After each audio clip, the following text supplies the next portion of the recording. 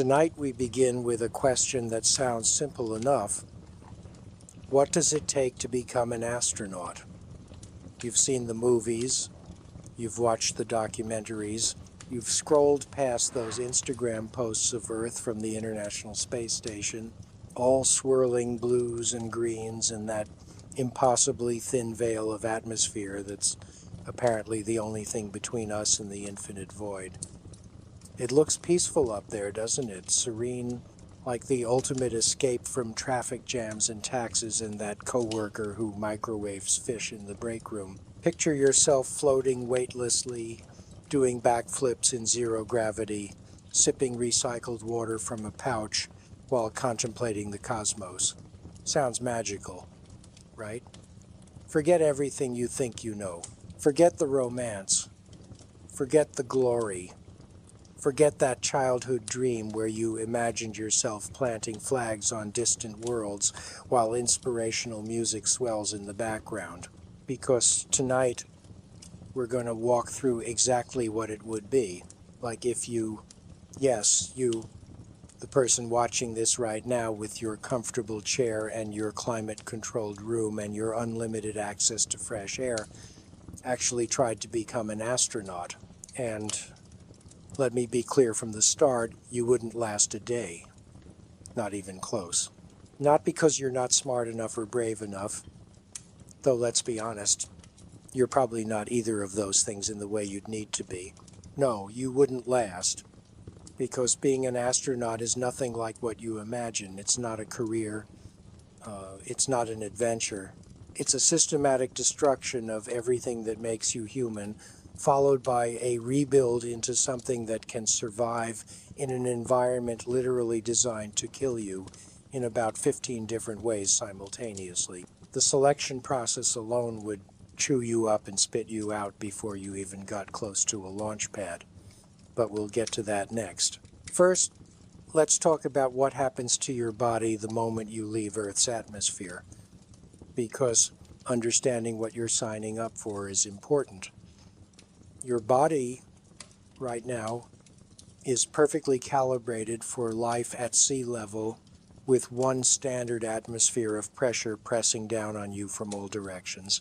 Your blood knows exactly how to flow, your lungs know exactly how to inflate, your inner ear knows which way is up, your spine knows how to support your weight against gravity. Every single system in your body has spent your entire life adapting to these specific conditions. Now imagine all of that suddenly becomes irrelevant. Imagine your body's instruction manual gets tossed out the window and replaced with a blank page that just says, "Figure it out or die." That's what space does to you. But before we even get to space, before we even get to the training that would break you mentally and physically, before we even get to the selection process that rejects more than 99% of applicants, we need to establish something fundamental about what you're actually volunteering for. You're not volunteering to explore. You're not volunteering to discover. You're volunteering to be a lab rat in the most hostile laboratory ever conceived, where the principal investigator is the universe itself, and the universe does not care if you live or die. The universe, in fact, is actively trying to kill you from the moment you cross that invisible boundary where Earth's protection ends and the raw cosmos begins. Radiation that would cook your DNA like a microwave cooks a Hot Pocket, temperatures that swing from 250 degrees Fahrenheit in sunlight to minus 250 degrees in shadow, a vacuum that would boil your blood and freeze your tears simultaneously. Micrometeoroids traveling at speeds that make bullets look lazy, any one of which could punch through your spacecraft and turn your pressurized sanctuary into an explosive decompression death trap. And that's just the environment. We haven't even talked about what happens inside your body when gravity disappears. If you'd like more stories like this one, please subscribe so you don't miss any new uploads. I'd also love to hear from you. Let me know in the comments where you're listening from and what time of day you're tuning in. Let's ease into tonight's journey together by talking about something you probably take for granted every single day, standing up. Right now you can stand up, you can walk to your kitchen, you can climb stairs, you can pick up a bag of groceries without thinking twice about it. Congratulations, you're experiencing 1 full G of gravitational acceleration, and your body has spent your entire life building the muscles and bone density required to handle this constant downward pull. Your heart pumps blood upward against gravity to reach your brain. Your leg bones are thick and strong because they've been bearing your weight since you learned to walk. Your spine has natural curves that help distribute the load. Every vertebra is separated by discs that act as shock absorbers. Your inner ear contains tiny crystals that tell your brain which direction is down. All of this works together in a symphony of biological engineering that you never think about because it just works. Now let's take that away. All of it. Immediately. The moment you reach orbit and the engines cut off, gravity disappears. Not reduces. Not lessens. Disappears. And your body, which has spent decades optimizing itself for 1G, suddenly has no idea what to do. Within minutes, you'll start feeling what astronauts politely call space adaptation syndrome and what everyone else calls violent, uncontrollable vomiting. Your inner ear, those tiny crystals we talked about, they're floating now. They're sending your brain signals that make absolutely no sense. Your brain thinks you're falling, but your eyes see that you're not moving. This disconnect between what your body feels and what your eyes see triggers the most intense motion sickness you've ever experienced. We're talking about vomiting so violent that you'll wish you could die, except you can't die because you're strapped into a spacecraft with several other people who are also vomiting, and there's nowhere to go and no way to escape. The smell alone would break most people. Imagine being trapped in a small metal tube with no ventilation while multiple people vomit repeatedly, and you can't open a window, and you can't step outside, and you can't do anything except add your own contribution to the symphony of misery. About 50% of astronauts experience this. 50%. That's 1 in 2. Coin flip odds that you'll spend your first few days in space wishing you'd never left Earth. And here's the thing, you can't train for this, you can't prepare, you can't build up a tolerance. Some people adapt in a few hours, some take days, some never fully adapt and just learn to function while feeling perpetually nauseous. But let's say you're one of the lucky ones. Let's say your body adapts quickly and the nausea fades after a day or two. You think you're good now? You think the worst is over? Oh, you sweet summer child. The worst hasn't even started. Because while you were busy vomiting into a bag in zero gravity, which is its own special nightmare, since vomit doesn't fall down in space, it just floats there in a horrible sphere until you capture it. Your body was already beginning a process that astronauts call deconditioning and doctors call physiological deterioration, and I call your skeleton slowly dissolving while your heart shrinks and your muscles atrophy. Let me explain what's happening inside you right now. Your bones are not static structures. They're living tissue in a constant state of remodeling. Old bone gets broken down by cells called osteoclasts. New bone gets built by cells called osteoblasts. In normal gravity, this process stays balanced because your bones need to be strong enough to support your weight. But in zero gravity, your body suddenly realizes it doesn't need strong bones anymore. There's no weight to support, no load to bear. So your body, in its infinite wisdom, decides to save energy by reducing bone production.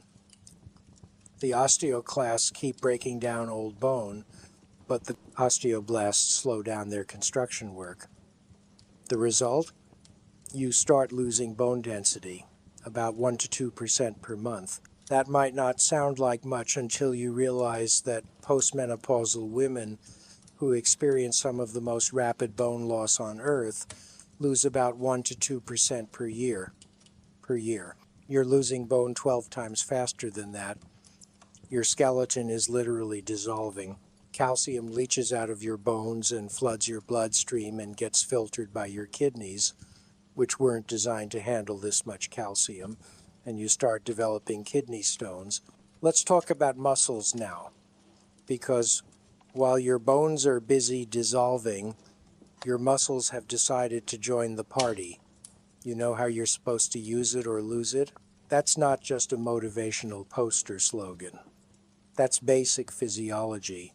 Your muscles maintain their mass because you use them constantly against gravity. Every time you stand, walk, sit, lift something, or even just maintain your posture, you're working your muscles. Your heart is a muscle, and it works constantly to pump blood upward against gravity. Your leg muscles fire continuously just to keep you standing. Even your back muscles are engaged all day maintaining your posture. But in space, all of that stops. There's no up, there's no down, there's no need to fight gravity because there is no gravity to fight. Your body, again displaying its incredible efficiency, decides that maintaining all this muscle mass is wasteful. Why burn calories maintaining muscles you don't need? So it starts breaking them down.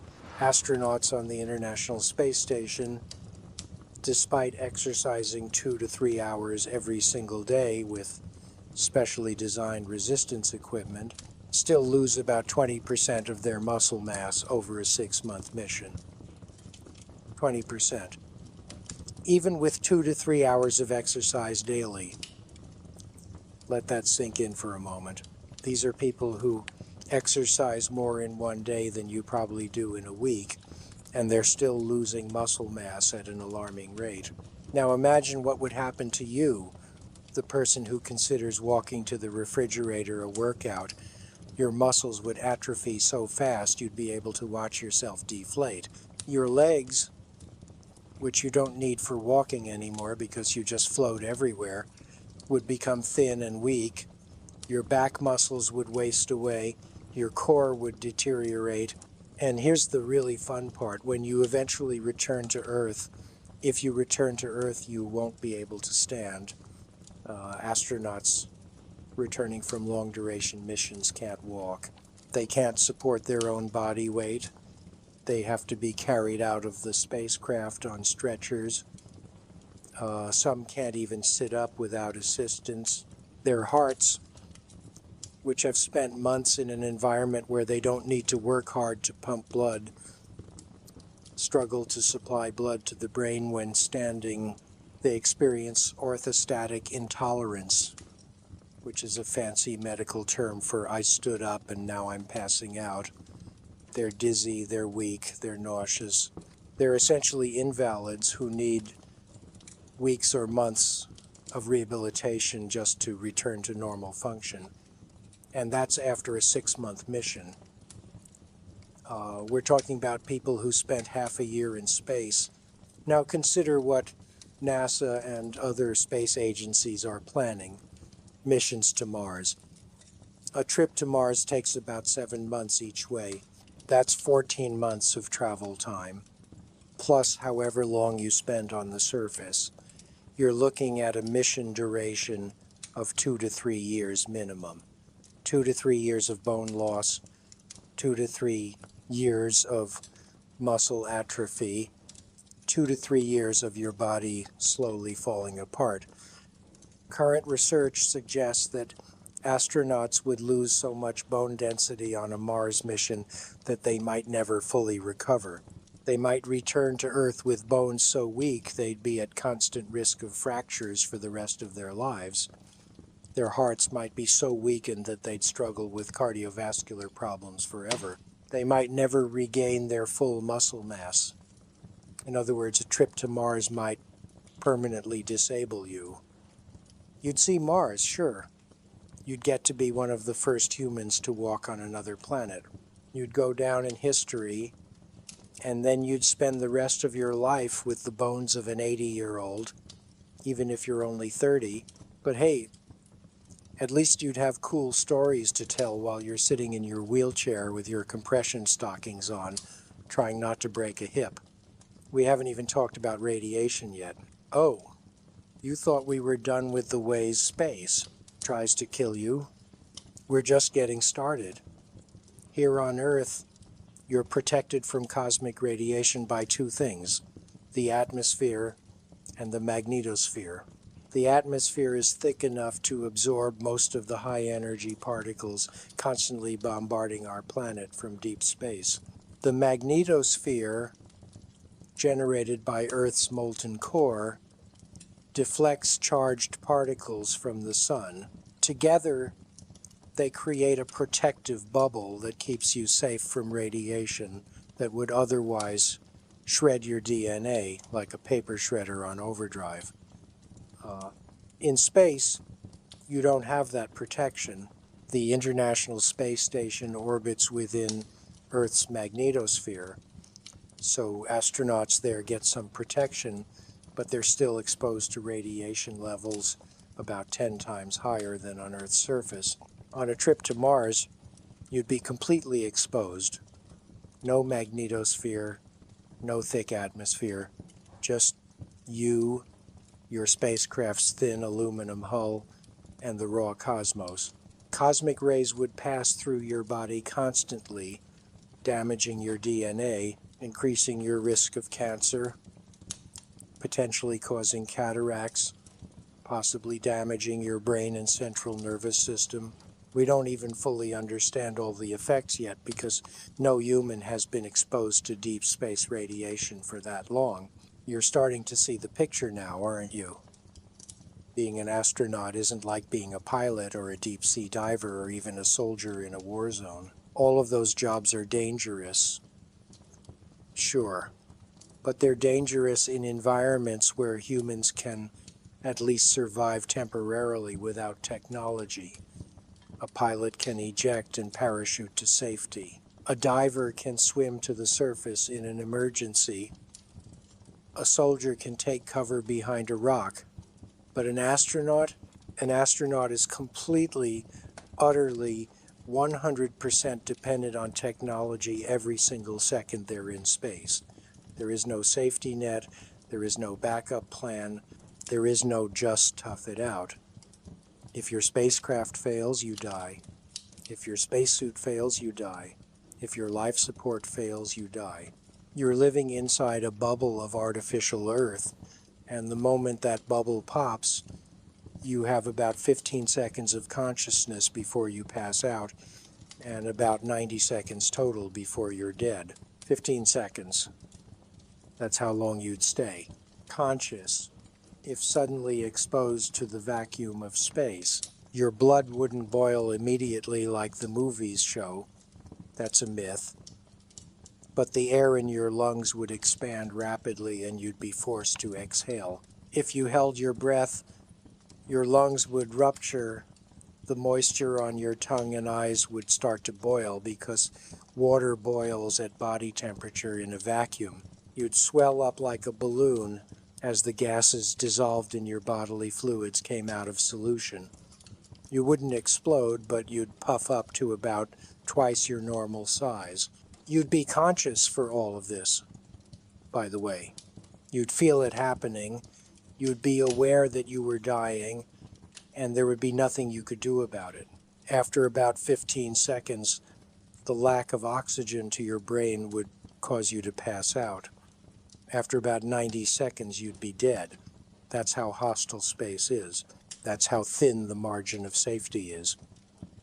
Every single system on a spacecraft has backups and redundancies and emergency protocols, and astronauts spend years training for every possible failure scenario, and people still die. The Apollo 1 fire killed 3 astronauts during a ground test. The Challenger explosion killed 7. Columbia killed 7 more. The Soviet space program lost 4 cosmonauts to Soyuz accidents. 3 cosmonauts died during re-entry when a valve opened prematurely and their cabin depressurized. They were found still strapped into their seats, dead from asphyxiation. These weren't rookies. These were the best of the best. The most trained, most prepared, most competent people their respective nations could produce.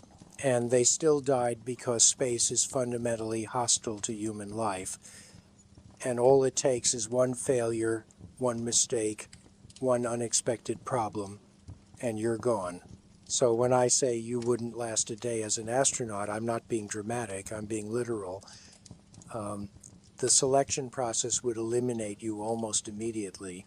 Let me walk you through what it actually takes to even be considered for astronaut training. First, you need a bachelor's degree in a STEM field from an accredited institution.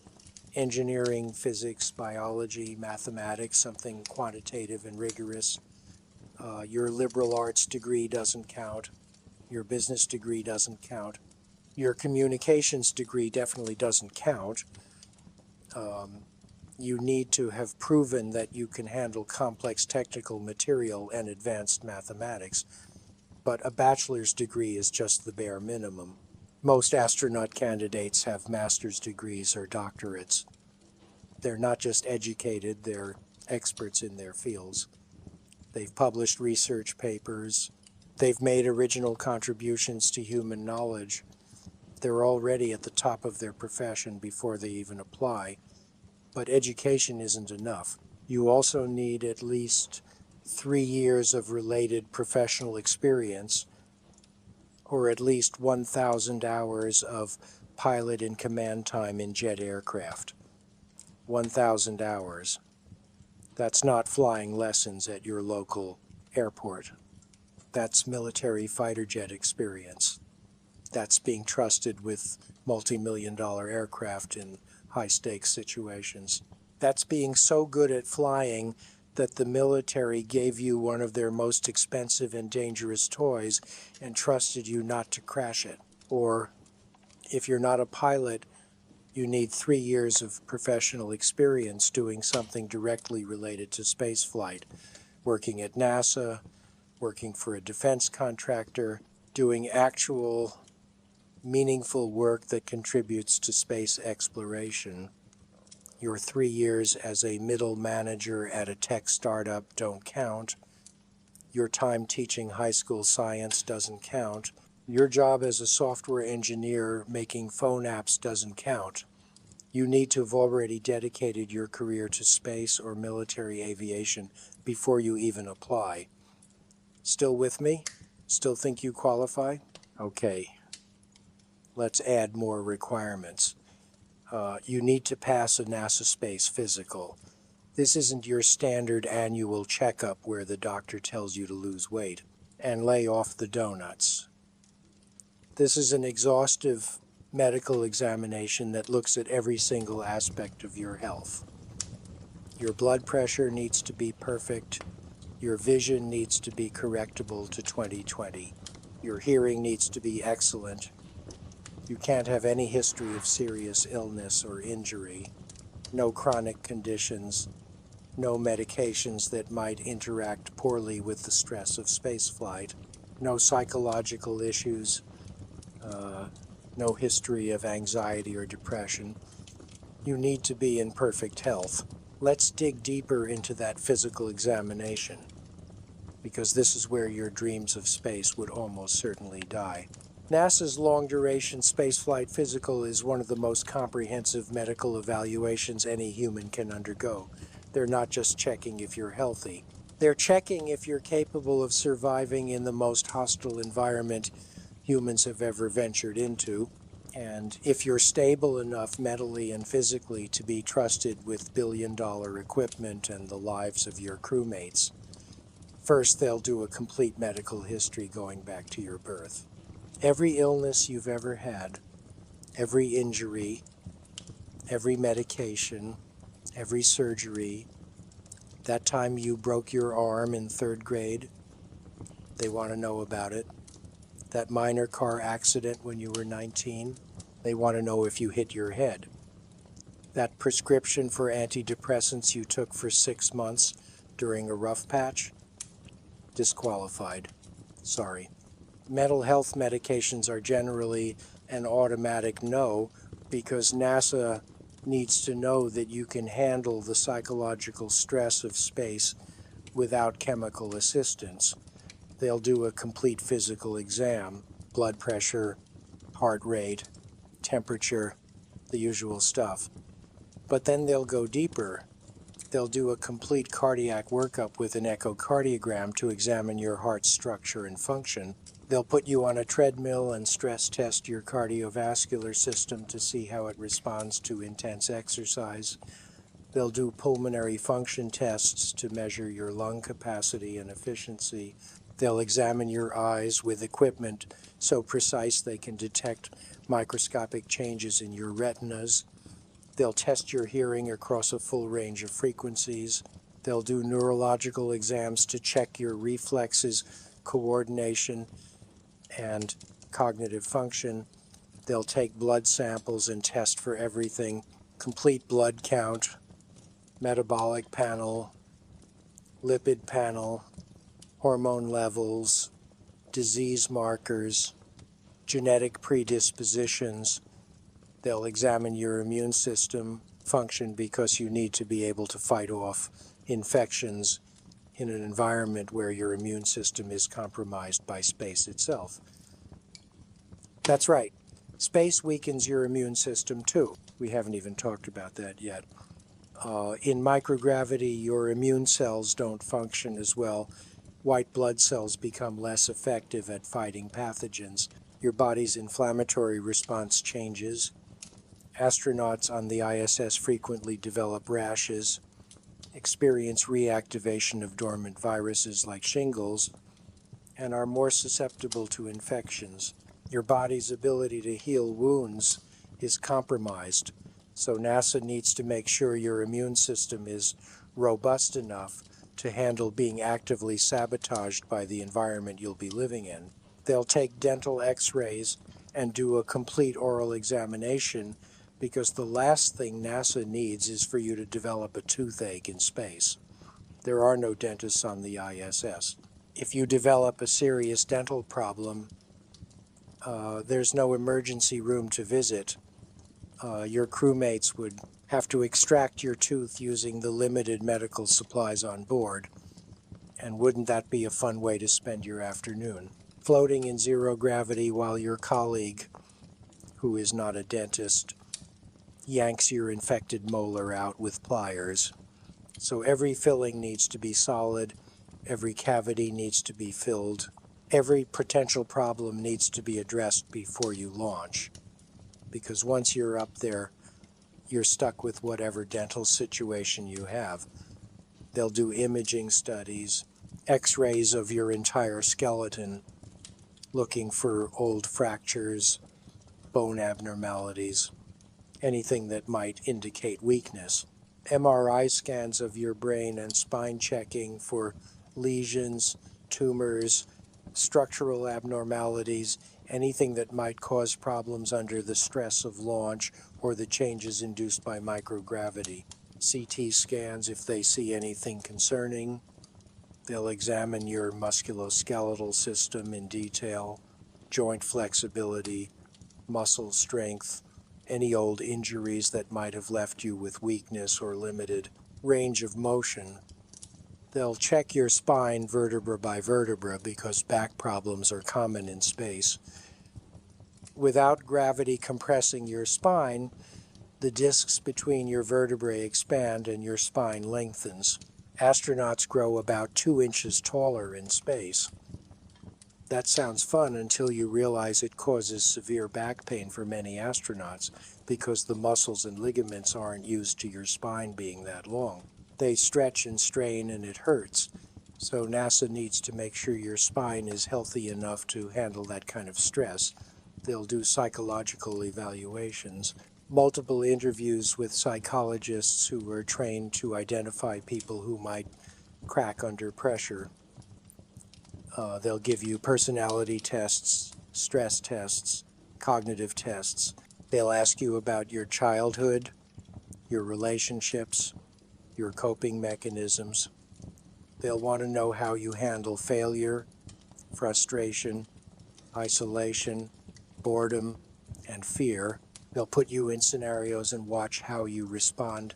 They'll be looking for signs of instability, poor impulse control, difficulty working in teams, inability to follow instructions, or any other psychological red flag that might indicate you're not suited for a mission where there's no privacy, no escape, and no tolerance for mistakes. Let's say by some miracle you've made it through the medical and psychological screening. Let's say you're in that tiny fraction of a percent of applicants who meet all the basic requirements. You have the education, you have the experience, you have the health, you have the psychological stability. Now comes the fun part, the actual application process and selection. NASA receives thousands of applications every time they open astronaut candidate selection. Thousands. In the most recent selection class, they received more than 12,000 applications for 10 positions. 12,000 people who all met the basic requirements. 12,000 people who all had advanced degrees and relevant experience and perfect health. 10 positions. Your odds of being selected, assuming you even qualify to apply, which you probably don't, are less than 1 in 1,000, less than 0.1%. You have a better chance of getting struck by lightning. You have a better chance of becoming a professional athlete. You have a better chance of winning a significant amount of money in the lottery. But let's pretend you're special. Let's pretend you're in that 0.1%. You get invited to Houston for a week of interviews and evaluations. You'll be interviewed by panels of current astronauts, NASA administrators, scientists, and engineers.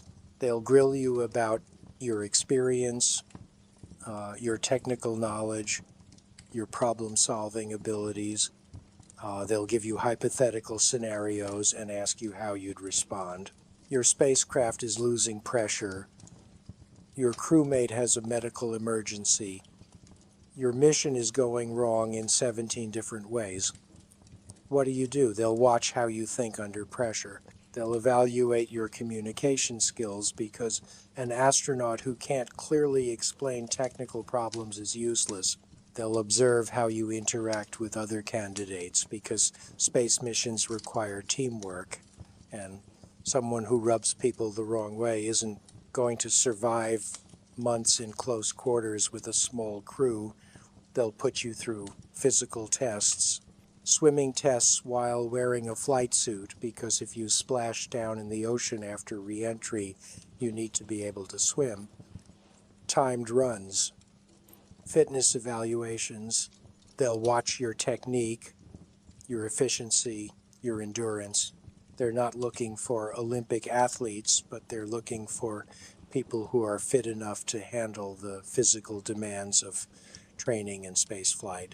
They'll test your technical knowledge with written exams covering mathematics, physics, spacecraft systems, and general aerospace knowledge.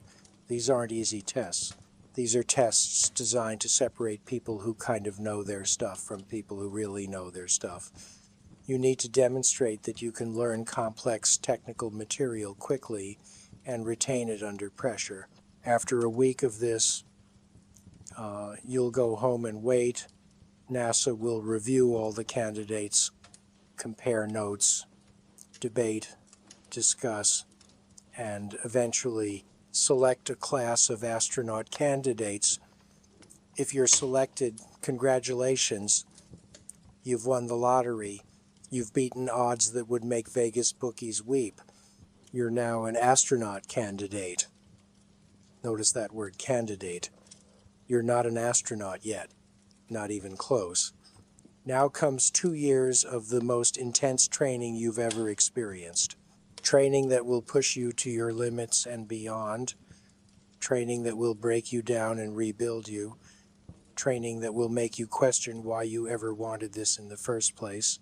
Your first year is classroom work. You'll learn spacecraft systems in exhaustive detail, how every component works, how systems interact, what can fail and how to fix it. You'll study the International Space Station's systems until you can recite them in your sleep. Electrical systems, life support systems, communication systems, propulsion systems, thermal control systems. You'll learn Russian because half the ISS's Russian modules, and your crewmates will include Russian cosmonauts, and all the procedures and labels on the Russian segment are in Russian. You'll need to be fluent enough to discuss technical problems and follow emergency procedures in Russian. You're basically going back to school, except this school is harder than any graduate program you've ever experienced, and the stakes are higher because if you fail to learn this material, people die. You'll learn about space medicine, what happens to the human body in microgravity, how to recognize and treat medical problems in space, basic surgical procedures, because if someone gets seriously injured, you might need to operate with limited equipment and no expert guidance.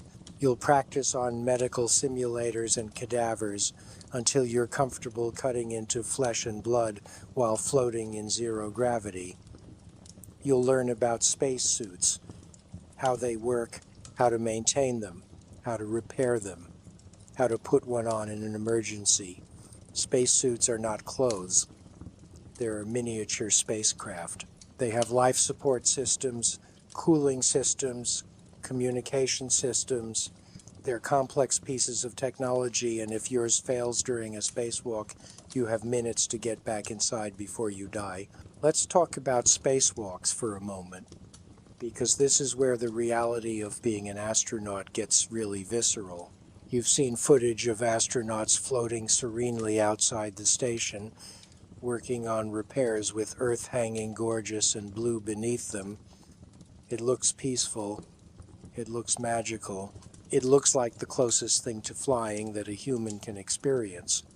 It's actually one of the most dangerous activities humans regularly undertake. Every spacewalk is a controlled brush with death. You're putting on a suit that's basically a human-shaped spacecraft and going outside into hard vacuum where the temperature swings from 250 degrees Fahrenheit in sunlight to minus 250 degrees in shadow. Your suit is all that's keeping you alive. It's maintaining pressure around your body. It's supplying you with oxygen. It's removing the carbon dioxide you're exhaling. It's cooling you down when you're in sunlight and heating you up when you're in shadow. It's protecting you from micrometeoroids and radiation. And if anything goes wrong with any of these systems, you die. Spacewalks typically last 6 to 8 hours.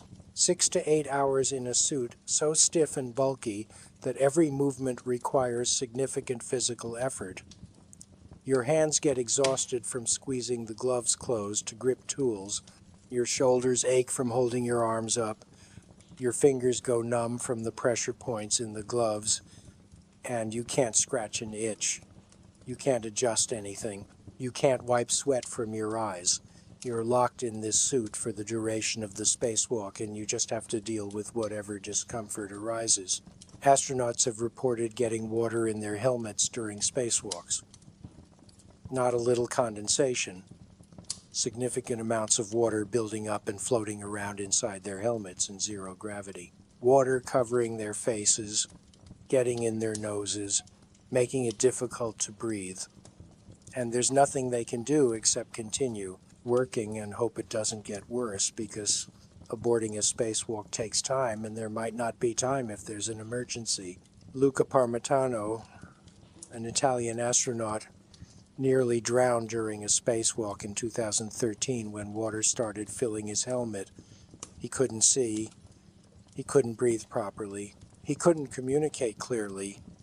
He had to find his way back to the airlock, basically blind, navigating by memory and feel, while water kept building up in his helmet. He made it back with minutes to spare before the water would have covered his nose and mouth completely. Minutes. That's how close he came to becoming the first human to drown in space. And this wasn't due to some catastrophic failure or rookie mistake. It was a subtle problem with the suit's cooling system that caused water to leak into places it shouldn't be. The kind of problem that's almost impossible to predict or prevent. The kind of problem that can kill you despite all the redundancies and safety systems and training. So when you train for spacewalks, you train underwater. NASA has a massive pool called the Neutral Buoyancy Laboratory that holds 6.2 million gallons of water. They've placed a full-scale mock-up of the International Space Station at the bottom of this pool. You put on a training version of the spacesuit that's been weighted to be neutrally buoyant, and you sink to the bottom of the pool where you practice spacewalk procedures for hours at a time. Divers watch you constantly to make sure you don't drown, which is a real risk because even though the suit is designed to float neutrally, if you tip upside down, you can get disoriented, and if you panic, you can make mistakes, and if you make mistakes, you can drown even with divers right there ready to help. You'll do dozens of these underwater training sessions. Each one lasts 6 to 7 hours, matching the length of real spacewalks. You'll practice every task you might need to perform outside the station: installing equipment, removing equipment, making repairs, handling tools, moving along the station's exterior using handrails. You'll practice until your hands are blistered and your shoulders are screaming and you're so exhausted you can barely climb out of the pool. And that's just the underwater training. You'll also train in virtual reality simulators that replicate the visual experience of spacewalking. You'll practice in the actual flight suits you'll wear in space, learning to move efficiently despite the suit's stiffness. You'll practice emergency procedures. Your suit is losing pressure. Your oxygen is running low. You've lost communication with the station. Your tether has broken and you're drifting away. What do? And here's a fun fact about that last scenario. If your tether breaks during a spacewalk and you start drifting away from the station, you're dead. There's a small jetpack called Safer that astronauts wear during spacewalks, but it only has enough propellant for a few minutes of maneuvering, and it's incredibly difficult to use. If you drift more than a short distance from the station, your chances of getting back are essentially zero. You'll float away into space, tumbling slowly, with about 6 to 8 hours of air remaining in your suit. You'll be able to see the station receding. You'll be able to talk to your crewmates as they watch you disappear, and there will be nothing anyone can do. You'll die alone in the void, your body eventually becoming another piece of space debris orbiting Earth until atmospheric drag gradually lowers your orbit and you burn up on re-entry years or decades later. But spacewalk training is only one small part of your astronaut candidate training. You'll also spend countless hours in spacecraft simulators, learning to operate every system and respond to every emergency. These aren't video games. These are full-scale, high-fidelity replicas of actual spacecraft with every switch, display, and control exactly where it would be in the real vehicle. You'll practice normal operations until they're second nature.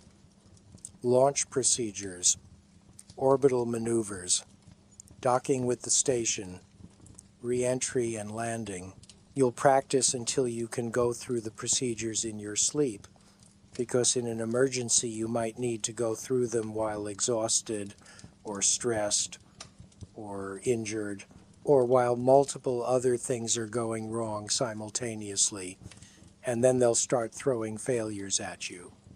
Single system failures, multiple system failures, cascading failures where one problem leads to another, leads to another. The instructors will watch you struggle and they'll evaluate how you respond.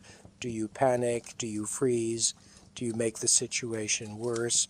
Or do you calmly work through the problem using your training and the procedures you've memorized? They'll fail your life support system. They'll fail your power system. They'll fail your communication system. They'll fail multiple systems at once and watch you try to troubleshoot while alarms are blaring and simulated smoke is filling the cabin and the clock is counting down to simulated death.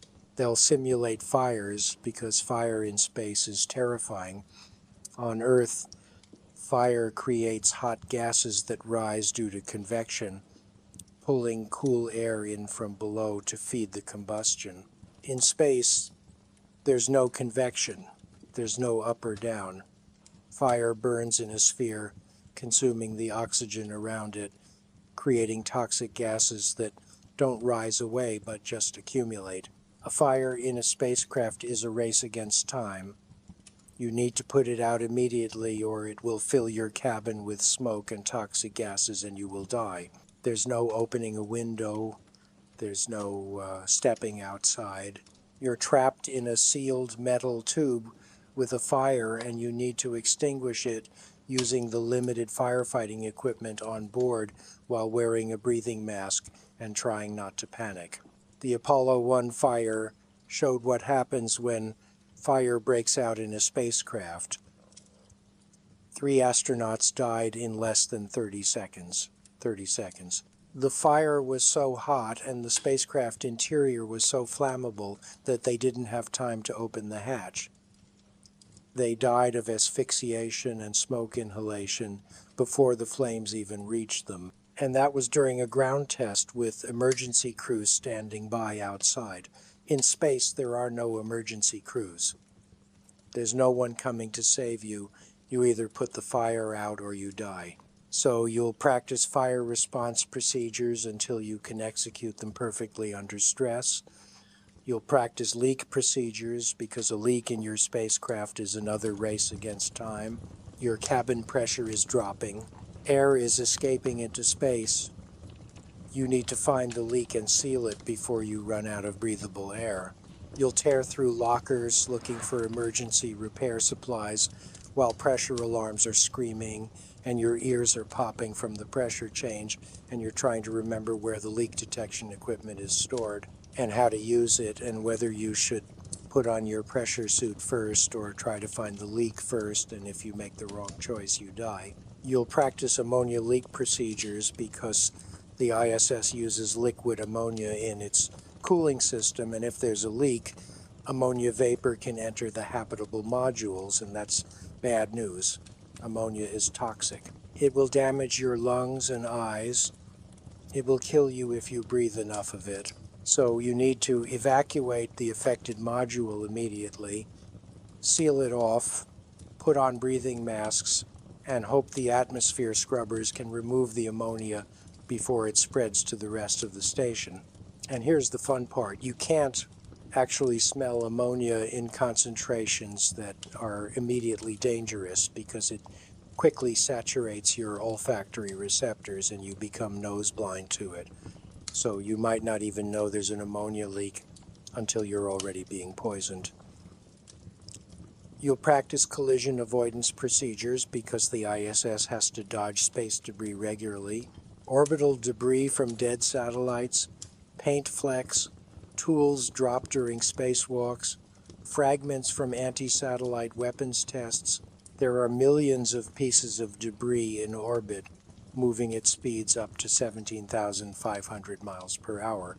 A paint fleck hitting the ISS at orbital velocity carries the energy of a bowling ball dropped from a tall building. It can punch through metal. Larger debris can destroy the station. So when tracking systems detect debris on a collision course with the ISS, the station has to maneuver out of the way. This requires firing thrusters, which requires careful calculation and coordination and precise timing. If you miscalculate, you might maneuver into the debris path instead of away from it. If you fire the thrusters wrong, you might destabilize the station's orbit or cause damage to the solar arrays. And you'll need to make these decisions quickly because debris doesn't wait for you to consult with ground control. Let's talk about the training that doesn't happen in simulators, the training that involves actual physical hardship and risk. You'll go through survival training because if your spacecraft lands off course during re-entry, you might come down in a remote location and rescue might take days. You'll do cold weather survival training in Russia, learning to survive in sub-zero temperatures with limited supplies. They'll drop you in a forest in winter with the clothes on your back and minimal gear, and you'll need to build shelter, start a fire, find water, and survive until the rescue team finds you. You'll do water survival training, learning to exit a spacecraft that's landed in the ocean and stay afloat until rescue arrives. They'll put you in a mock-up crew capsule and drop it in a pool. The capsule will hit the water and flip upside down because that's what spacecraft do. They're top-heavy and they flip. You'll be strapped in, upside down, underwater, in a dark capsule that's filling with water, and you'll need to calmly unbuckle yourself, orient yourself, open the hatch, and swim to the surface without panicking and drowning.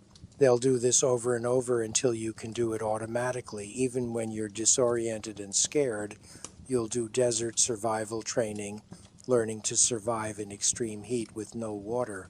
They'll drop you in the desert, and you'll need to figure out how to stay cool, find water, signal for rescue, and survive potentially for days in an environment that will kill you through dehydration within hours if you make mistakes.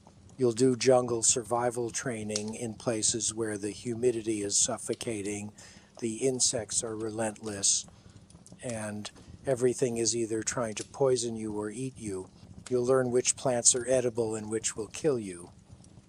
You'll learn how to build shelter from rain and sun. You'll learn how to avoid dangerous animals. You'll learn what to do if you get bitten by something venomous. You'll do altitude training in pressure chambers that simulate high altitude, learning what hypoxia feels like so you can recognize the symptoms if your cabin pressure drops. They'll take you up to the equivalent of 25,000 feet or higher and let you experience oxygen deprivation. You'll feel confused, your vision will blur, your coordination will fail, your judgment will become impaired, and you won't necessarily realize anything is wrong because hypoxia affects your brain's ability to recognize that something is wrong. That's what makes it so dangerous. You feel fine even as you're dying.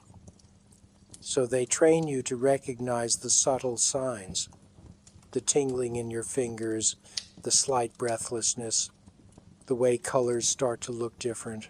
And they train you to immediately put on your oxygen mask when you notice these symptoms, because you might only have seconds before you lose consciousness.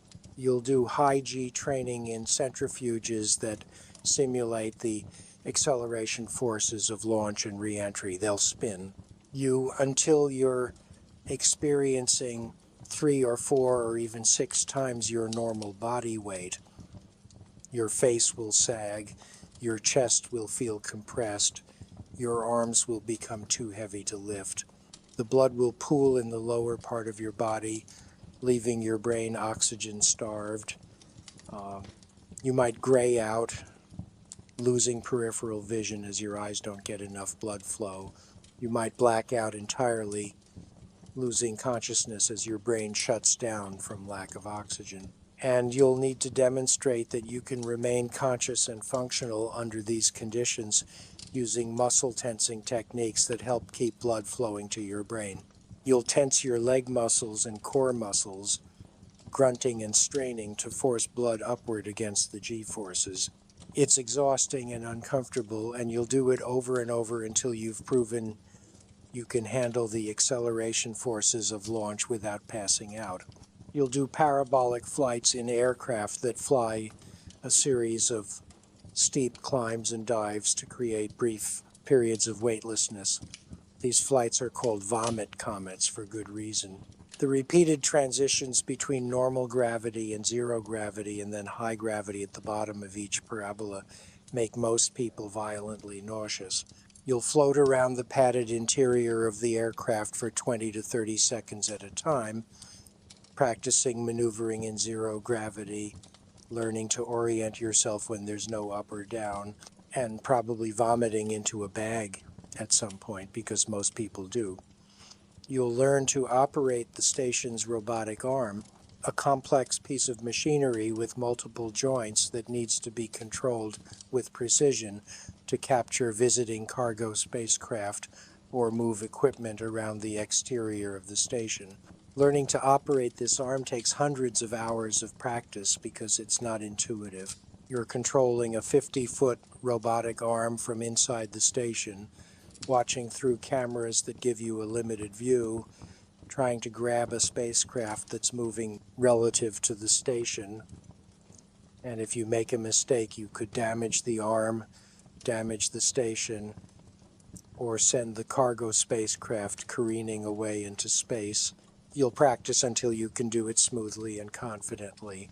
Now let's talk about what happens if you actually make it through all of this training. Let's say you're one of the few who doesn't wash out, one of the few who completes the 2 years of astronaut candidate training successfully. You'll graduate and become a full astronaut. Congratulations, you're now qualified for spaceflight. But here's the thing, qualifying for spaceflight doesn't mean you're going to space.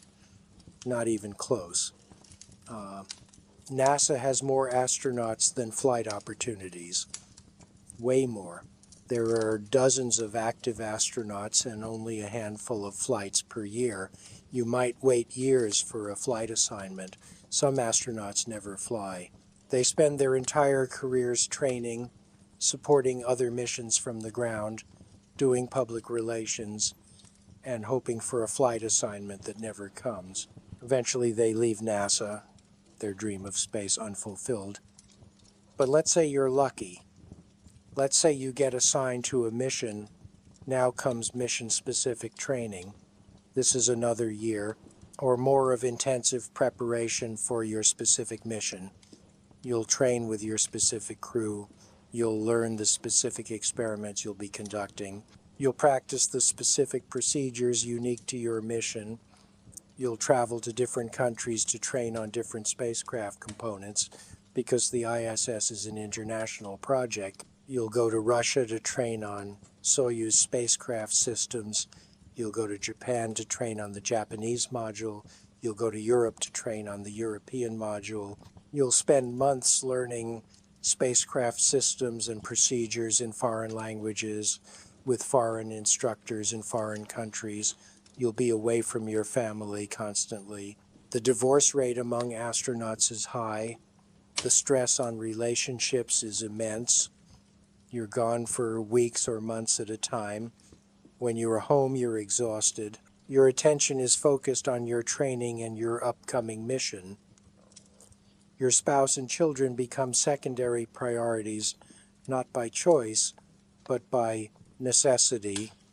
Many astronaut marriages don't survive. The toll on mental health is significant too. The pressure is constant. The stakes are ultimate.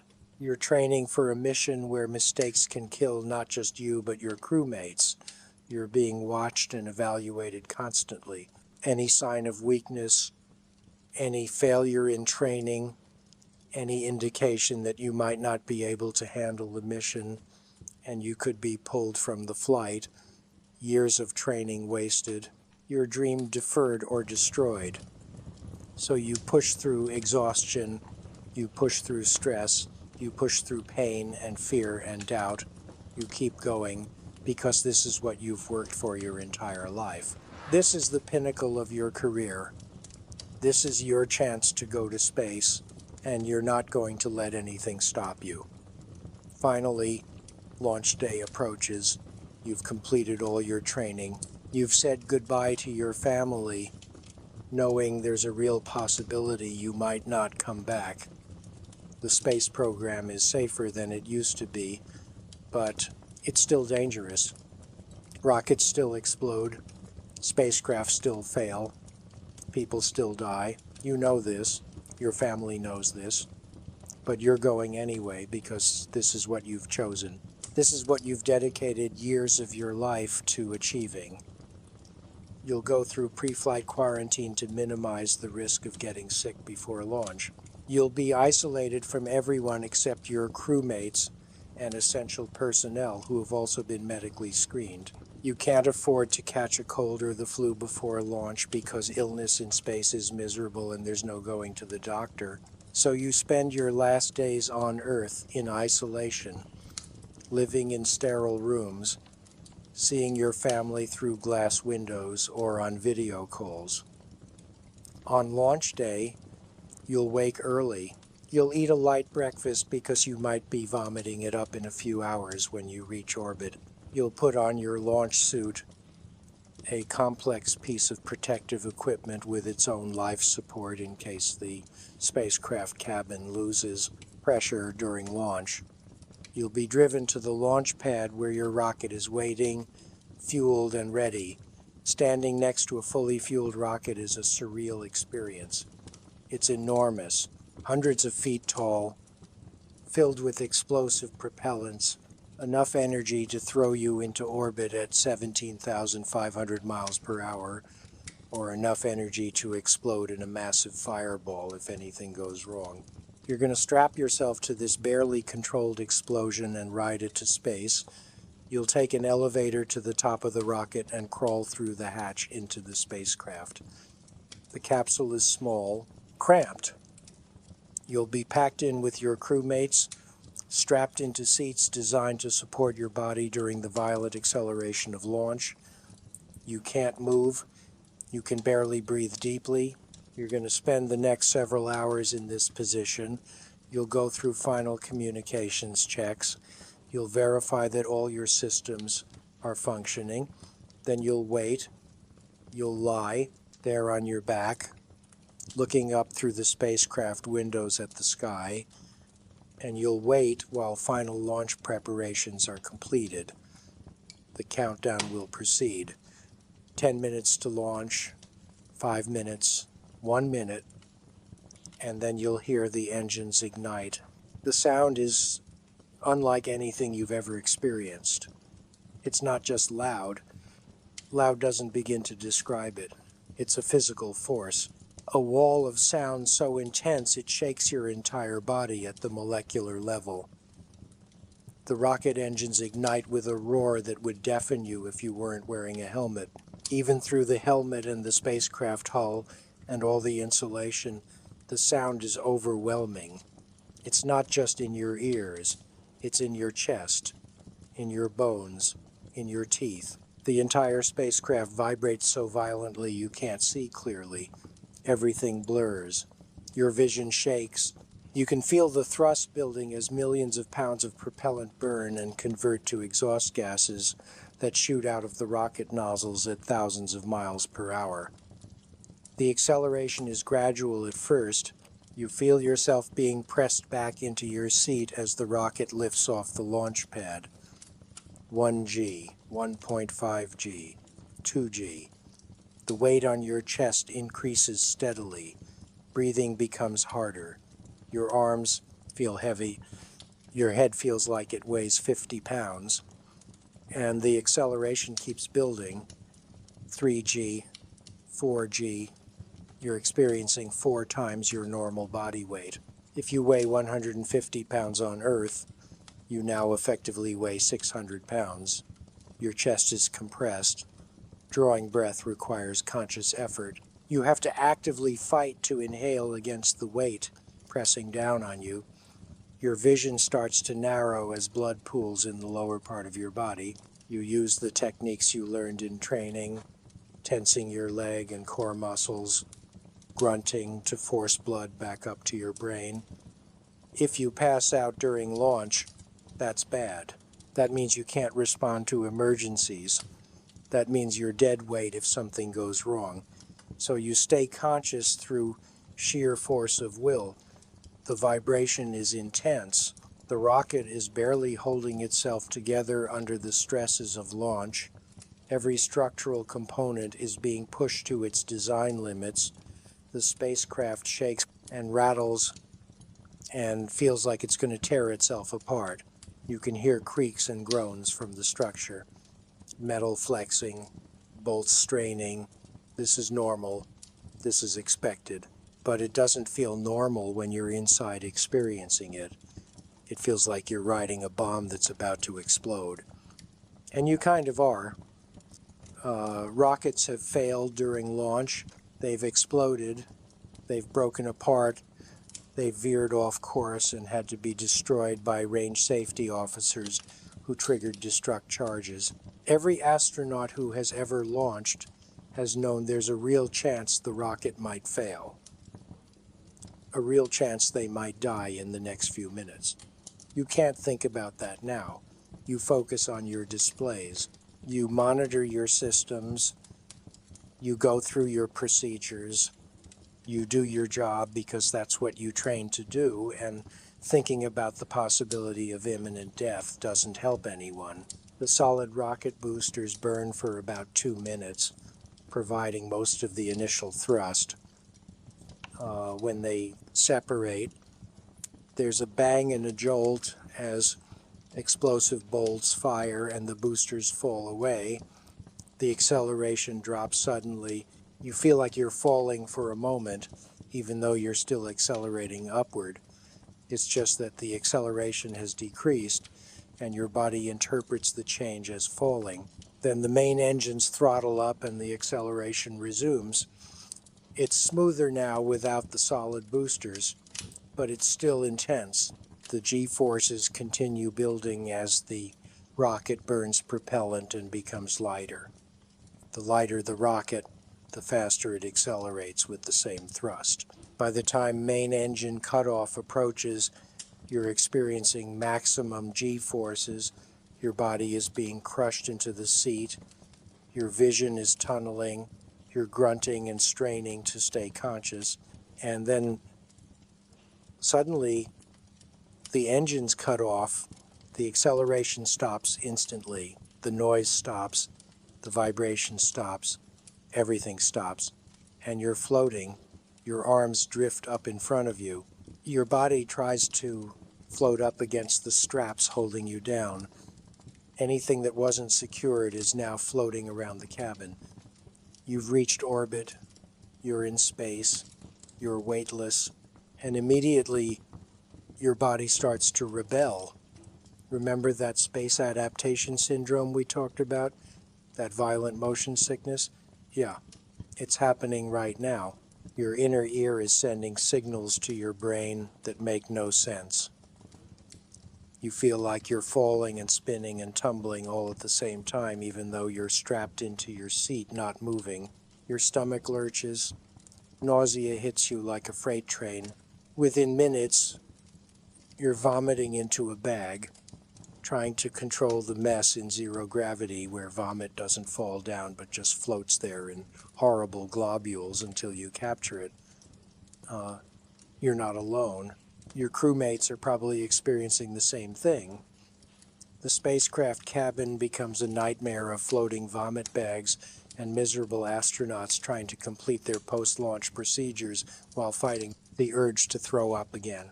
Let's talk about what your body is experiencing right now in these first hours in space.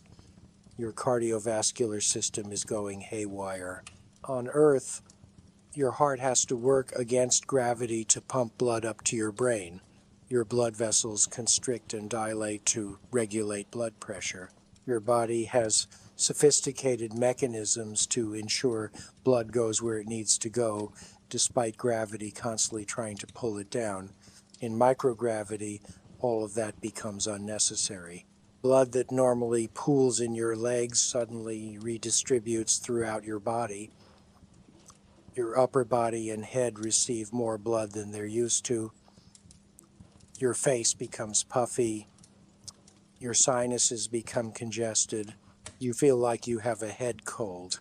Astronauts call this the puffy face bird leg syndrome because your face swells up while your legs, no longer needing to support your weight and no longer fighting gravity to return blood to your heart, become thinner. Your heart, suddenly not needing to work as hard, begins to shrink. Cardiac muscle atrophies just like skeletal muscle.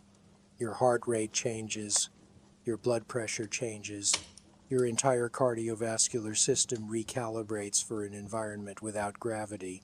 The problem is this recalibration is maladaptive. Yes, it makes sense in microgravity. Your body is being efficient, adapting to the new environment.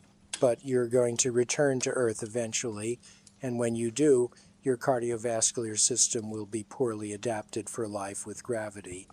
Your smaller, weaker heart will struggle to pump blood upward. Your blood vessels won't constrict properly. You'll stand up and blood will pool in your legs and your brain won't get enough blood and you'll pass out. But that's a problem for future you. Present you is dealing with more immediate issues, like the fact that you need to pee. But peeing in space is complicated. There are no toilets like you're used to.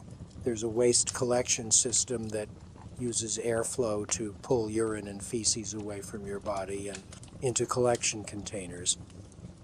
For urine, you attach a funnel connected to a hose.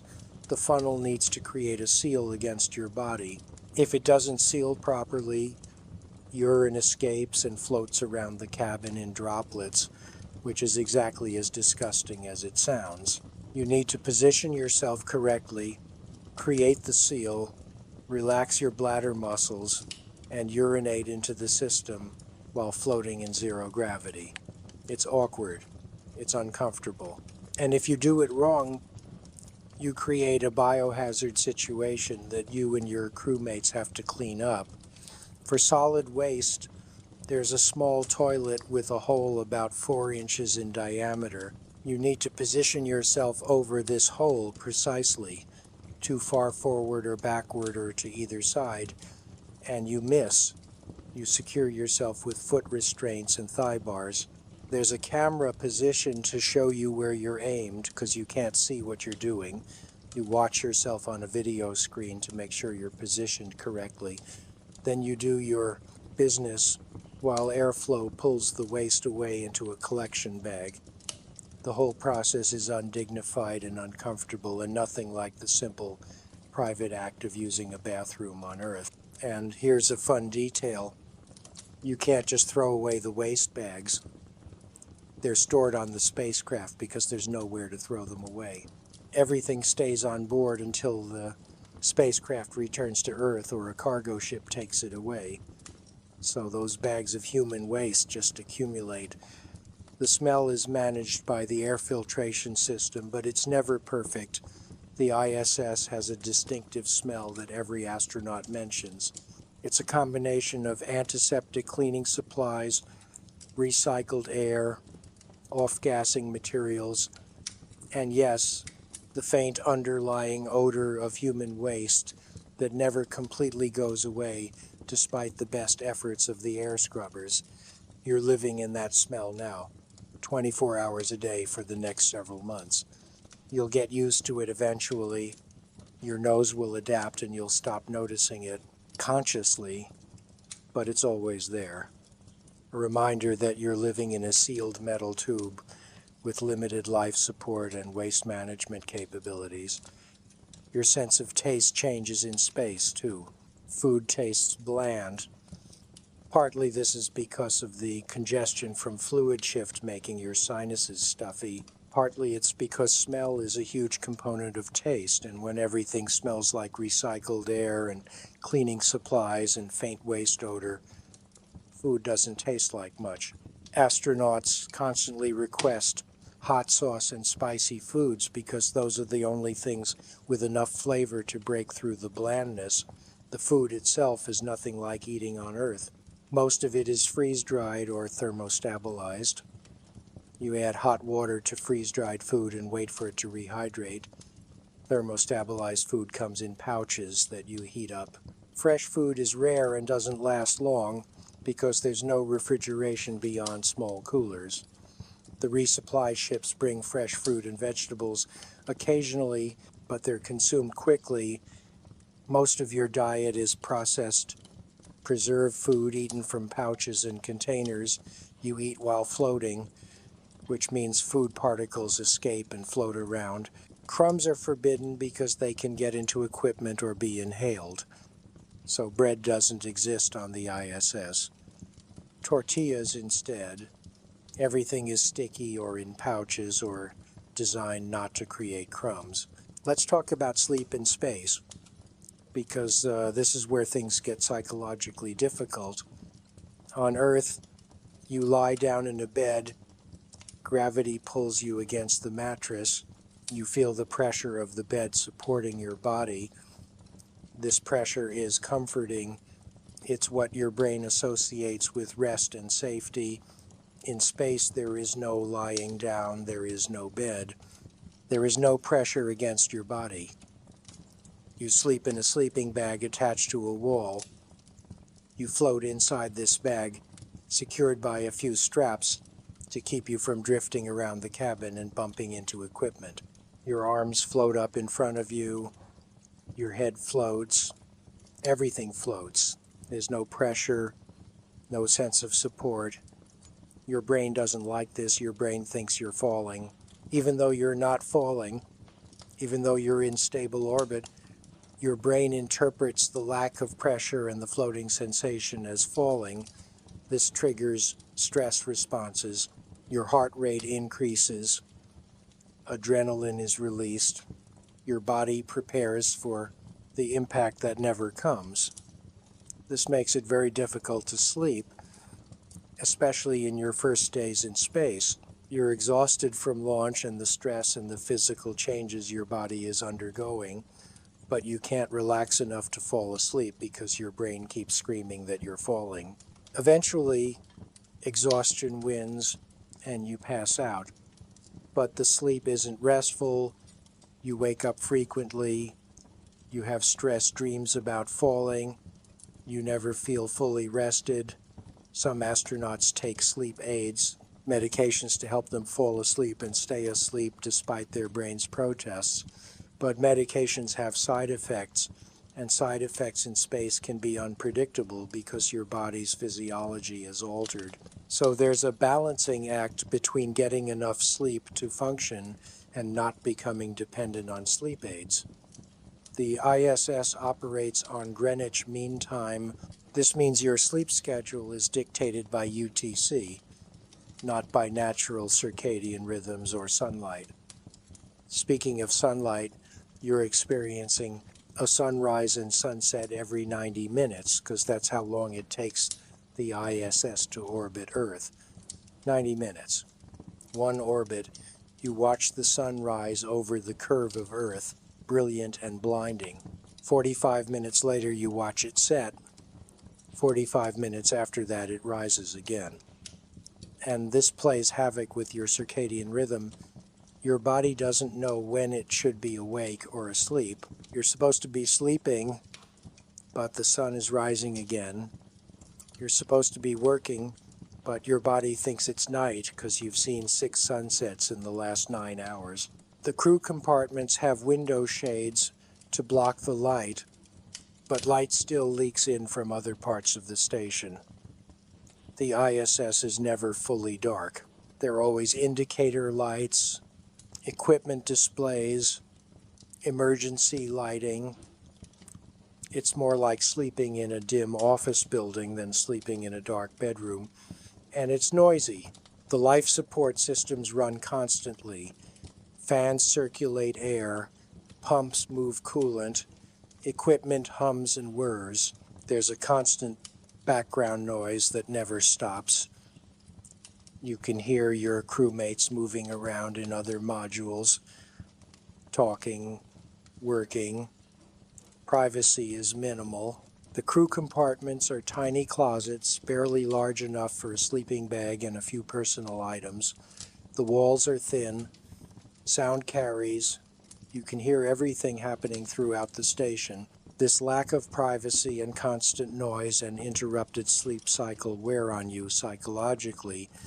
You become irritable, your patience shortens, small annoyances that you'd normally ignore become infuriating. Your crewmate chews too loudly, someone's music is too loud, someone didn't clean up after themselves in the galley. Tensions rise.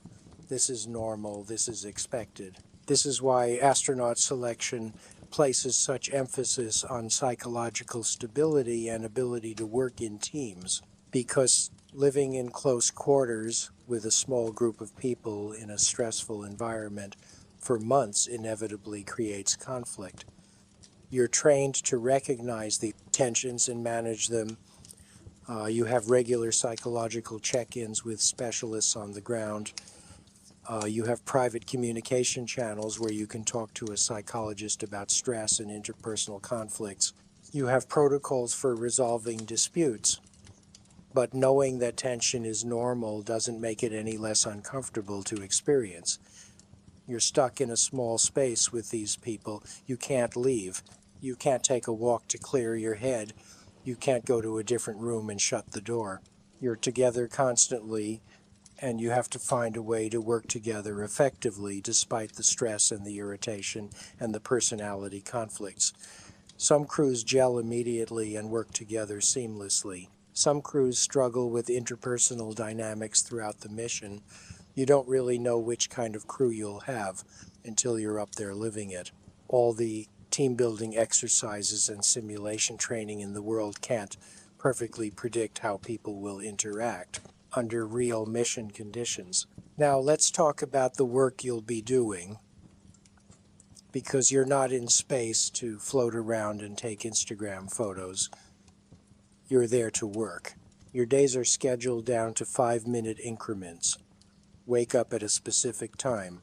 Breakfast. Morning conference call with mission control. Exercise for 2 hours. Lunch. Science experiments. Station maintenance. Dinner. More work. Evening conference call. Personal time. Sleep. Repeat.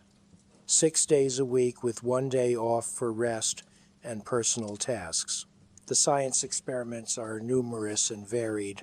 You're running experiments in biology, physics, materials science, human physiology, fluid dynamics, combustion, plant growth, and dozens of other fields. Some experiments are automated and just need monitoring. Some require active participation. You're growing plants in specialized chambers. You're studying how flames behave in microgravity. You're examining how protein crystals form without convection. You're testing new materials and manufacturing and processes. You're studying your own body, collecting blood samples, urine samples, saliva samples. You're measuring your bone density with ultrasound. You're tracking your vision changes, because many astronauts experience vision problems in space due to fluid pressure on the optic nerve. You're testing your cognitive function with computerized tests. You're wearing sensors that monitor your heart rate, sleep patterns, and activity levels. You're essentially a test subject in hundreds of ongoing experiments. The station maintenance is constant. Something is always breaking. With thousands of components operating in a harsh environment, failures are inevitable. Pumps fail, fans die, electronics malfunction, filters need replacing, equipment needs calibrating. You spend hours every week on maintenance tasks, replacing components, running diagnostic tests, troubleshooting problems, Some maintenance is routine. Some is urgent repairs when critical systems fail. You need to be able to diagnose problems quickly and fix them with the limited tools and spare parts available on the station. There's no calling a technician. There's no ordering replacement parts that arrive the next day. If something breaks and you don't have a spare, you need to either fix the broken component or find a workaround that keeps the system functional until the next resupply ship arrives. This requires creativity and technical knowledge and the ability to work under pressure, because sometimes the broken system is critical to life support, and if you can't fix it quickly, people die. The exercise requirements are non-negotiable. 2 hours every single day. You'll use a treadmill that's really just a platform with straps that hold you down, since there's no gravity to keep your feet on the treadmill. You'll use a stationary bike. You'll use a resistance device that simulates weightlifting. All of this is necessary to slow the muscle atrophy and bone loss, but it doesn't stop it. It just slows it. You're still losing muscle and bone despite exercising more than you probably ever have in your life. The exercise is exhausting. In microgravity, your cardiovascular system isn't working hard during normal activities. You don't get winded walking upstairs because there are no stairs and you don't walk. So your cardiovascular fitness declines rapidly. The exercise is designed to stress your cardiovascular system and maintain some level of fitness, but it's a losing battle. You're fighting against fundamental physiology. Without gravity loading your bones and muscles, your body will not maintain them at Earth normal levels, no matter how much you exercise. The resistance exercise causes another problem. It hurts. Without gravity pulling you down, every resistance exercise puts abnormal stress on your joints and connective tissues. Your shoulders ache. Your knees hurt. Your back is in chronic pain from your spine lengthening and the muscles struggling to stabilize it. Astronauts consume pain medication regularly just to deal with the chronic discomfort of living in microgravity. It's not the adventure you imagined, is it? It's work. Constant, exhausting work punctuated by discomfort and pain, and the knowledge that your body is slowly deteriorating despite your best efforts to maintain it. And you're doing all of this while floating, which means every task takes longer and requires more concentration than it would on Earth. Imagine trying to use tools while floating. You brace yourself against something with your legs or feet. You grip the tool. You apply force to turn a bolt or tighten a screw. The force you apply to the bolt creates an equal and opposite force on your body. Newton's third law. For every action, there's an equal and opposite reaction. So when you push on something, it pushes back on you, and since you're floating, that pushback makes you rotate away. You're constantly fighting against your own movements. You need to use tethers and handholds and foot restraints to keep yourself stable. Otherwise, you'll be spinning and floating around, unable to accomplish anything. Let's discuss something nobody really talks about, but every astronaut experiences: the psychological toll of seeing Earth from space. You've heard astronauts describe the overview effect, this profound cognitive shift that happens when you see Earth floating in the void, a fragile blue marble against the infinite black. It's supposed to be transcendent, spiritual, life-changing in a positive way. And it is. But it's also terrifying. You look down at Earth and you see the entire planet. Every human who has ever lived was born down there. Every war, every empire, every achievement, every tragedy, everything happened on that tiny sphere. You can cover the entire Earth with your thumb if you hold your hand out in front of you. That's how small it is from your perspective. That's how fragile it looks. You can see the thin blue line of the atmosphere, maybe 60 miles thick at most, and you realize that's all that's protecting everyone you love from the void. That thin shell of gas is the only thing between life and death for every person on Earth. And you're outside that protection. You're in the void. You're experiencing firsthand how hostile space is. You know that if your spacecraft fails, you die in minutes. You know that cosmic radiation is passing through your body constantly, damaging your DNA, increasing your cancer risk with every minute you spend in space. You know that you're dependent on technology that can fail, has failed, will fail again eventually. You look at Earth and you see home unreachable. You can see your country on clear days. You can pick out cities. You know, your family is down there somewhere, living their lives, going to work, making dinner, sleeping in comfortable beds with gravity and fresh air and the ability to walk outside anytime they want. And you're up here, trapped in a metal tube, unable to go home for months, your body slowly deteriorating, living with constant risk and discomfort. Some astronauts handle this well. They find meaning in their work and beauty in the view and purpose in their mission. Some struggle. They become depressed, homesick, anxious. They have panic attacks thinking about the vast distances and the risks and the fact that they can't leave if they change their mind. They're committed to the mission duration. If you launch on a 6-month mission, you're staying for 6 months, unless there's a catastrophic emergency that forces early evacuation.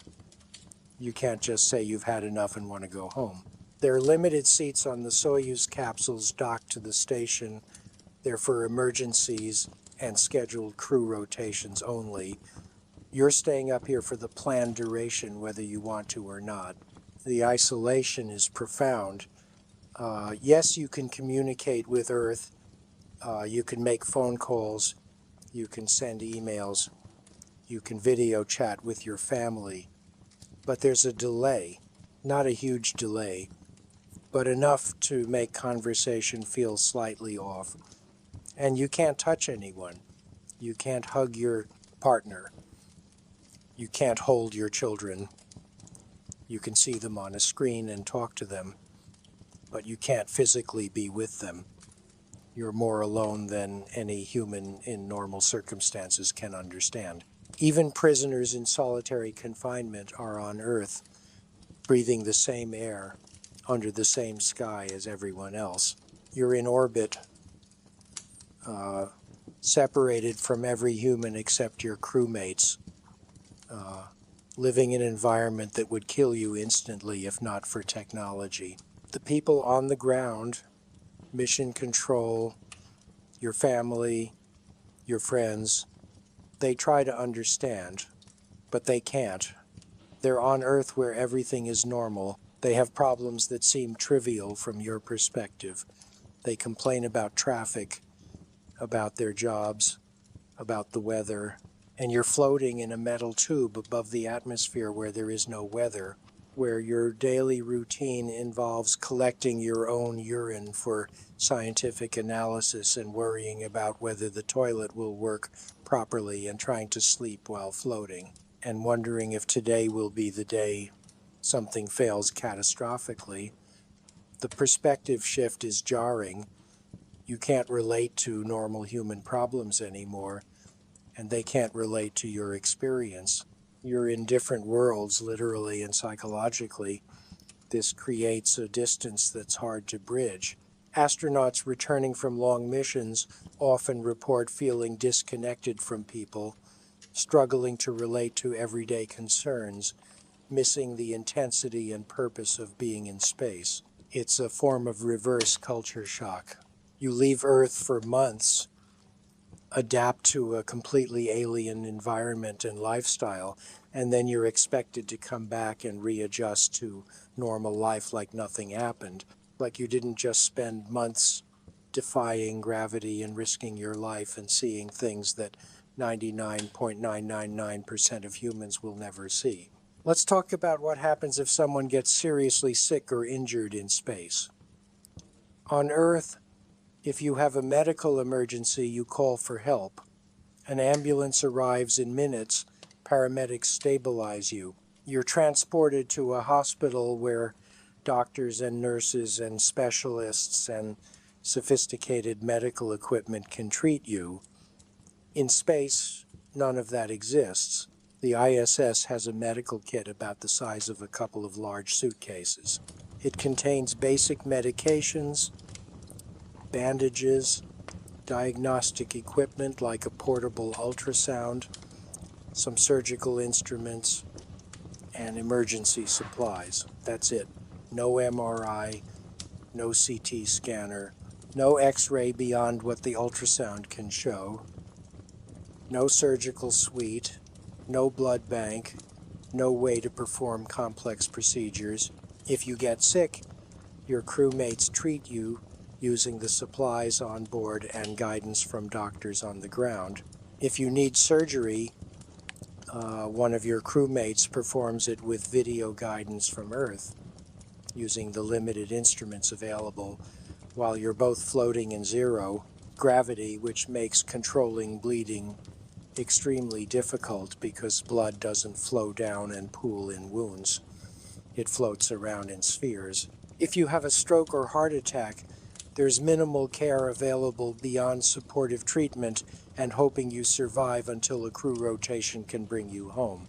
If you develop appendicitis, you're probably dying because removing an appendix in microgravity with limited equipment and no trained surgeon is not likely to succeed. The medical training astronauts receive is comprehensive but basic. It's emergency medicine and general practice, not specialized surgery or complex diagnostics. You know how to treat common problems. Infections, minor injuries, space adaptation syndrome. But for serious medical emergencies, the best option is often emergency evacuation, which requires undocking a Soyuz capsule and performing an emergency re-entry. This takes time, hours at minimum, to prepare the Soyuz, undock, and re-enter. If you're having a heart attack, hours might be too long. The physical risks are compounded by the psychological stress of knowing that serious illness or injury up here can be fatal even if it would be easily treatable on Earth. You're careful you don't take unnecessary risks. You think about every action. Could this injure me? Could this make me sick? Because the consequences are so much greater than on Earth. Astronauts have gotten sick in space. They've had infections, kidney stones, dental problems. Valery Polyakov, a Russian cosmonaut, had a severe infection during his record-breaking 437-day mission. He treated it with antibiotics from the medical kit and kept working. He didn't mention it to ground control until after he returned because he didn't want to be evacuated and end his mission early.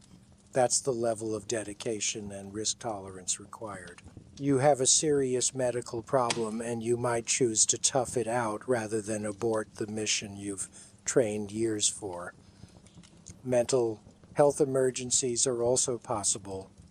The stress, isolation, confinement, and constant danger can trigger psychological breaks in even the most stable, well-screened individuals.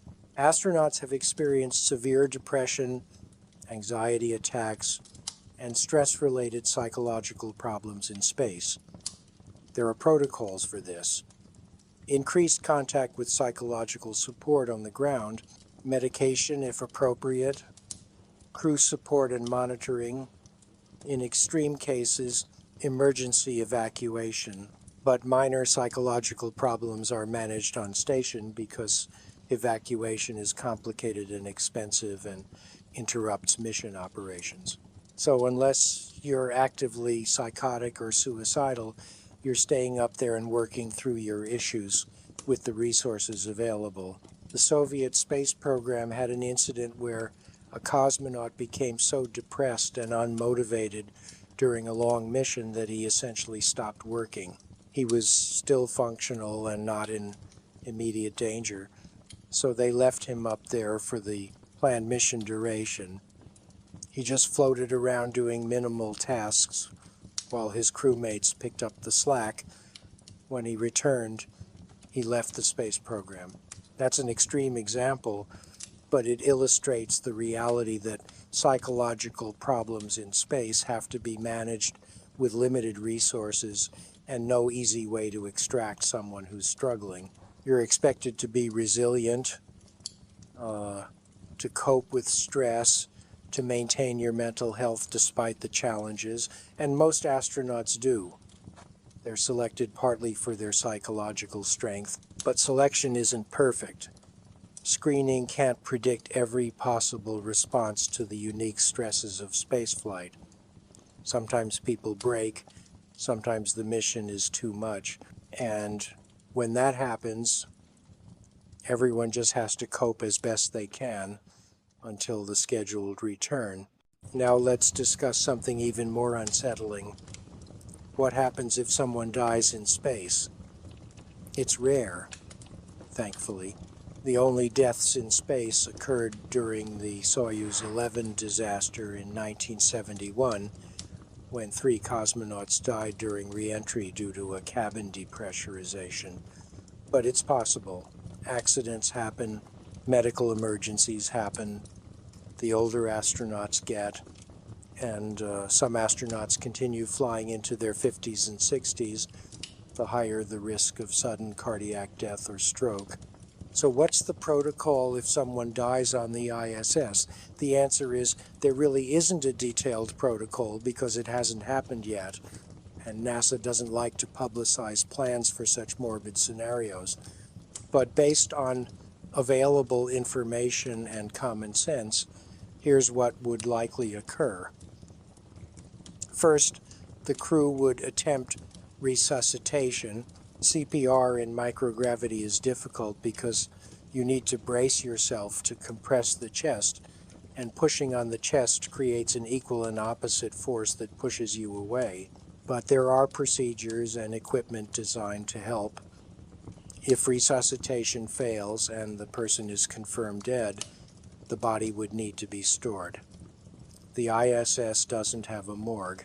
The body would likely be placed in a crew sleep compartment with the temperature lowered as much as possible to slow decomposition. The body would remain on the station until the next crew rotation, when it could be returned to Earth in a spacecraft. This could be weeks or months. The psychological impact on the surviving crew would be immense. You're living and working in close quarters with a dead body. You can't escape it.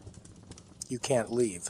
You just have to continue your mission and try not to think too much about the fact that your friend and colleague is dead in the next module. For longer missions, like a trip to Mars, the problem is even more severe. You can't store a body for the years it would take to return to Earth. It would decompose despite your best efforts at preservation. The smell would be unbearable. The psychological impact on the crew would potentially be mission-ending. So there have been discussions about more permanent disposal methods, jettisoning the body into space in a body bag, cremation using a special device, storage in an external compartment where the vacuum and temperature extremes would essentially freeze-dry the remains. None of these options are pleasant to contemplate. None of them are officially approved or implemented, but they're the kind of grim calculus that long-duration space exploration requires. Someone might die. What do you do with the body? These aren't theoretical questions for astronauts. They're real possibilities that need to be planned for. When you sign up for a Mars mission, you're accepting the possibility that you might die on the way there or on the surface or on the way back. and that your body might never make it home to Earth. You might be buried on Mars, your grave marker the only human artifact on the planet for decades or centuries until the next missions arrive. You might be jettisoned into space, your body eventually burning up in Earth's atmosphere or drifting in orbit until it decays. You might be cremated and your ashes scattered in space or stored in a container for eventual return to Earth. These are the stakes. This is the reality of space exploration. It's not an adventure. It's not a vacation. It's a high-risk endeavor where death is a real possibility, and the procedures for dealing with death are necessarily cold and practical because there are no good options.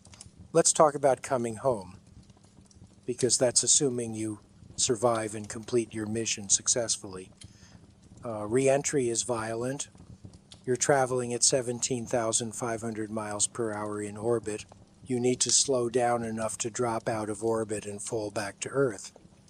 You do this by firing retro rockets that slow your spacecraft by about 200 miles per hour. That's enough to lower your orbit so you start hitting the upper atmosphere. Then atmospheric drag does the rest. The spacecraft hits the atmosphere at about 17,300 miles per hour. That's 25 times the speed of sound. The compression of air in front of the spacecraft creates tremendous heat. The heat shield protecting your capsule reaches temperatures over 3,000 degrees Fahrenheit, hot enough to melt steel, hot enough to vaporize most materials. The heat shield is made of special ablative materials that slowly burn away, carrying heat with them as they vaporize. The spacecraft is literally burning up in a controlled manner designed to protect you inside the capsule. You can see the glow through the windows. Plasma surrounds the spacecraft, superhot ionized gas that blocks radio communication with Earth. You're alone during this phase, cut off from ground control, experiencing intense deceleration forces as the atmosphere slows you from orbital velocity to subsonic speeds. The G-forces during re-entry are brutal. You're experiencing 4 or 5 or even 6G depending on the spacecraft and re-entry trajectory. Remember how hard launch was? Re-entry is worse because your body has spent months in microgravity, your muscles have atrophied, your cardiovascular system has deconditioned, your bones have lost density, you're weak, and now you're being subjected to forces several times normal gravity while lying on your back in a seat that's pressing into your spine and making the chronic back pain you've dealt with in space absolutely excruciating. Your vision tunnels, your chest is compressed, breathing is difficult, you feel like you weigh half a ton. You're straining just to remain conscious, using techniques you barely remember from training months ago. Some astronauts black out during re-entry, despite their best efforts. The G-forces are just too much for their weakened cardiovascular systems. They wake up when the forces decrease as the spacecraft slows. If you remain conscious, you experience the entire descent. The plasma gradually fades as you slow down. The G-forces decrease. The ride becomes less violent. Parachutes deploy with a hard jerk that yanks you upward against your restraints. If you're landing on land, like the Russian Soyuz does, you have retro rockets that fire just before impact to slow your final descent. You hit the ground hard. Even with parachutes and retro rockets, the landing is a violent crash. You're slamming into the ground at several miles per hour. The impact rattles your teeth and hurts your back and makes you glad you're strapped in tightly because otherwise you'd be bouncing around the cabin. The capsule tips over onto its side because that's what happens when a spherical object lands. You're lying sideways in your seat, disoriented, in pain, exhausted from the stress of re-entry. The recovery crews take time to reach you, even if they're close by and watching your descent. They need to drive or fly to the landing site. You might be stuck in the capsule for 30 minutes or an hour before they arrive, open the hatch, and help you out. And when they open the hatch, fresh air rushes in, real air, not recycled station air that's been through scrubbers and filters and the lungs of your crewmates 1,000 times. It smells incredible. It smells like earth, like plants and dirt and life. You want to cry from the relief of breathing real air again? The recovery crew helps you out of the capsule. You can't stand, your legs won't support you, the ground feels wrong. Gravity feels impossibly heavy. You weigh 1,000 pounds. Your head swims. Your vision grays out when they sit you up. They carry you to a chair where you sit, slumped, unable to support your own body weight without help. They give you water. You drink and it tastes amazing compared to the recycled water you've been drinking for months. They check your vital signs. They help you into a vehicle. You're transported to a medical facility where you'll spend the next several hours or days being examined and treated. And this is where the real suffering begins. You thought space was hard, re-entry was brutal. Welcome to readaptation. Welcome to the process of becoming a functional human again. Your body needs to relearn how to live with gravity. Your muscles need to rebuild. Your bones need to regain density. Your cardiovascular system needs to recalibrate. Your vestibular system needs to relearn which way is down. This takes time, weeks or months depending on how long you were in space. For the first days, you can't walk unassisted. You use a wheelchair or you have people support you on both sides. Your legs shake with the effort of supporting your weight. You're exhausted after standing for a few minutes. Your heart races trying to pump blood upward against gravity with a weakened muscle. You feel dizzy and nauseous constantly because your inner ear is sending confused signals and your blood pressure regulation is poor. You have physical therapy multiple times per day, exercises designed to rebuild your strength and endurance.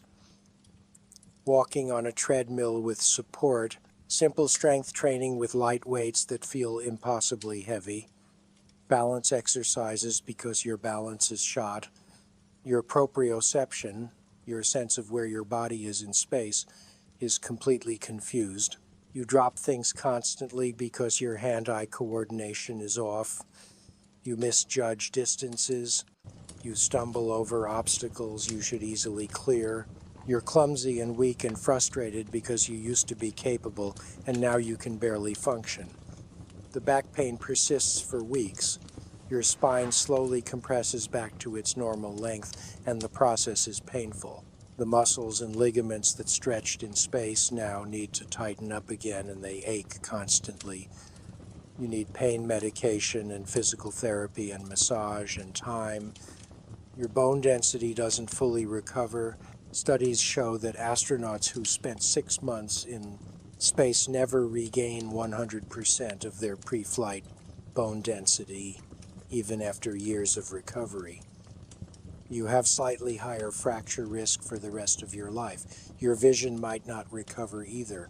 Many astronauts develop permanent vision changes from the fluid pressure on their optic nerves.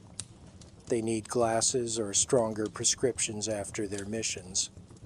Some have permanent visual impairment. Let's address the long-term health consequences because nobody really talks about this part. Spaceflight is not benign. It's not a neutral experience. It permanently changes your body in ways that increase your health risks for the rest of your life. The radiation exposure alone is significant. During a 6-month ISS mission, you're exposed to about 80 millisieverts of radiation. That might not mean much to you, so here's a comparison. The average person on Earth is exposed to about 3 millisieverts per year from natural background radiation. You're getting about 13 years worth of radiation exposure in 6 months. That radiation damages your DNA. It increases your cancer risk. Studies estimate that astronauts who spend 6 months on the ISS have a 3 to 4% increased lifetime risk of dying from cancer. 3 to 4% might not sound like much, but that's a significant increase in your chance of dying from a preventable cause, and that's for a 6-month mission. For a Mars mission with its years of exposure to deep space radiation outside Earth's magnetosphere, the increased cancer risk could be 10 to 20% or higher.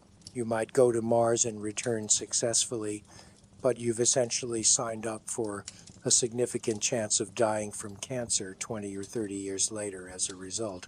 The vision problems we mentioned are permanent for many astronauts. The condition is called spaceflight-associated neuroocular syndrome.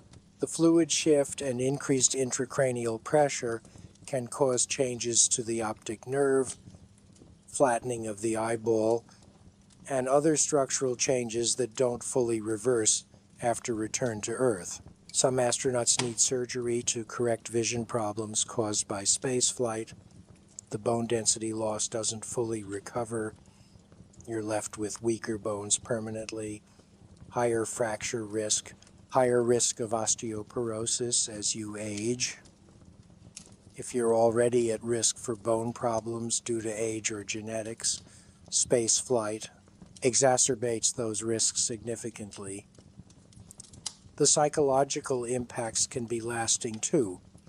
Some astronauts struggle with depression after returning to Earth.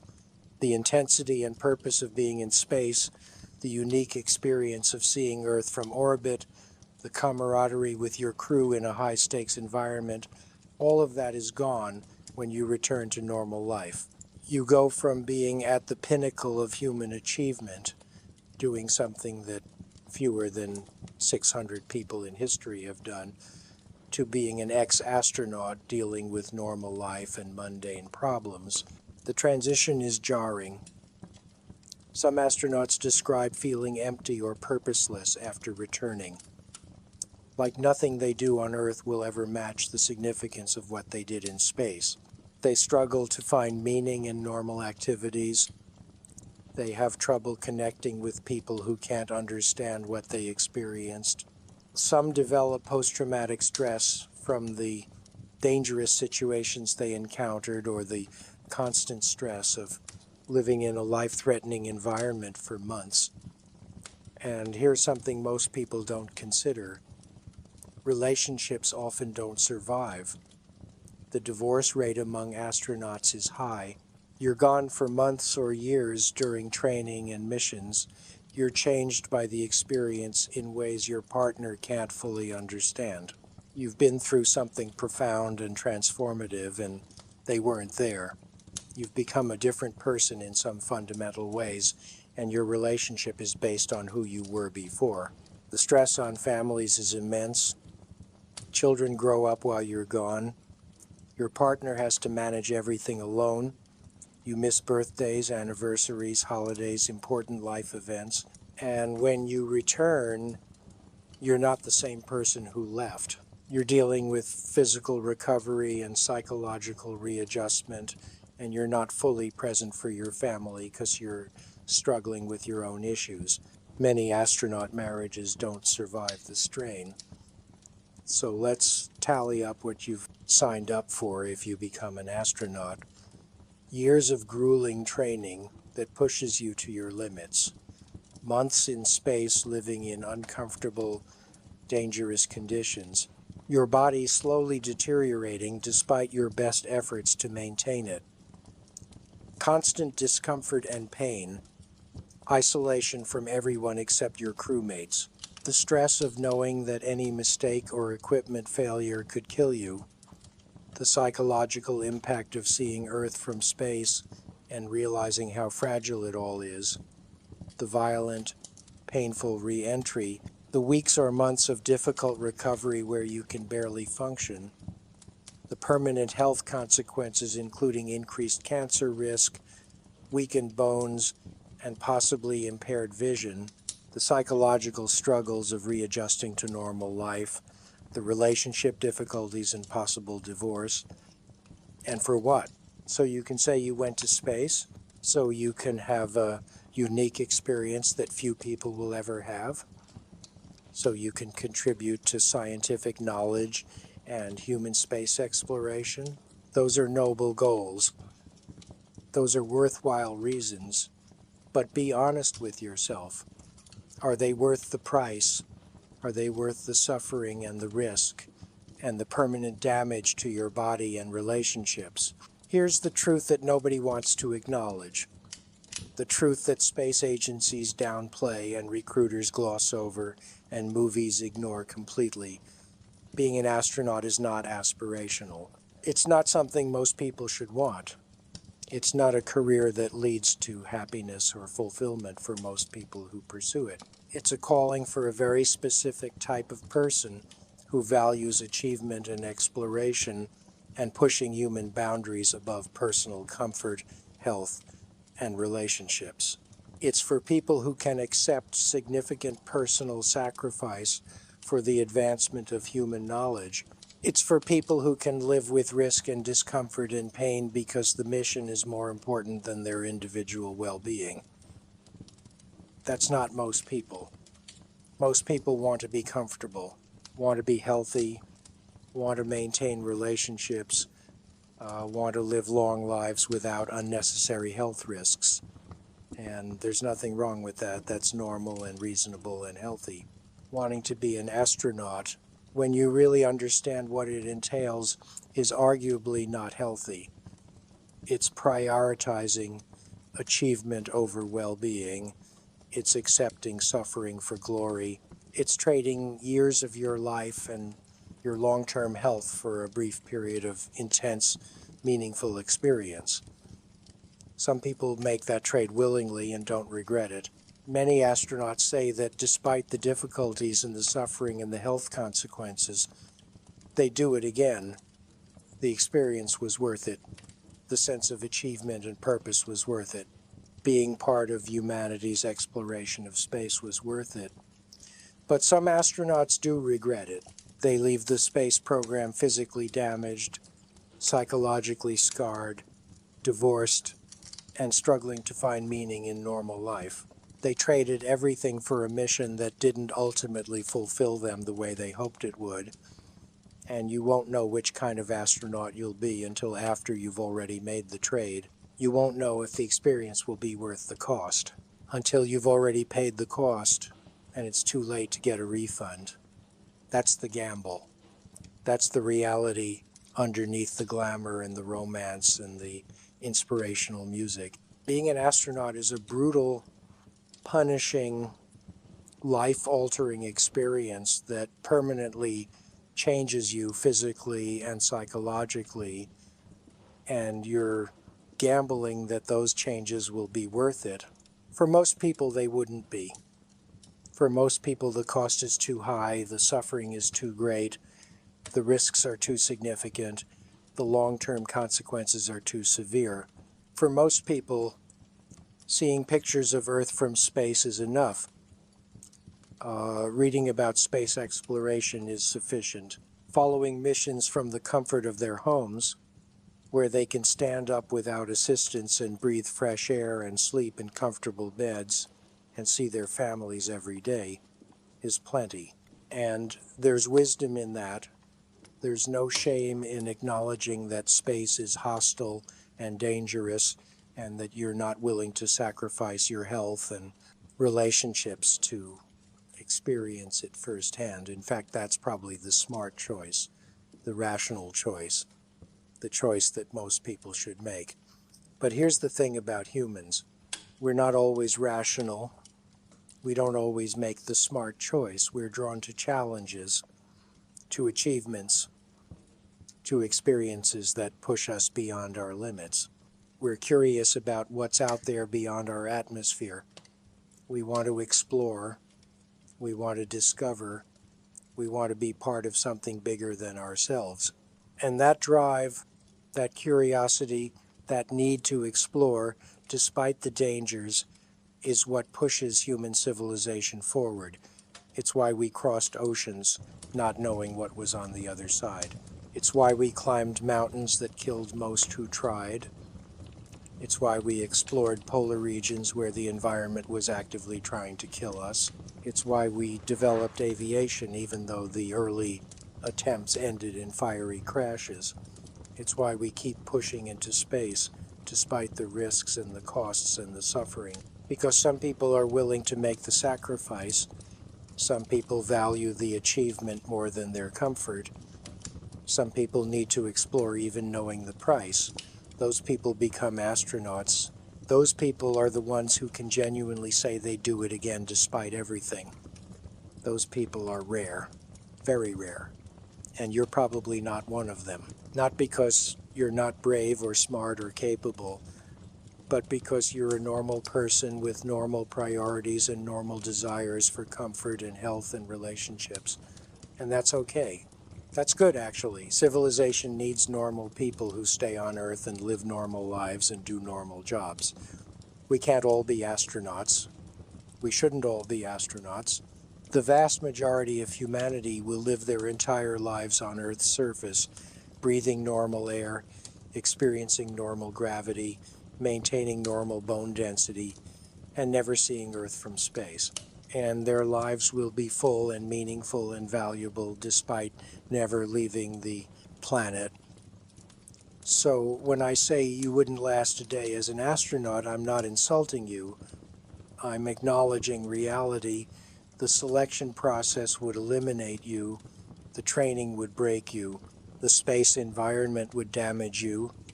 The recovery would humble you. The long-term consequences would haunt you.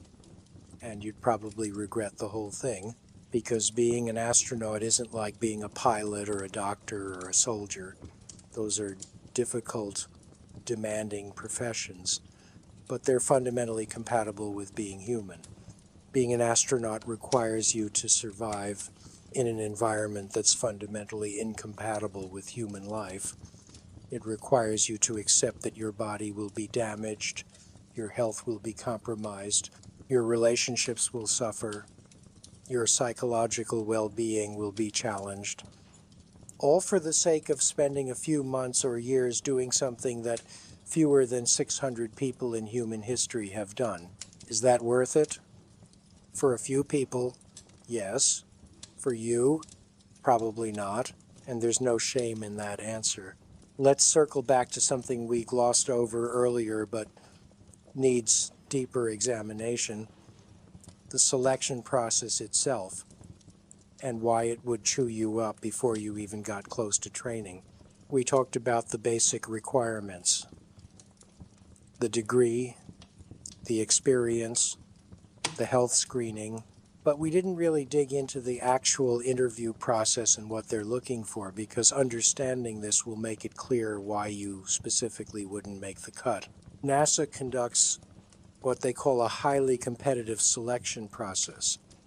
That's bureaucratic speak for we're going to put you through a week of absolute hell designed to expose every weakness, every flaw, every reason why you shouldn't be trusted with billion-dollar equipment and the lives of your crewmates.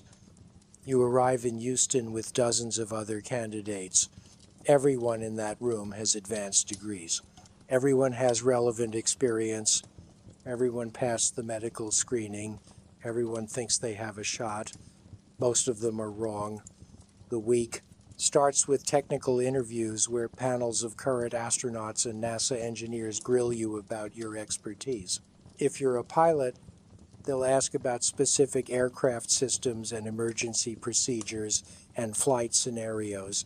If you're a scientist, they'll ask about your research in exhaustive detail, probing to see if you actually understand your own work or if you're just regurgitating conclusions. They'll ask you to explain complex concepts, simply testing your communication skills. They'll ask you to solve problems on the spot, testing your ability to think under pressure. And they'll be watching everything: your body language, your confidence level, whether you get defensive when questioned, whether you admit when you don't know something or try to bluff your way through, whether you can take criticism and adjust your approach. Every interaction is an evaluation. The person who drives you from your hotel to NASA, they're evaluating you. The administrative assistant who checks you in, evaluating you. The janitor who says hello in the hallway might be evaluating you. Everyone reports back to the selection committee with their impressions. Were you polite, professional? Did you treat support staff with respect, or were you dismissive? Did you make small talk appropriately, or were you socially awkward? These things matter because astronauts need to be able to work with hundreds of different people across multiple countries and organizations. And someone who can't interact normally with a secretary is going to struggle interacting with Russian cosmonauts or Japanese engineers or the flight surgeon who needs honest answers about your health status. They'll put you through group exercises with other candidates, problem-solving scenarios where you need to work as a team to accomplish a task under time pressure. They're not watching to see who takes charge. Exactly. They're watching to see who can lead when appropriate and follow when appropriate and contribute meaningfully and communicate clearly and handle disagreement constructively. They're watching for the person who steamrolls over everyone else's ideas, the person who sits back and doesn't contribute, the person who gets frustrated and angry when things don't go their way, the person who blames others when the team fails. Any of these behaviors will get you eliminated because in space, you can't be a dictator or a passenger or a hothead or someone who deflects responsibility. They'll give you impossible scenarios with no right answer and watch how you respond. Your spacecraft is failing. You can save yourself or your crewmate, but not both. What do? There's no good answer. They want to see how you think through ethical dilemmas under pressure, whether you freeze up or make a decision, whether you can articulate your reasoning even when the choice is awful. They'll test your spatial reasoning and hand-eye coordination with computerized tests and physical simulators.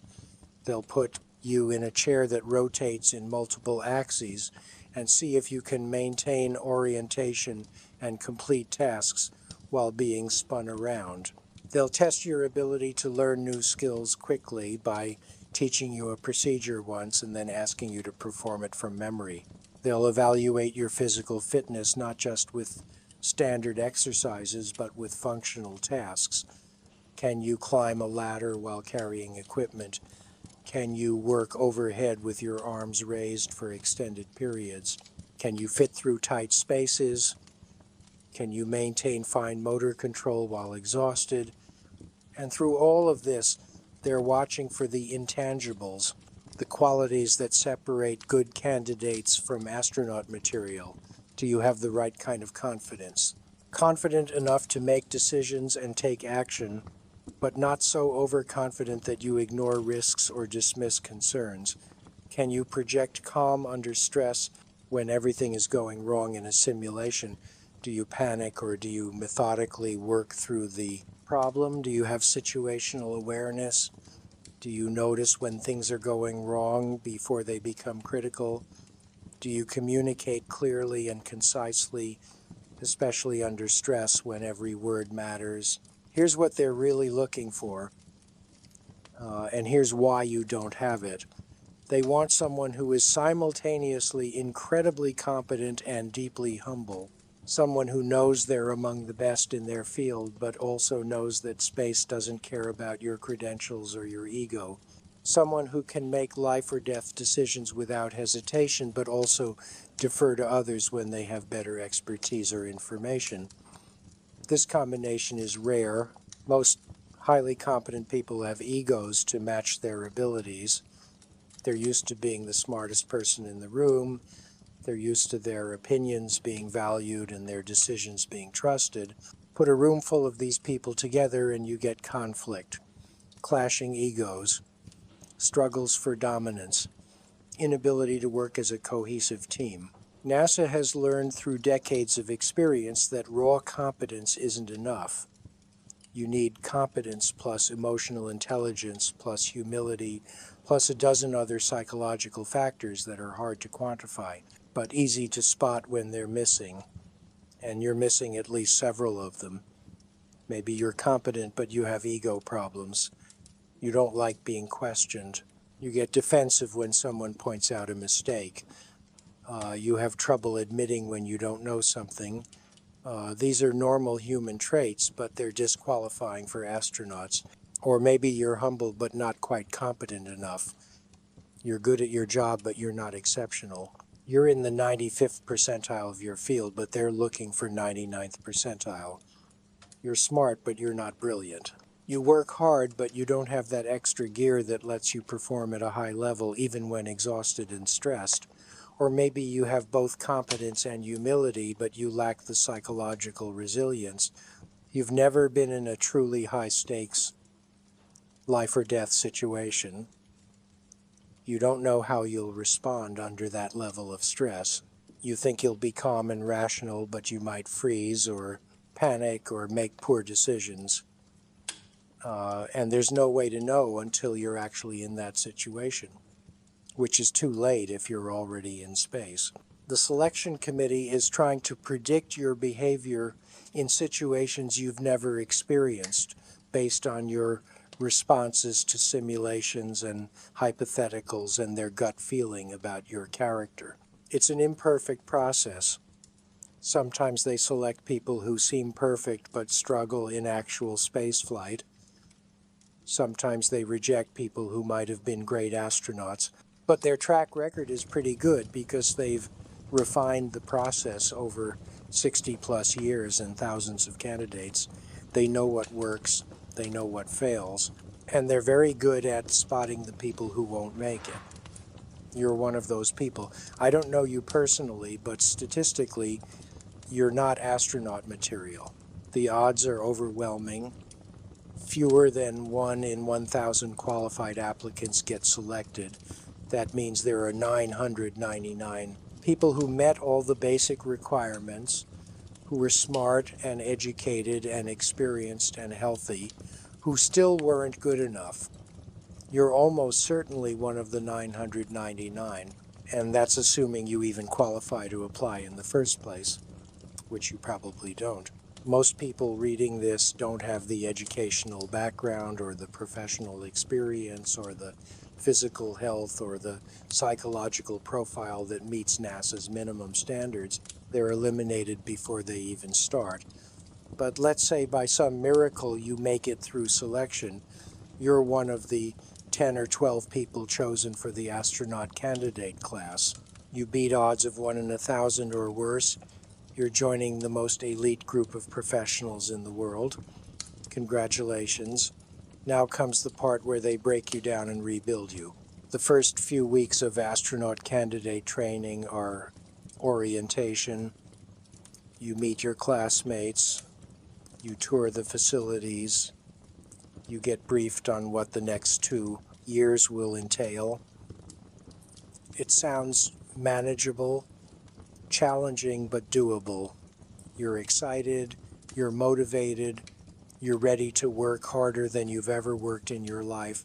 Then the actual training starts and you realize you had no idea what you were signing up for.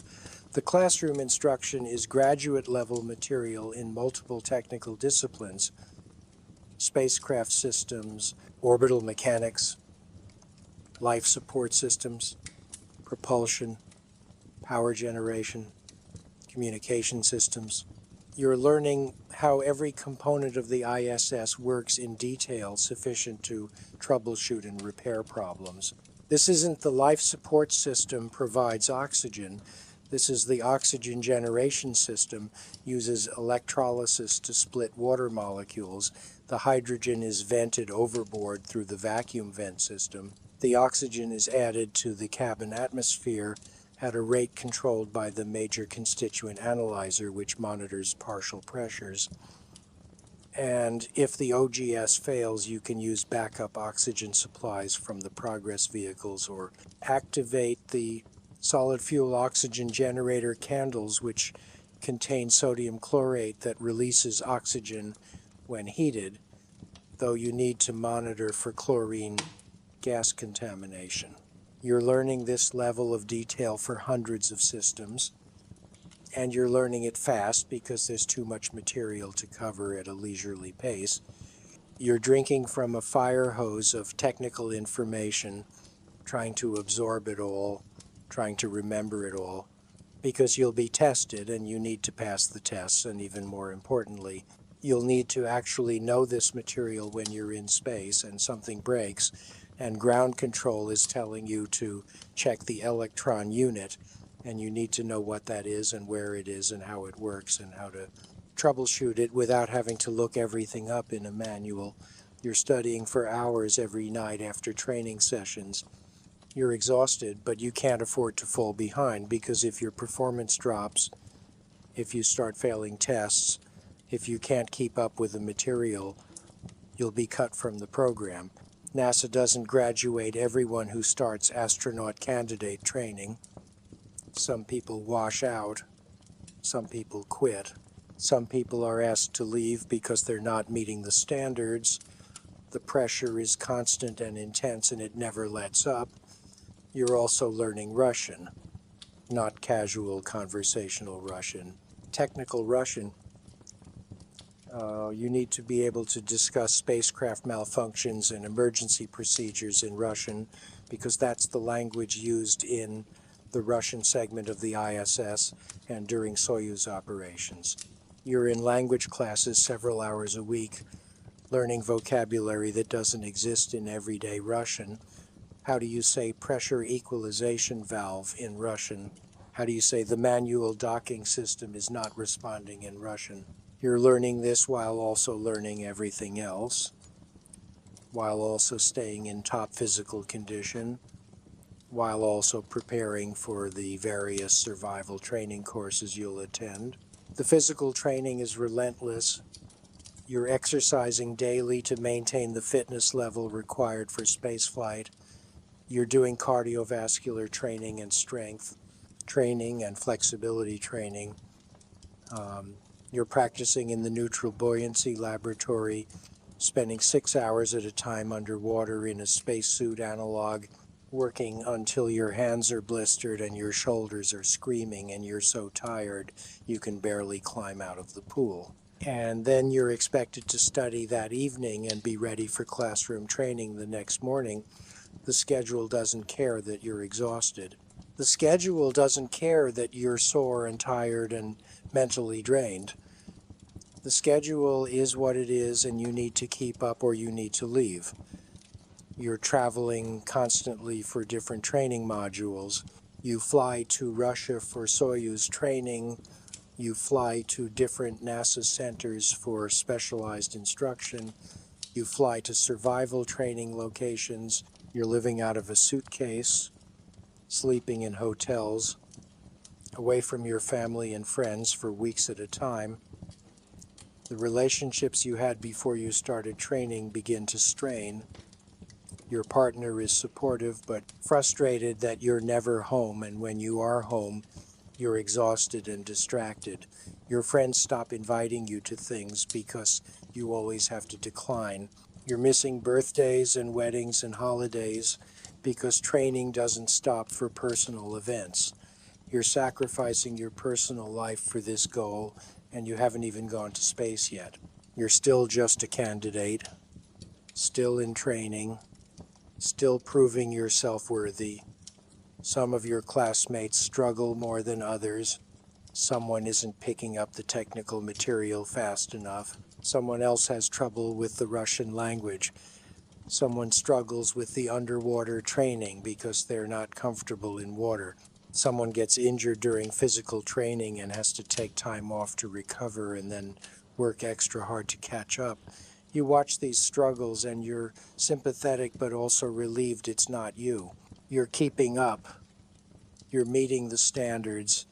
You're surviving the process, but barely. You're constantly on the edge of being overwhelmed. One more thing goes wrong, one more system you don't understand, one more test you don't pass, and you could be the one struggling. You could be the one who gets cut. The psychological pressure is immense. You're being evaluated constantly, every simulation, every test, every interaction with instructors or other candidates. You're being watched and judged and compared to your peers. You know that not everyone will make it through. You know that the instructors are looking for reasons to cut people because they'd rather cut a weak candidate now than have them fail during an actual mission. So you can't show weakness. You can't admit when you're struggling. You can't ask for help too often because that might signal that you're not capable of handling the demands.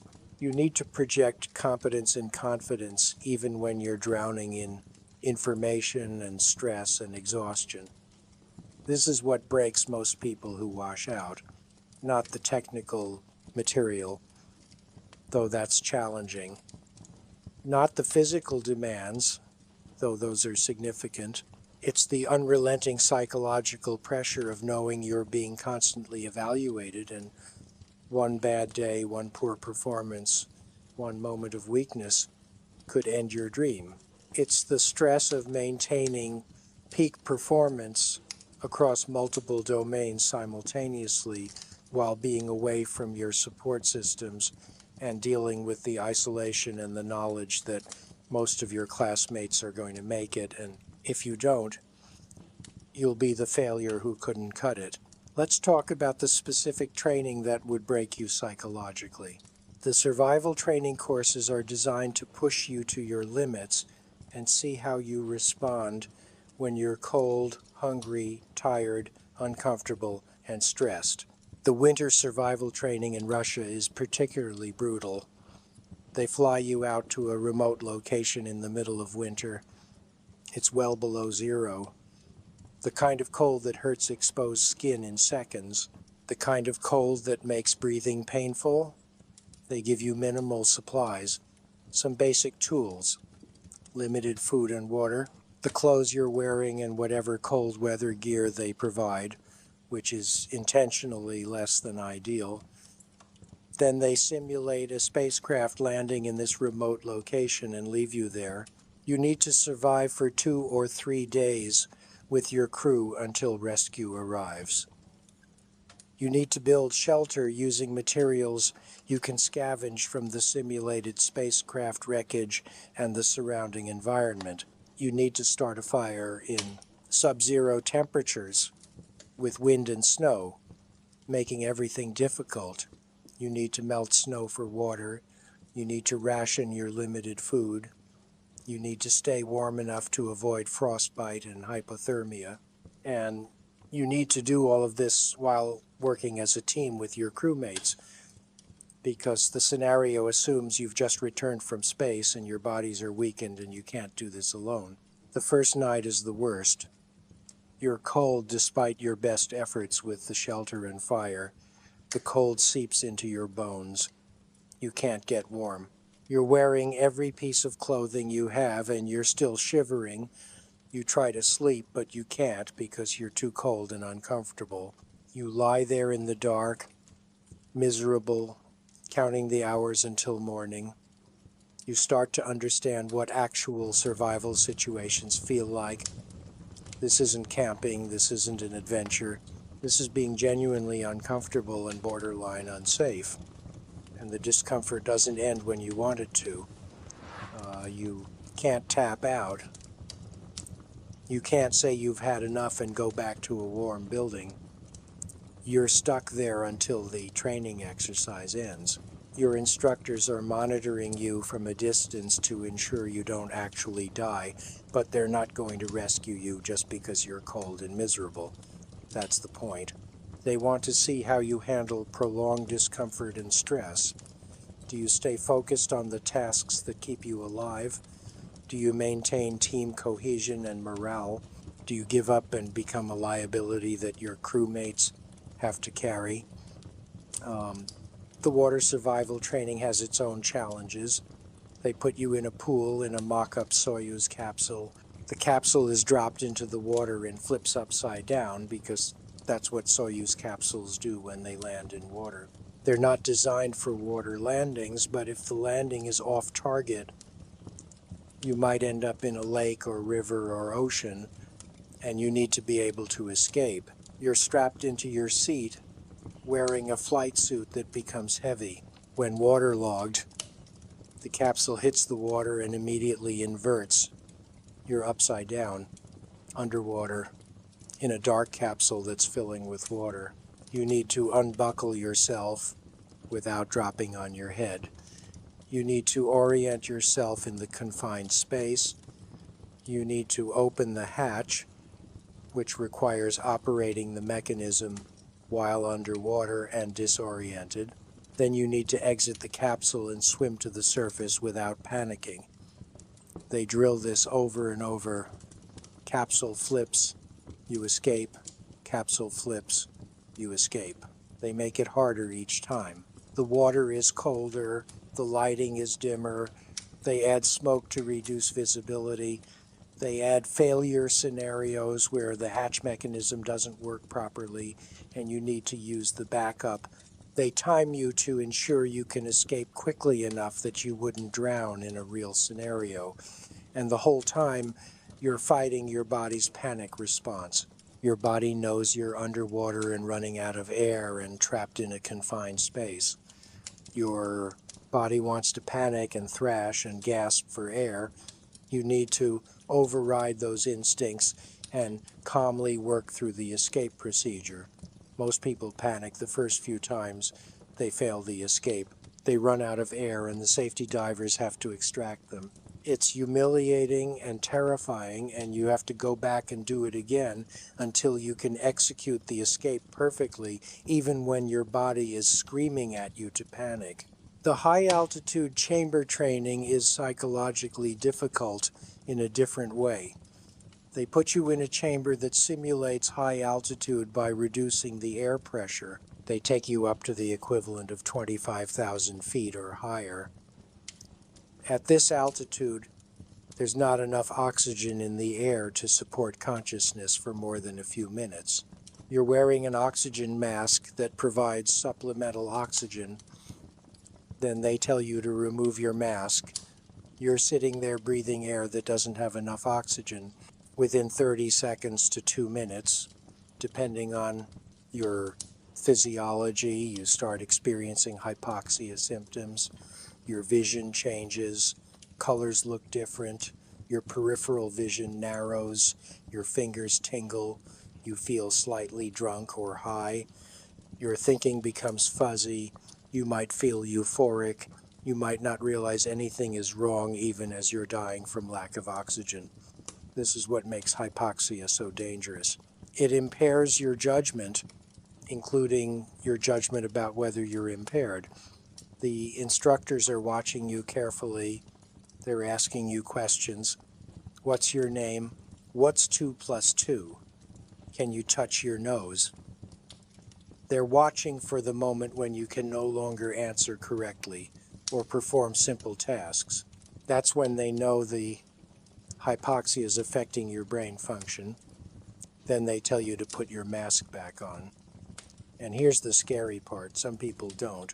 Some people are so impaired by hypoxia that they can't follow the simple instruction to put the oxygen mask back on their face. Their brains aren't working well enough to understand the command or execute the movement. The instructors have to physically grab the mask and force it onto their face. Within seconds of getting oxygen again, they recover. Their vision clears. Their thinking sharpens. They realize what just happened, and they're shaken because they experienced firsthand how hypoxia can incapacitate you without you realizing anything is wrong. This training is critical because hypoxia is a real risk in space. If the cabin pressure drops due to a leak, you need to recognize the symptoms immediately and get to an oxygen supply or put on your pressure suit before you become too impaired to save yourself. You have maybe a minute of useful consciousness after pressure drops to act. If you don't recognize what's happening, you'll pass out and die. So they drill this into you. They make you experience hypoxia multiple times so you learn your personal symptoms. Some people get tunnel vision first, some get tingling fingers, some feel euphoric. You need to know your early warning signs so you can recognize hypoxia and respond before it's too late. But experiencing hypoxia is unpleasant and scary. You're voluntarily putting yourself in a state where your brain is oxygen starved and not working correctly. You're experiencing impairment and loss of control, and you have to do this multiple times during training, plus potentially during spaceflight if there's a pressure emergency. The centrifuge training is physically brutal. They spin you in a large centrifuge to simulate the G-forces of launch and re-entry. You start at low G-forces and gradually increase 2G, 3G, 4G. Your body gets heavier, your face sags, your chest compresses, breathing becomes difficult. At 4G, you weigh 4 times your normal weight. If you weigh 150 pounds, you now effectively weigh 600 pounds. Every movement requires enormous effort. Lifting your arm feels like lifting a heavy weight. Your vision starts to narrow as blood pools in the lower part of your body, and your brain receives less blood flow.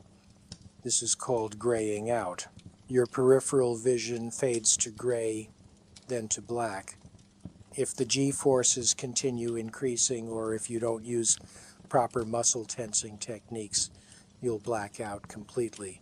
You'll lose consciousness as your brain shuts down from lack of oxygen-rich blood. The instructors push you to your limits. They want to see how much G-force you can handle before you gray out or black out.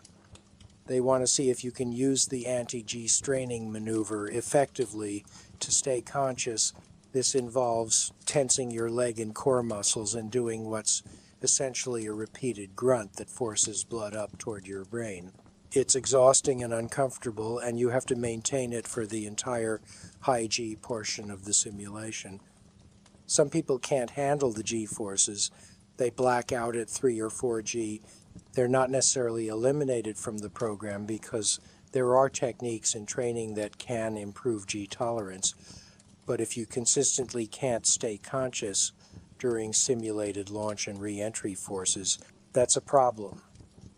You need to be able to remain functional under these conditions because during actual launch and re-entry, you might need to make decisions or take actions. You can't be unconscious. The vomit comet flights, the parabolic flights that create brief periods of weightlessness, are nauseating for most people. The aircraft flies a series of steep climbs and dives. At the top of each climb, you experience about 20 to 30 seconds of weightlessness. Then the aircraft dives and you experience increased G-forces at the bottom of the parabola. Then it climbs again and you get another period of weightlessness. This cycle repeats 30 to 40 times during a flight.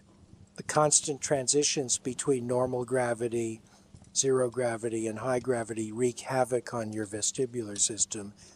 Your inner ear can't keep up with the changes.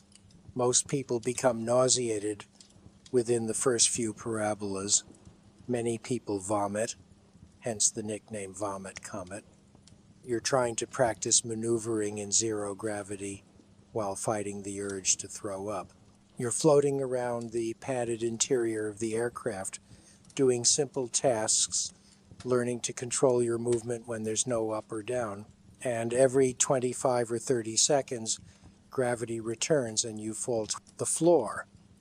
Then you're pushed down by increased g-forces. Then you're floating again. The cycle continues until the flight ends, or you lose your lunch. Or both. Most astronaut candidates vomit on their first vomit comet flight. It's almost a rite of passage. The instructors expect it and don't judge you for it. But it's still unpleasant. It's still humiliating. You're surrounded by your classmates and instructors, and you're vomiting into a bag, trying not to make a mess, trying to continue training despite feeling miserable. Some people adapt quickly and stop getting nauseous after a few flights. Some people never fully adapt and continue to feel queasy on every flight. This is concerning because it suggests you might be one of the astronauts who experiences severe space adaptation syndrome when you reach orbit. But you can't know for sure until you actually get to space. The robotics training is tedious and requires patience and precision. You're learning to operate the ISS robotic arm, a complex multi-jointed system controlled from inside the station using camera views and a specialized control interface. The arm is used to capture visiting cargo spacecraft, move equipment around the exterior of the station, and support spacewalking astronauts. Operating it requires spatial reasoning, hand-eye coordination, and the ability to control a large, unwieldy mechanism remotely using limited visual feedback. You start with simple movements, extend the arm, rotate the wrist joint, close the grapple fixture. Simple in concept but harder in practice because the control inputs are not intuitive and the arm's movements appear different from various camera angles. You need to build a mental model of where the arm is in three-dimensional space and how your inputs will affect its position. Then you practice more complex maneuvers, capturing a slowly moving spacecraft that's approaching the station. You have one chance to grab it at exactly the right moment. Too early and you miss. Too late and the spacecraft drifts past and you have to wait for it to come around again, wasting time and fuel. The spacecraft is worth hundreds of millions of dollars and carries critical supplies. If you damage it by misgrappling, that's a mission failure. You practice this scenario dozens of times in simulation until you can do it smoothly and confidently, but simulation is forgiving. You can reset and try again. In real space operations, you get one attempt and hundreds of people are watching and everyone is depending on you to not screw it up. The pressure of real operations is something simulation can't fully replicate. The spacewalk training in the neutral buoyancy laboratory is the most physically demanding part of astronaut training. You're wearing a training version of the spacesuit that's been weighted to be neutrally buoyant. The suit weighs about 300 pounds on land, but in the water it floats neutrally. You sink to the bottom of the pool where full-scale mock-ups of ISS modules are installed. You practice spacewalk procedures for 6 to 8 hours at a time, installing equipment, removing failed components, running cables, performing repairs. Every task is choreographed and practiced repeatedly until you can do it. Efficiently and correctly, the suit restricts your movement significantly. Your arms are stiff, your hands are in gloves that limit dexterity. Every movement requires more effort than it would in normal clothes. Gripping a tool requires squeezing the glove closed against the suit's internal pressure. After hours of this, your forearms are burning and your hands are cramping. You develop blisters on your fingers from the pressure points in the gloves.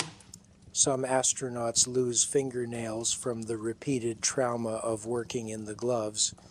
The fingernails turn black and fall off, and new nails grow in. It's a badge of honor among spacewalkers. Working overhead with your arms raised is exhausting.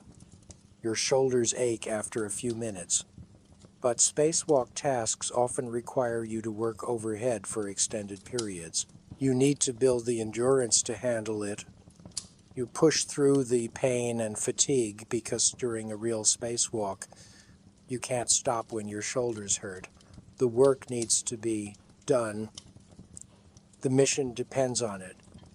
You're underwater for 6 to 8 hours with only brief breaks for water and snacks. You can't really eat in the suit. You have a water bag with a straw inside your helmet. You can't scratch an itch. Can't wipe sweat from your eyes. Can't adjust anything. You're locked in this suit for the duration and you just have to deal with whatever discomfort arises.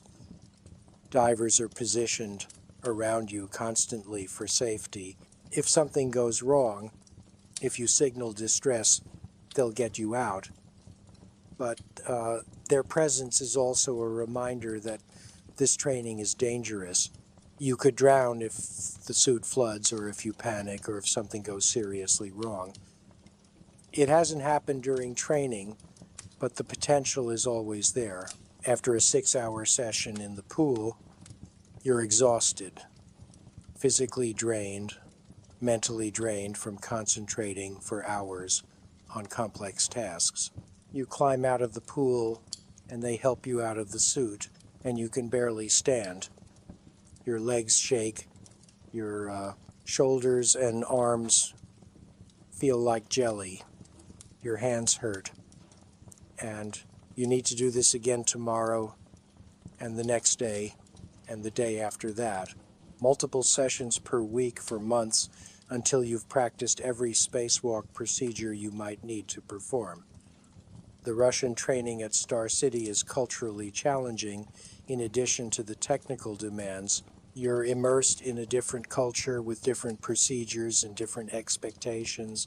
The Russian space program has its own way of doing things, developed over decades of experience separate from NASA's traditions. You need to learn their methods and adapt to their style. The Soyuz spacecraft systems are different from American spacecraft. The controls are labeled in Russian, the procedures are in Russian. You're working with Russian instructors who may or may not speak fluent English. You're operating in a language you've been learning for months but still aren't fully comfortable with. You need to demonstrate proficiency in Soyuz operations because that's your ride to and from the ISS. If you can't operate the Soyuz, you can't go to space. The cultural adjustment is significant. The Russian approach to training is more formal and rigid than NASA's style. There's less room for questions or discussion. You follow the procedures as written. You demonstrate proficiency. The Russian space program has an excellent safety record and their methods work, but adapting to their way of doing things when you're used to American culture and work style requires flexibility and humility.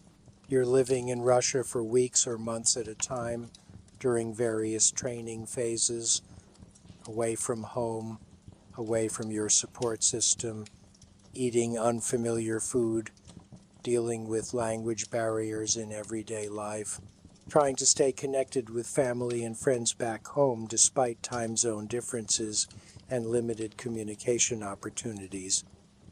The isolation and disconnection wear on you psychologically.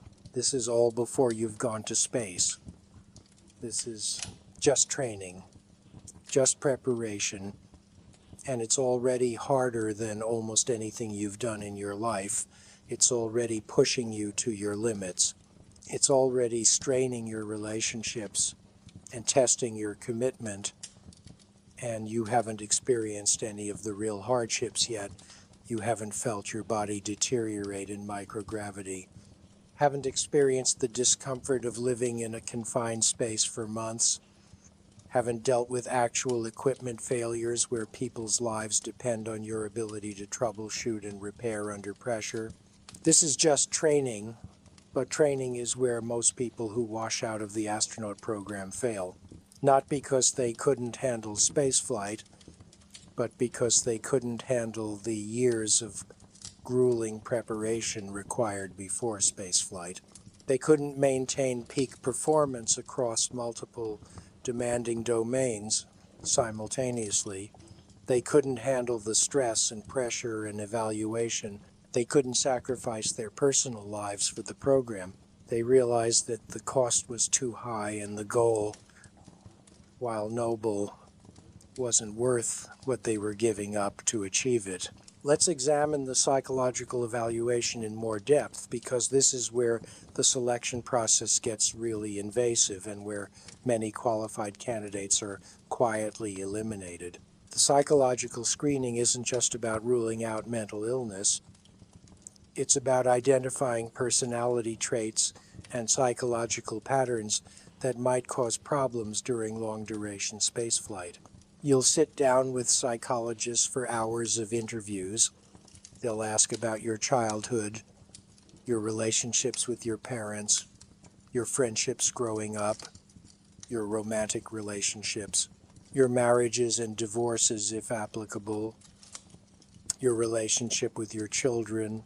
They're building a psychological profile, looking for patterns in how you relate to others and handle stress. They'll ask about past difficulties, times when you struggled, times when you failed. How did you respond? Did you learn from the experience or did you blame others? Did you become depressed or did you maintain perspective? They'll ask about your coping mechanisms. What do you do when you're stressed? When you're angry, when you're sad? Do you have healthy outlets or do you turn to alcohol, drugs, or other destructive behaviors? They'll give you personality tests. The Minnesota Multiphasic Personality Inventory, the NEO Personality Inventory, other standardized assessments designed to measure various personality traits and identify psychological problems. These tests have hundreds of questions. True or false? Rate yourself on a scale. They seem innocuous, but they're designed to catch inconsistencies in your responses and identify patterns you might not be aware of. They'll ask hypothetical questions designed to reveal your values and priorities. Your spacecraft is damaged and you can save the mission or save yourself, but not both. What do? Your crewmate is showing signs of psychological breakdown, but won't admit it. How do you handle it? You discover that ground control made a mistake that could endanger the mission. Do you follow orders or raise concerns? There are no perfect answers to these questions, but your responses reveal how you think about ethical dilemmas and authority and personal safety versus mission success. They're looking for people who can make difficult decisions under pressure, who can balance competing priorities, who can challenge authority when necessary but also follow orders when appropriate. The profile they're building is complex. They want someone who is confident but not arrogant, assertive but not aggressive, independent but able to work in teams, emotionally stable but still emotionally connected, ambitious but not so ambitious that they'll sacrifice others for personal goals, rational but not so cold and logical that they can't connect with others emotionally. This is a narrow target to hit. Most people skew too far in one direction or another, too confident and you're seen as cocky and likely to take unnecessary risks, too humble and you're seen as lacking the assertiveness to make command decisions, too emotionally controlled and you're seen as cold and unable to bond with crewmates, too emotional and you're seen as unstable and likely to crack under stress. The psychologists are experts at identifying these imbalances. They've interviewed thousands of candidates. They know what works and what doesn't. They can spot the warning signs in a single interview that this person, despite being brilliant and accomplished, is not psychologically suited for long-duration spaceflight, and many people aren't. Many highly successful people have personality traits that work well in their careers but would be disastrous in the confined, high-stress environment of a space station. The aggressive trial attorney who dominates courtrooms would dominate crewmates and create conflict. The surgeon who makes life or death decisions independently would struggle to work collaboratively with a team where everyone's input is valued equally. The CEO, who is used to being in charge and having their decisions implemented without question, would chafe at the collaborative, consensus-based decision-making style required in space. These aren't bad people. They're just not right for this specific, unusual situation. And the psychologists will identify this and quietly eliminate them from consideration. You'll never know exactly why you weren't selected. NASA doesn't provide detailed feedback to rejected candidates. You'll get a polite letter thanking you for your application and informing you that you were not selected at this time. You won't know if it was your psychological profile or your interview performance or something else entirely, but if you had any significant psychological red flags, that's probably why. The psychological monitoring doesn't stop after selection. Throughout your astronaut candidate training and your career as an astronaut, you'll have regular psychological check-ins.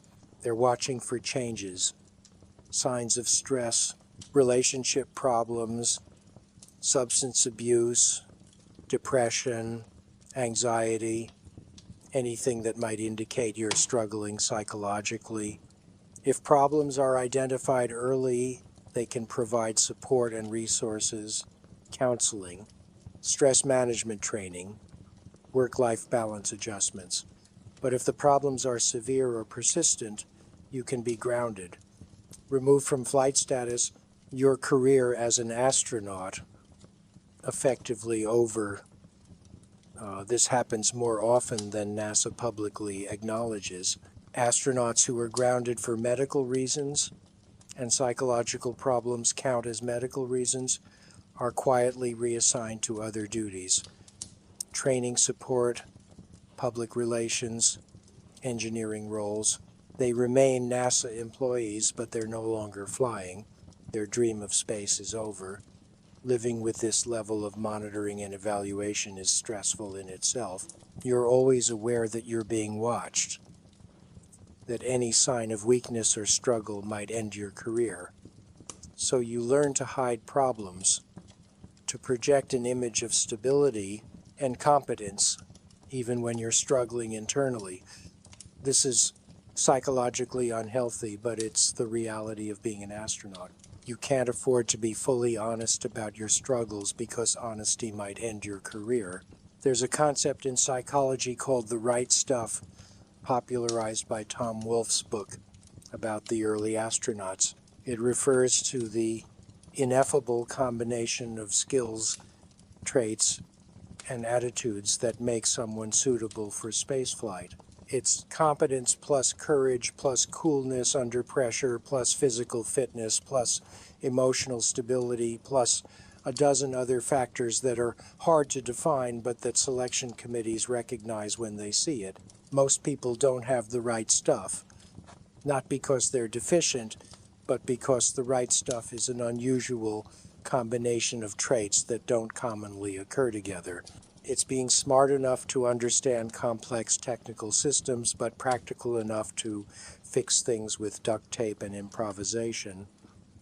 It's being confident enough to make decisions, but humble enough to admit mistakes.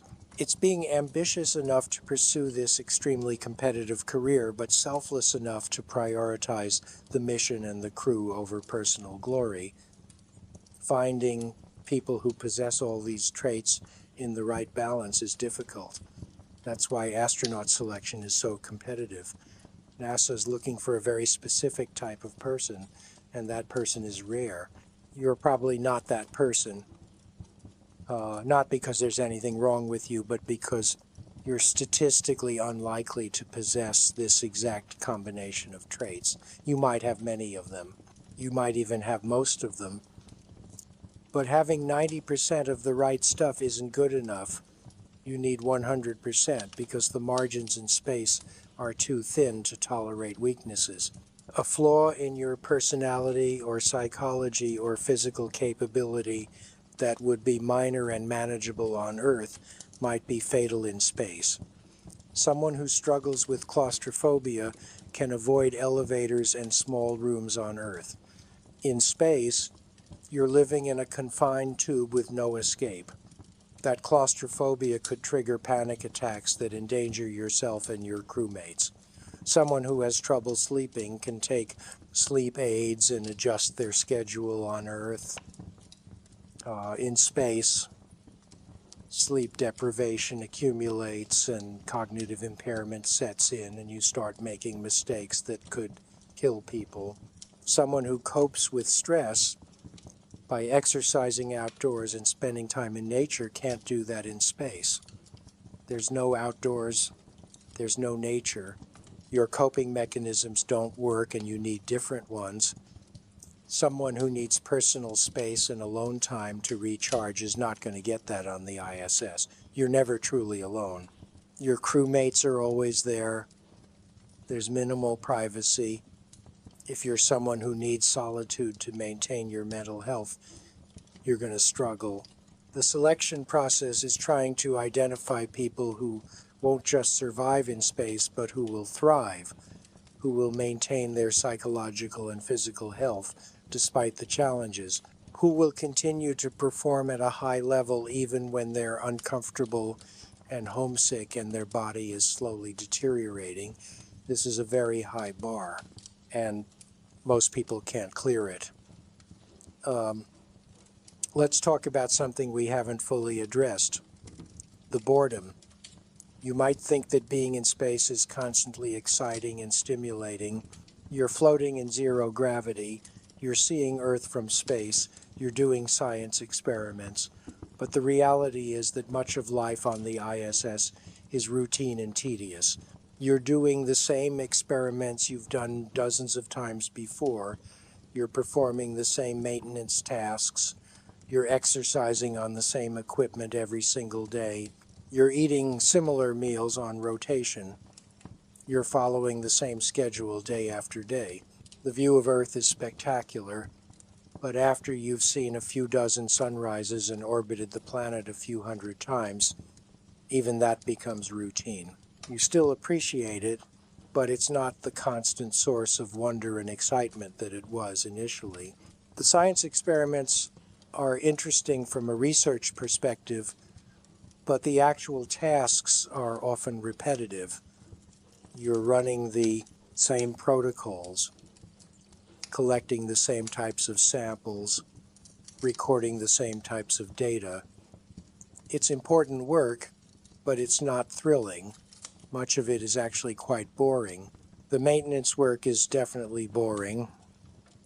Changing air filters, replacing components, running diagnostic tests. This is necessary work that keeps the station functional, but it's tedious and unglamorous. You're essentially a janitor and maintenance worker in addition to being a scientist and engineer. You spend your days doing mundane tasks in an extraordinary location. The psychological challenge is finding meaning and motivation in routine tasks when you're far from home and uncomfortable and your body is deteriorating.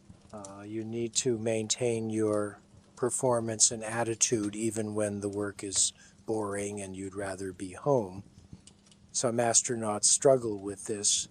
They have trouble staying motivated once the initial excitement wears off and the mission becomes routine. They start counting down the days until they can return home. They become less engaged with their work. Their performance declines. This is a known phenomenon, and mission planners try to address it by varying tasks and schedules and providing psychological support.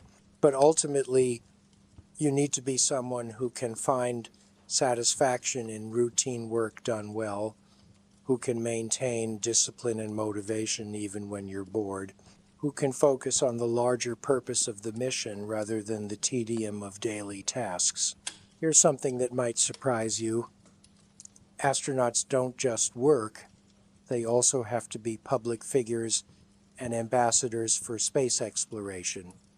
You'll do media interviews from space, video calls with news programs, educational programs where you demonstrate science experiments for students, public relations events. You'll be expected to be articulate and enthusiastic and inspirational.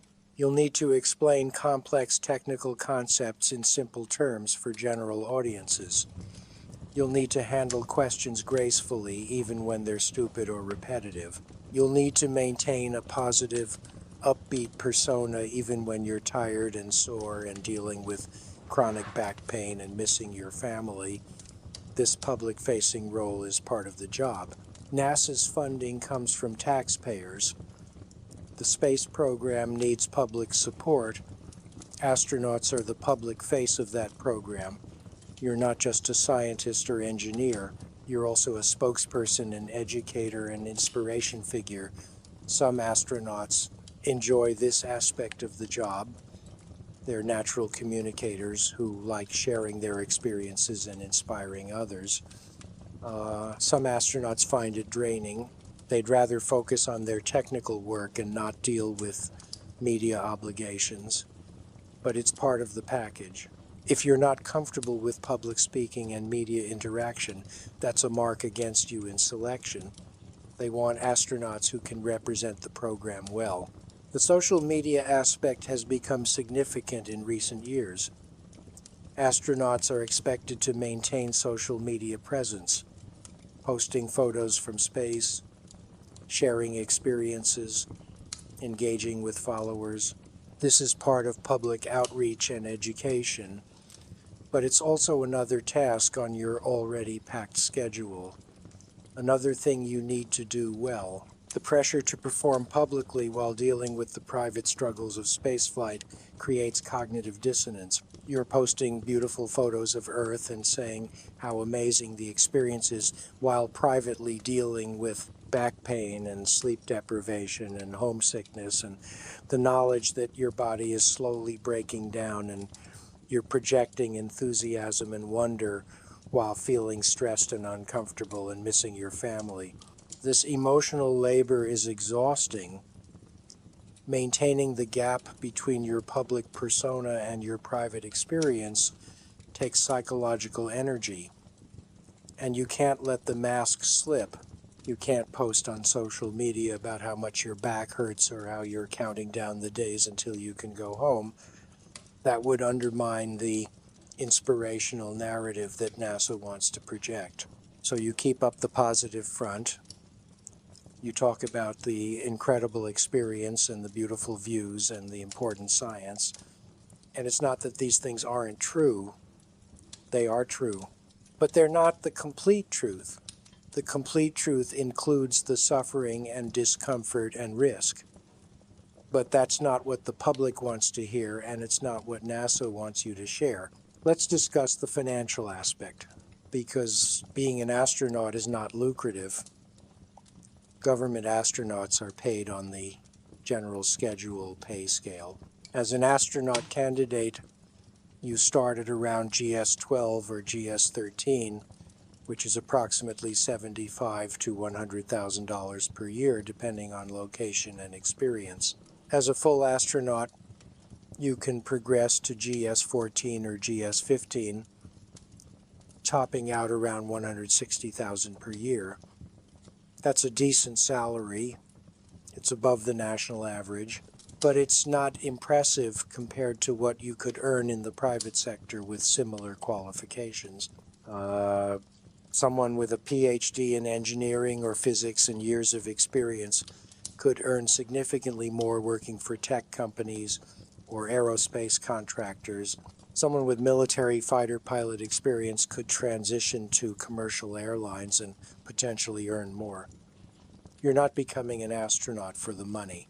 You're taking a pay cut compared to what your qualifications could command elsewhere. And the job security isn't guaranteed. NASA's astronaut corps size fluctuates based on mission needs and funding. If funding is cut or mission schedules change, astronauts can be laid off. It doesn't happen often, but it happens. You might train for years and never fly because there aren't enough flight opportunities. You might fly once or twice and then spend years in support roles, hoping for another flight assignment that never comes. Eventually, you leave NASA and transition to something else. The private sector space companies like SpaceX and Blue Origin are changing this calculus somewhat. They're hiring astronauts and paying competitive private sector salaries. But opportunities are still limited, and the work environment and culture are different from NASA's approach. And the fundamental challenges of spaceflight remain the same regardless of who's signing your paycheck. Your body still deteriorates in microgravity. Radiation still damages your DNA. The psychological stresses are still significant. The risks are still substantial. The compensation doesn't change the basic reality that being an astronaut is hard on you physically, psychologically, and personally in ways that no salary fully compensates for. People become astronauts because they're driven by something other than money. Achievement, exploration, scientific contribution, a childhood dream that they couldn't let go of, the desire to be part of something larger than themselves. These motivations are valid and important, but they need to be strong enough to sustain you through years of training, months of discomfort in space, difficult recovery, and long-term health consequences. For most people, the motivation isn't strong enough. The dream sounds appealing until you understand the reality. Then rational self-interest reasserts itself and you decide that other paths might be more rewarding with less cost. We need to talk about the family impact more directly, because this is where the human cost of space exploration becomes most clear. Your career as an astronaut will strain or destroy your relationships. That's not speculation. That's statistical reality backed by decades of experience. The divorce rate among astronauts is significantly higher than the general population. The reasons are obvious when you understand the lifestyle. You're away from home constantly during training. When you are home, you're exhausted and distracted. Your focus is on your upcoming mission, not on your family. Your partner is managing the household and raising the children essentially alone while you pursue your dream. This creates resentment. It creates distance. You and your partner are living increasingly separate lives. They have their routines and social circles. You have your training and astronaut colleagues. You're growing apart. When you finally launch to space, you're gone for months. Your partner continues managing everything alone. Your children are growing and changing and having experiences without you. You're missing birthdays, school events, first days of school, holidays, all the moments that make up family life. You can call and video chat, but it's not the same as being there. You're a voice on a screen, not a physical presence. Your children adapt to your absence. They get used to one parent being gone. Depending on their ages, they might not fully understand where you are or why you're gone. They just know that you're not there. When you return from space, you're different. You've been through an intense experience that they can't fully understand. You're dealing with physical recovery and readjustment. You're not immediately able to resume your previous role in the family because your body can't handle normal activities yet. You need help walking. You're tired all the time. You're in pain. You're not the capable, energetic parent you were before. You're temporarily somewhat disabled. Your family has to take care of you when they expected you to come home and resume taking care of them. The dynamic has shifted, and even after you physically recover, you're changed psychologically. You've seen things and experienced things that create a gap between you and people who haven't been to space, including your family. You try to share your experience, but it's hard to convey. They try to understand, but they can't really grasp it. This creates distance. Many astronaut marriages don't survive these accumulated stresses. The divorce often happens after the mission rather than during training. The couple holds together through the training and the mission, but once the astronaut returns and the intensity fades, they realize they've grown apart. They've become different people with different experiences, and they no longer connect the way they used to. The divorce is painful but perhaps inevitable given the trajectory of their lives. Children of astronauts often have complicated relationships with their astronaut parent. Pride in what their parent achieved mixed with resentment about their absence. Admiration mixed with feeling abandoned. These are difficult emotions for children to process. Some children of astronauts go on to pursue their own careers in aerospace or science, inspired by their parent. Some want nothing to do with space because they associate it with their parents' absence. Second marriages face similar challenges. If you become an astronaut after a divorce and remarry, your new spouse is signing up for the same difficult lifestyle. They know what they're getting into, theoretically, but living it is different from understanding it intellectually. The strain remains, the absences remain, the psychological distance remains. Some astronauts choose not to have families precisely because they know the career is incompatible with family life. They dedicate themselves fully to their work without the complication of trying to maintain relationships. This is a valid choice, but it comes with its own costs. Human beings are social creatures. We need connection and intimacy. Career achievement, while satisfying, doesn't fully replace personal relationships. Some astronauts who chose career over family later regret that choice.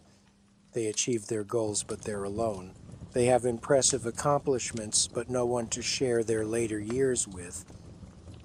Other astronauts have successful families and successful careers through extraordinary effort and sacrifice from everyone involved.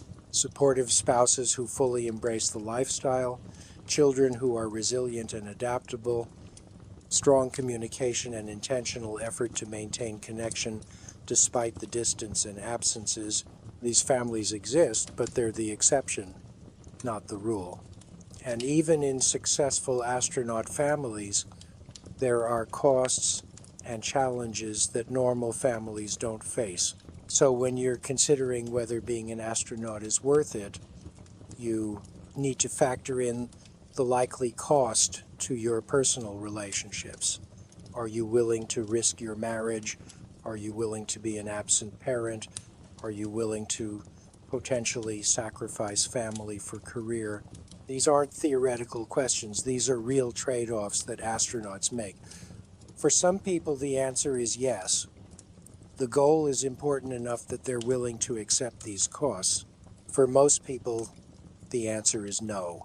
Family and relationships are more important than any career achievement, no matter how impressive. There's no wrong answer here. Different people have different values and priorities, but you need to be honest with yourself about what you're willing to sacrifice. And you need to be honest with your family about what you're asking them to sacrifice. Because being an astronaut isn't just hard on you, it's hard on everyone who cares about you. Let's examine what happens to astronauts after they leave the space program, because this is the epilogue that nobody talks about when they're selling you on the dream of spaceflight. Most astronauts don't remain astronauts for their entire careers. The typical trajectory is selection, training, 1 to 3 missions over a period of years, then transition to something else. Very few astronauts fly more than 3 times. The opportunities simply aren't there. With limited flight slots and many qualified astronauts competing for them, most people get their 1 or 2 missions and then spend years in support roles hoping for another assignment that may never come. Eventually, they leave NASA to pursue other opportunities. The question is, what do you do after you've been to space? How do you follow up the pinnacle achievement of your career? What job is satisfying after you've orbited Earth and floated in the void and seen things that fewer than 600 humans have experienced? Some astronauts transition to management roles within NASA or other space agencies. They become administrators, program managers. They use their experience to guide the next generation of missions and astronauts. This can be satisfying for people who want to remain connected to space exploration and contribute to the program's future. But it's a desk job. It's meetings and budgets and politics. It's very different from the hands-on, high-stakes work of actually flying in space. Some former astronauts find this transition fulfilling. Others find it frustrating and bureaucratic. Some astronauts leave government work entirely and join private aerospace companies. SpaceX, Blue Origin, Boeing, Lockheed Martin, and other contractors hire former astronauts for their experience and expertise. The work is similar in some ways, more lucrative financially, and offers different challenges. But you're still not flying. You're supporting missions, designing systems, advising programs. You're using your knowledge and experience, but you're not experiencing the thing itself anymore. Some astronauts become professors at universities. They teach aerospace engineering or physics or other technical subjects. They supervise graduate students. They conduct research. Academia offers intellectual stimulation and the satisfaction of training the next generation of scientists and engineers. But the pace is slow compared to the intensity of astronaut training and spaceflight. The stakes are lower. The work is important, but it doesn't carry the same weight as life or death decisions in space. Some astronauts go into business. They become consultants. They join corporate boards. They start their own companies, often in aerospace or technology sectors. They leverage their name recognition and expertise to build second careers in the private sector. This can be financially rewarding and intellectually challenging. But it's fundamentally different from being an astronaut. You're dealing with market forces and competition and profit margins instead of scientific discovery and human exploration. Some astronauts become public speakers and authors. They travel the country giving inspirational talks about their experiences in space. They write memoirs and children's books. They appear at conferences and corporate events. This can be enjoyable for people who like public speaking and don't mind telling the same stories repeatedly, but it becomes repetitive. You're living in the past, constantly recounting old experiences rather than having new ones. You're defined by what you did rather than what you're doing. And some astronauts struggle to find a satisfying second career. Nothing lives up to being an astronaut. Everything else feels mundane by comparison. They drift through various jobs and opportunities, never quite finding something that captures their passion and engagement the way spaceflight did. They become former astronauts who peaked early and spent the rest of their lives trying to recapture that sense of purpose and achievement. This is a real psychological phenomenon. When you've achieved something as extraordinary as spaceflight, especially if you achieved it relatively young, everything afterwards can feel like a letdown. You're in your 40s or 50s. You've already accomplished the thing most people would consider the crowning achievement of a lifetime, and you potentially have decades of career left. What do you do with those decades when you've already done the most impressive thing you'll ever do? Some people handle this well. They find meaning in contributing to space exploration in different ways. They mentor young astronauts. They work on mission planning. They stay connected to the program and find satisfaction in being part of something larger than themselves, even if they're not the ones flying anymore. Other people struggle. They become depressed. They feel purposeless. They've defined themselves by being an astronaut for so long that they don't know who they are when they're not an astronaut anymore. Their identity is wrapped up in this role, and when the role ends, they're lost. The public perception of astronauts as heroes and exceptional individuals can make this transition harder. Everyone treats you as special because you went to space. People are impressed and want to hear your stories, but you're not currently doing anything special. You're living a normal life with a normal job. The disconnect between how people perceive you and your current reality is uncomfortable. You're trading on past achievements rather than present contributions.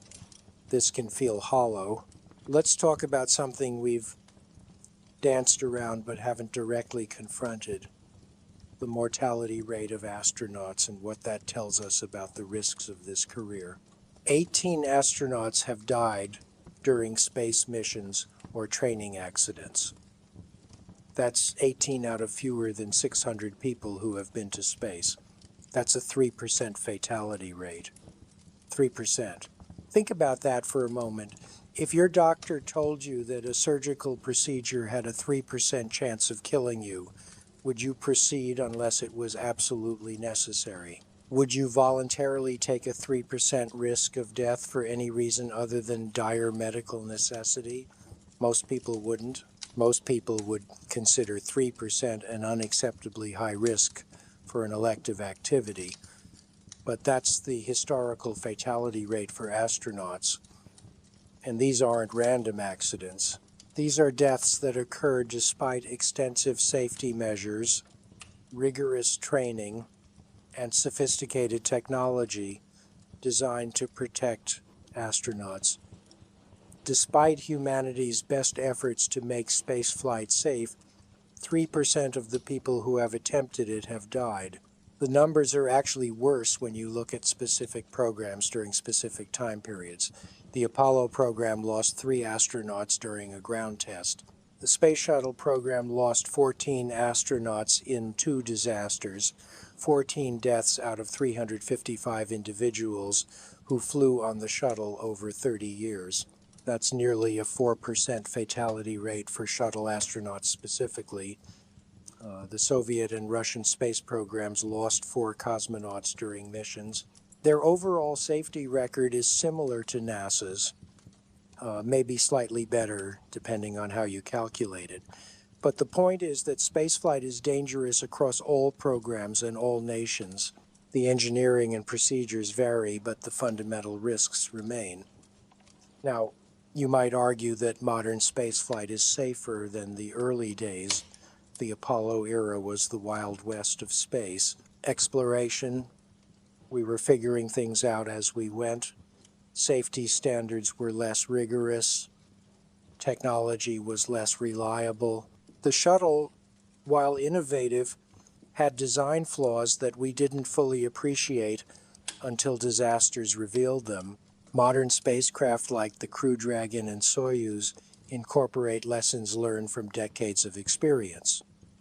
They're safer, probably, but we don't have enough data yet to know how much safer. The Crew Dragon has flown a limited number of crewed missions without incident so far. The Soyuz has had an excellent recent safety record, but it's also had failures. In 2018, a Soyuz rocket failed during launch. The crew capsule separated, and the 2 crew members survived, but they experienced up to 7G during the emergency abort. They were lucky. The abort system worked as designed. If any component of that system had failed, they would have died. So even modern spaceflight with advanced technology and decades of accumulated knowledge still carries significant risk. And as we push farther from Earth, the risks increase. A trip to Mars is orders of magnitude more dangerous than a stay on the ISS.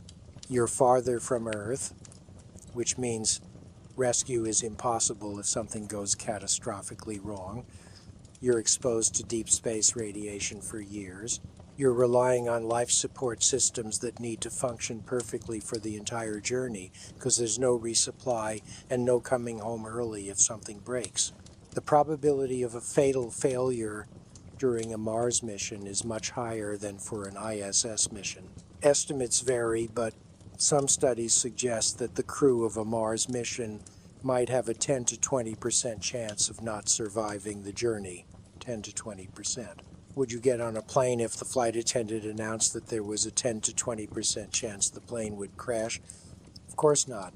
Nobody would fly under those conditions, except in the most extreme emergency situations. Yet NASA and other space agencies are planning Mars missions, and astronauts are volunteering for them knowing these risks. Why? Because the people who become astronauts have a different risk calculus than normal people. They value the achievement and the exploration more than they value personal safety.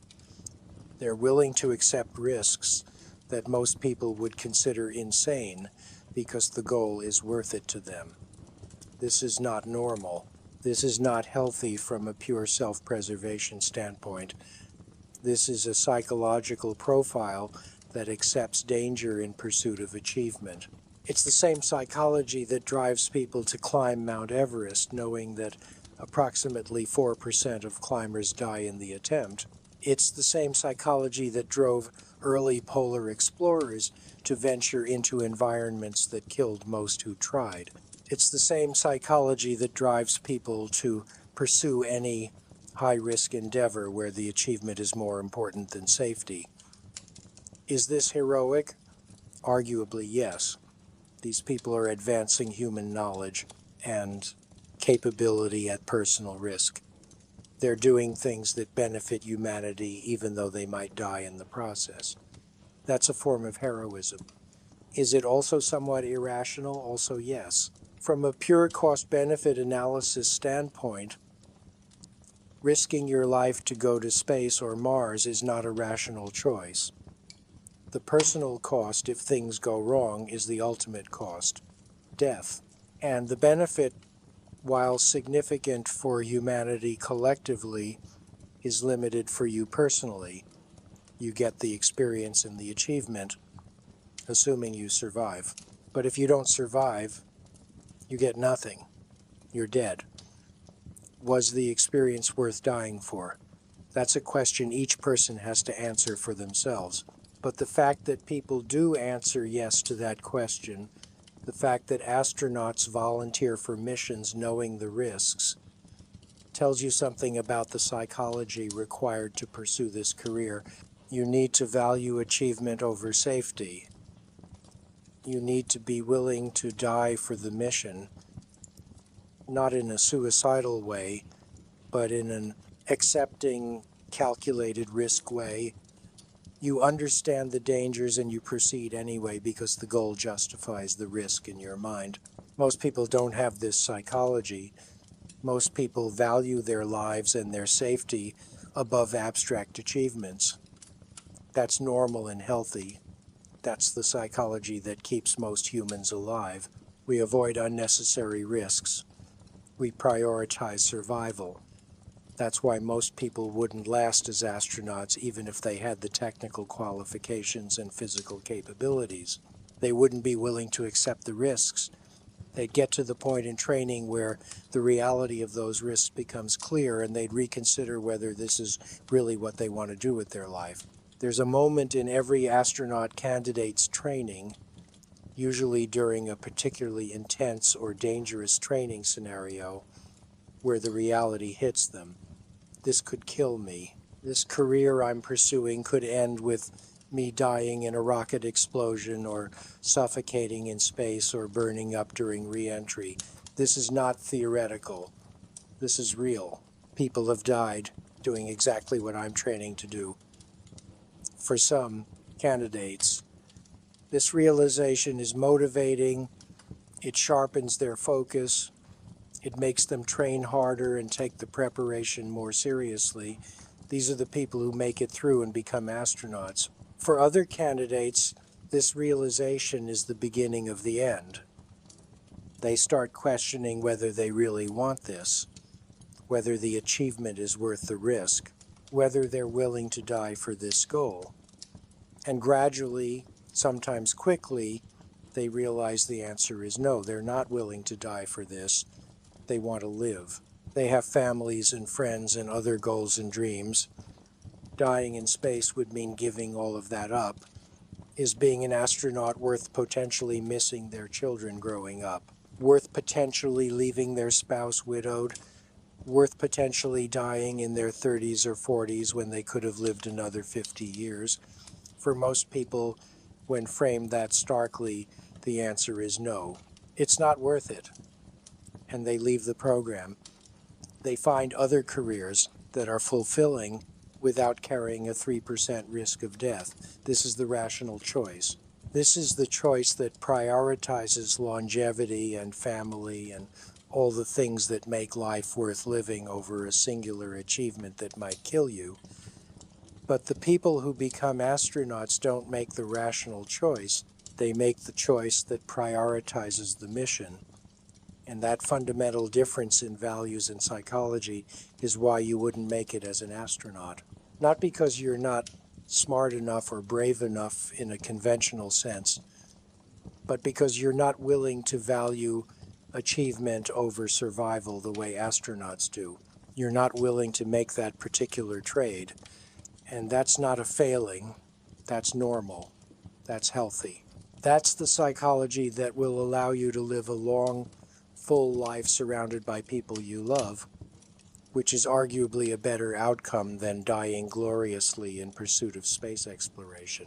Let's shift to discussing the physical aftermath of spaceflight in more detail, because the long-term health consequences deserve more attention than we've given them. We talked about bone loss and muscle atrophy during the mission and the difficult recovery period. But the effects don't stop once you've recovered enough to walk and function normally. Some effects are permanent. Your bone density never fully returns to pre-flight levels. Studies tracking astronauts for years after their missions show persistent bone density deficits, particularly in weight-bearing bones like the hips and spine. This translates to increased fracture risk for the rest of your life. You're more likely to break a hip as you age.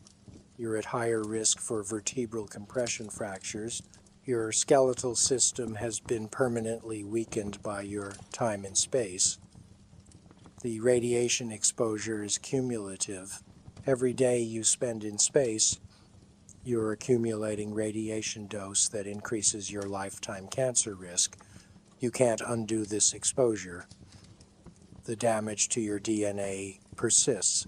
Years or decades after your mission, you might develop cancer that's directly attributable to your time in space. Radiation-induced cancers typically have long latency periods. You might not develop symptoms for 20 or 30 years after exposure, but the timer is ticking from the moment you launch. The vision changes can be permanent. Spaceflight-associated neuroocular syndrome affects a significant percentage of astronauts, particularly those on long-duration missions. The structural changes to the eye and optic nerve don't always reverse after return to Earth. Some astronauts need corrective lenses or surgery. Some have permanent visual deficits that can't be fully corrected. There's also emerging evidence of cognitive changes following spaceflight. Some studies suggest that long-duration spaceflight may cause subtle changes in brain structure and function. The mechanisms aren't fully understood, but prolonged exposure to microgravity and radiation might affect neural tissue in ways that persist after return to Earth.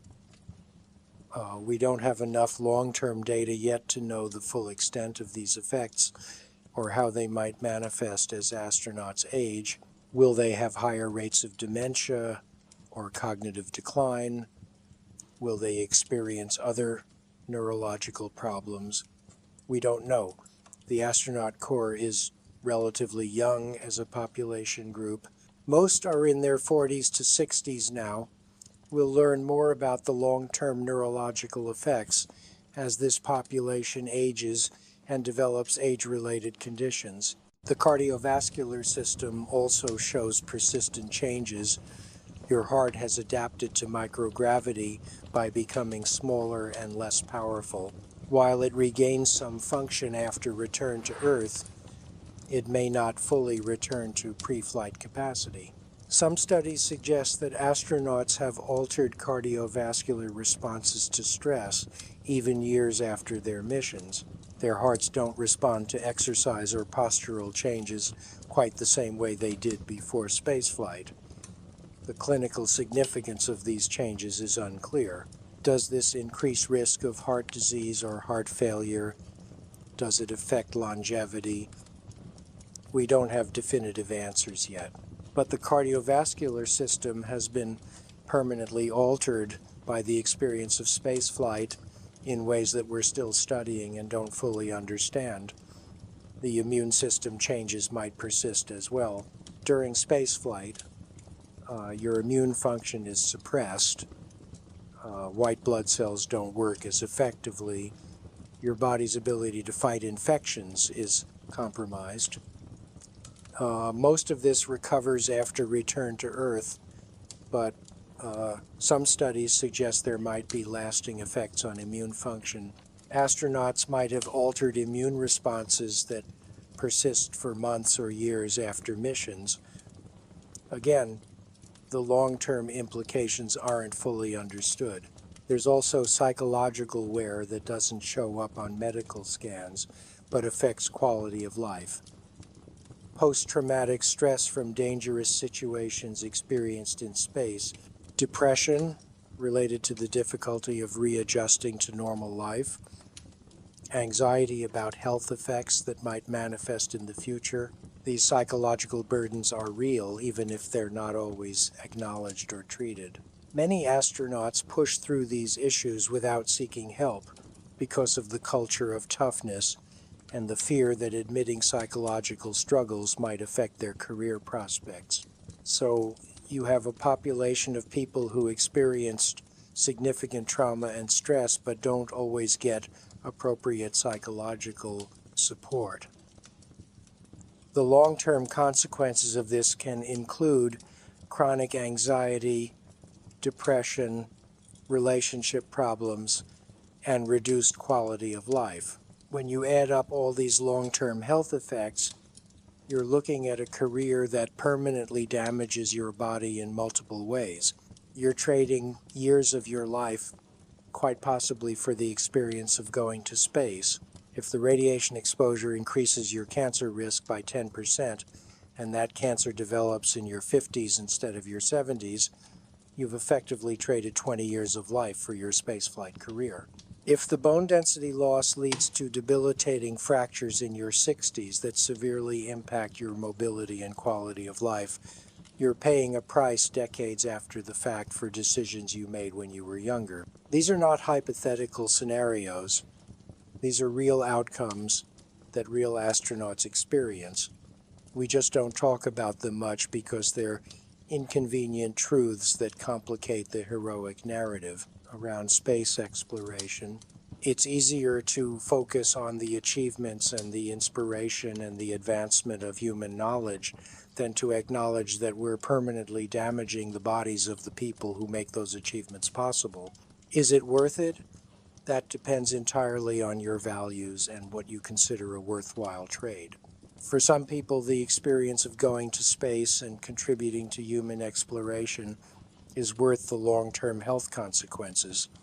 They accept the trade. They'd make the same choice again. For other people, in retrospect, the cost was too high. They wish they'd known more about the long-term effects before they committed. They wish they'd made different choices. There's no objective answer to whether it's worth it.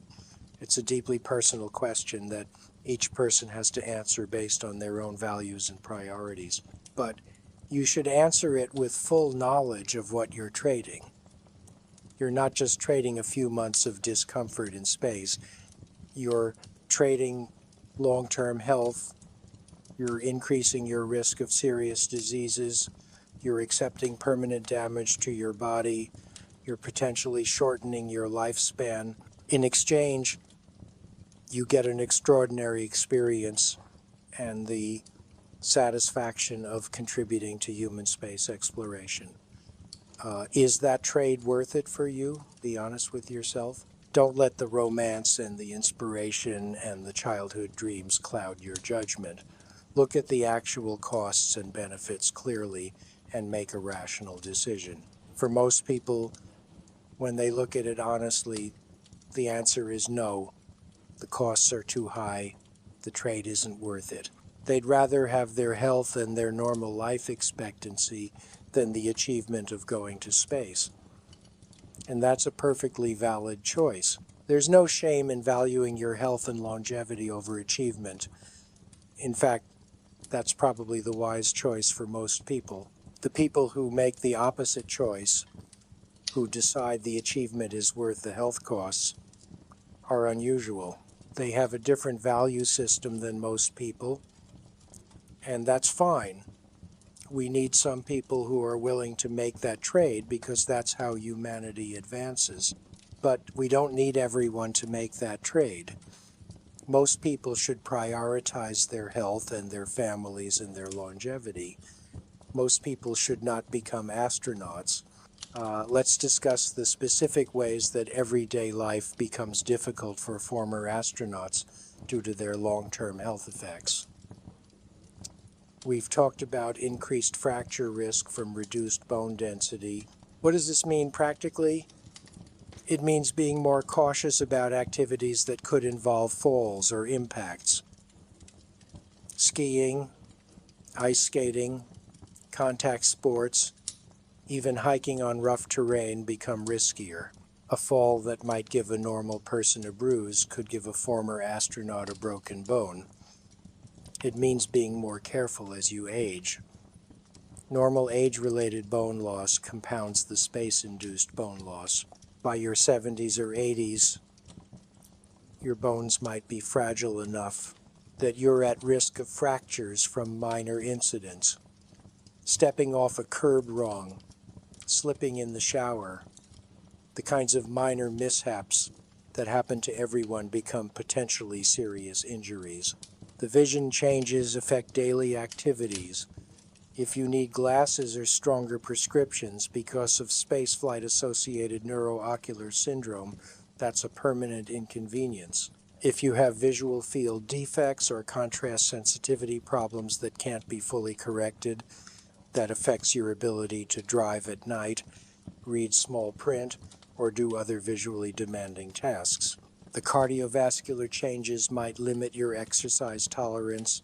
You might not be able to push yourself as hard physically as you could before spaceflight. Your heart doesn't respond to exertion the same way. You fatigue more easily. You might need to modify your exercise routine or accept that you can't perform at the level you could previously.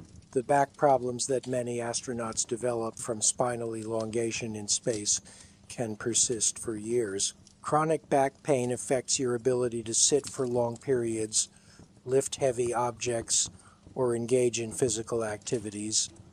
You might need ongoing physical therapy, pain, medication, or other interventions to manage the pain.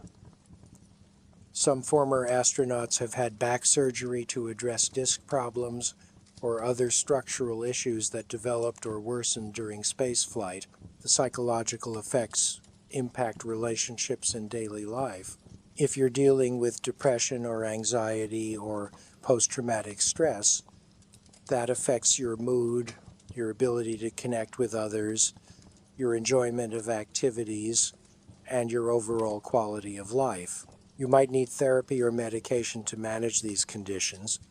The immune system changes might make you more susceptible to infections. You might get sick more often than you did before spaceflight. Colds and flu might hit you harder. You might have more difficulty recovering from illnesses. This is a subtle effect that's hard to measure precisely. But some astronauts report that they feel like their immune systems aren't as robust after spaceflight.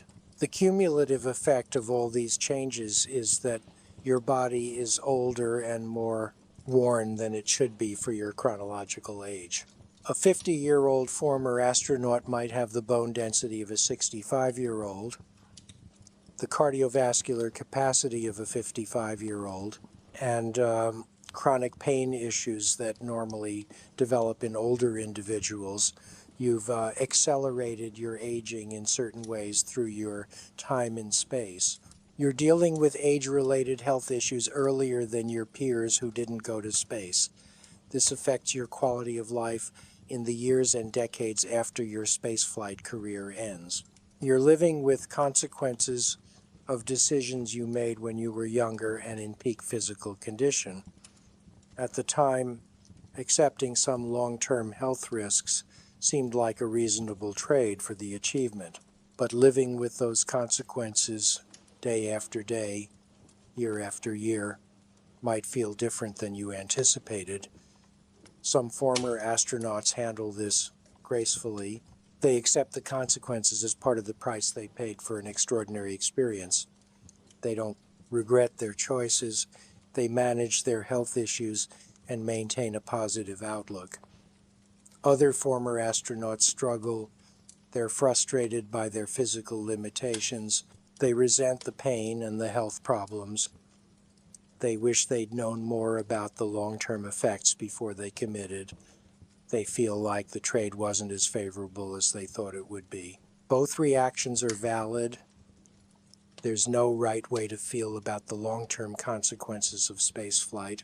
Everyone processes it differently based on their personality, their values, and how severely they're affected by the health issues. But it's important to understand that these consequences are real and they're permanent.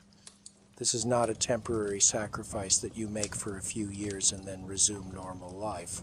This is a permanent change to your body and your health. You're a different person physiologically after spaceflight than you were before. Now let's circle back to something fundamental. Why does anyone choose to become an astronaut given everything we've discussed? Why do people knowingly accept all these costs and risks?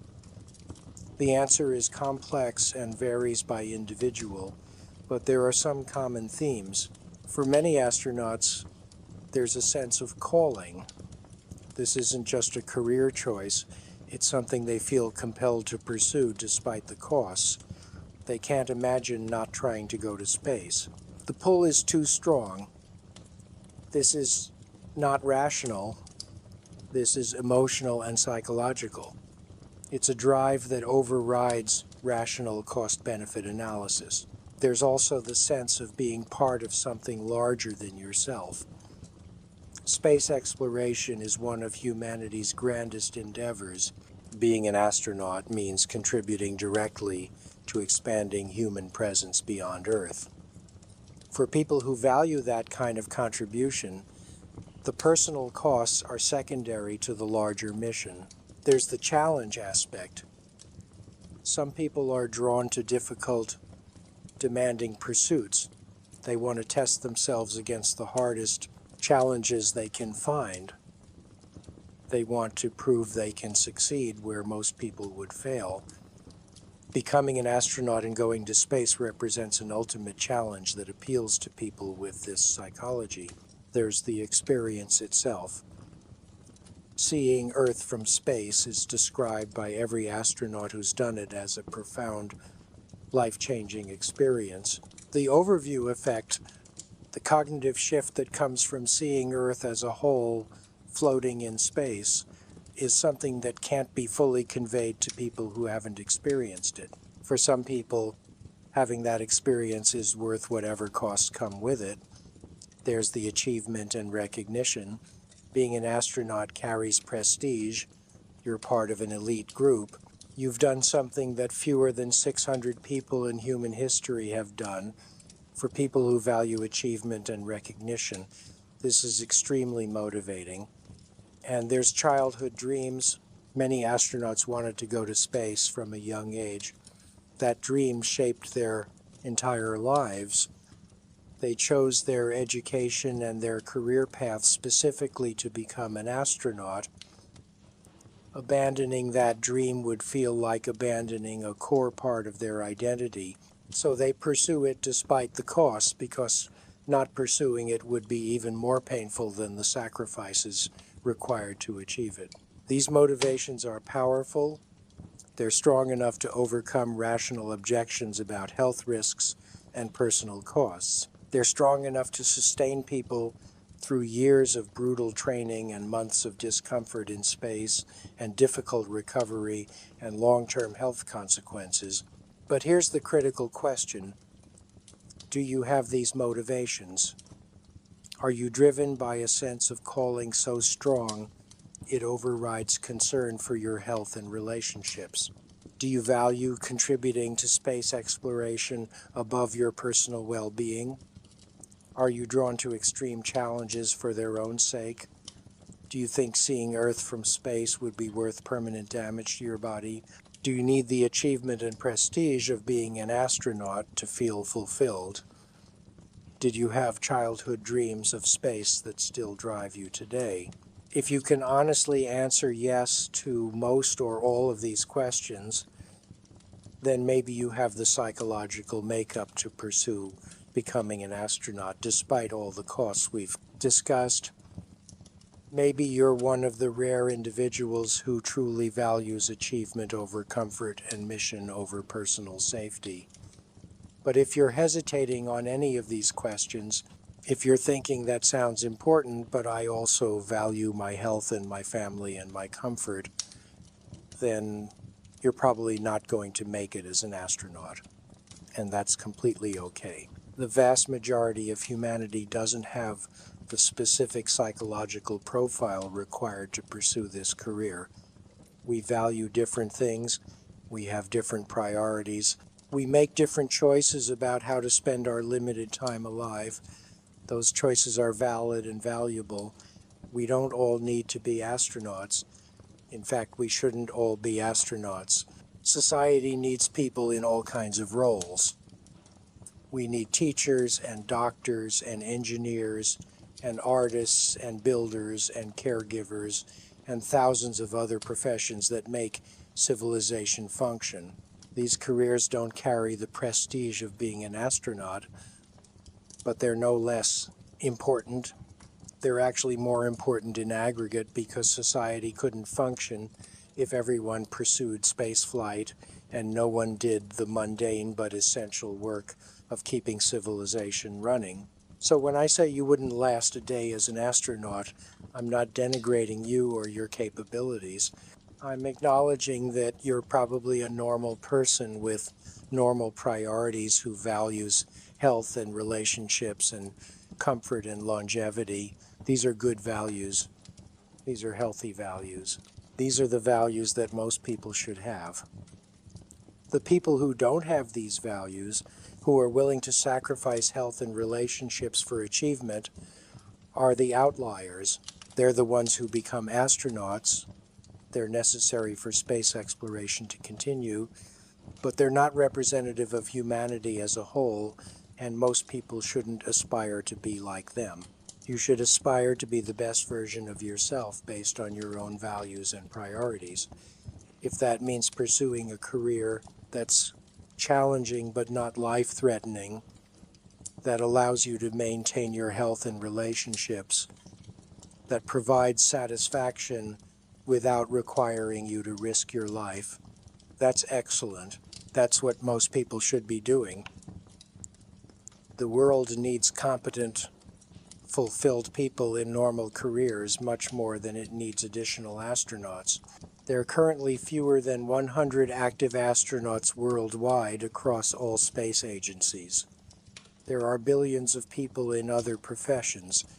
The math is clear. The path for most people is not through space. Let's talk about alternative ways to be involved in space exploration without being an astronaut, because this might be the real answer for most people reading this who are interested in space. You can work in aerospace engineering, designing spacecraft and systems. You can work at NASA or other space agencies in support roles. You can work for contractors building components. You can be a scientist studying data from space missions. You can be a mission controller guiding operations from the ground. You can write about space exploration as a journalist or author. You can teach about space science and inspire the next generation. All of these roles contribute to space exploration without requiring you to personally go to space and incur all the costs and risks. You get to be part of the mission without sacrificing your health and relationships. You contribute your skills and knowledge to advancing human space capabilities while maintaining a normal life with normal health and normal relationships. For most people interested in space, these are the appropriate career paths. They allow you to pursue your interest without the extreme sacrifices required to actually become an astronaut. They're sustainable long-term in ways that being an astronaut is not. And frankly, these support roles are more important to the overall space program than individual astronauts. For every astronaut in space, there are hundreds or thousands of people on the ground making the mission possible. Engineers, scientists, technicians, administrators, communicators. The astronaut gets the glory, but the mission succeeds or fails based on the work of the entire team. Being part of that team in a ground-based role is a completely valid and valuable way to contribute to space exploration. You don't need to personally go to space to be important to the space program.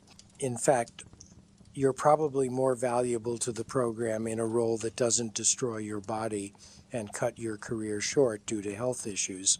You can contribute for decades in a ground role instead of getting a few missions and then being forced to transition away from active involvement due to health limitations. So if your interest in space is genuine and strong, pursue it through a sustainable career path rather than the extreme path of becoming an astronaut.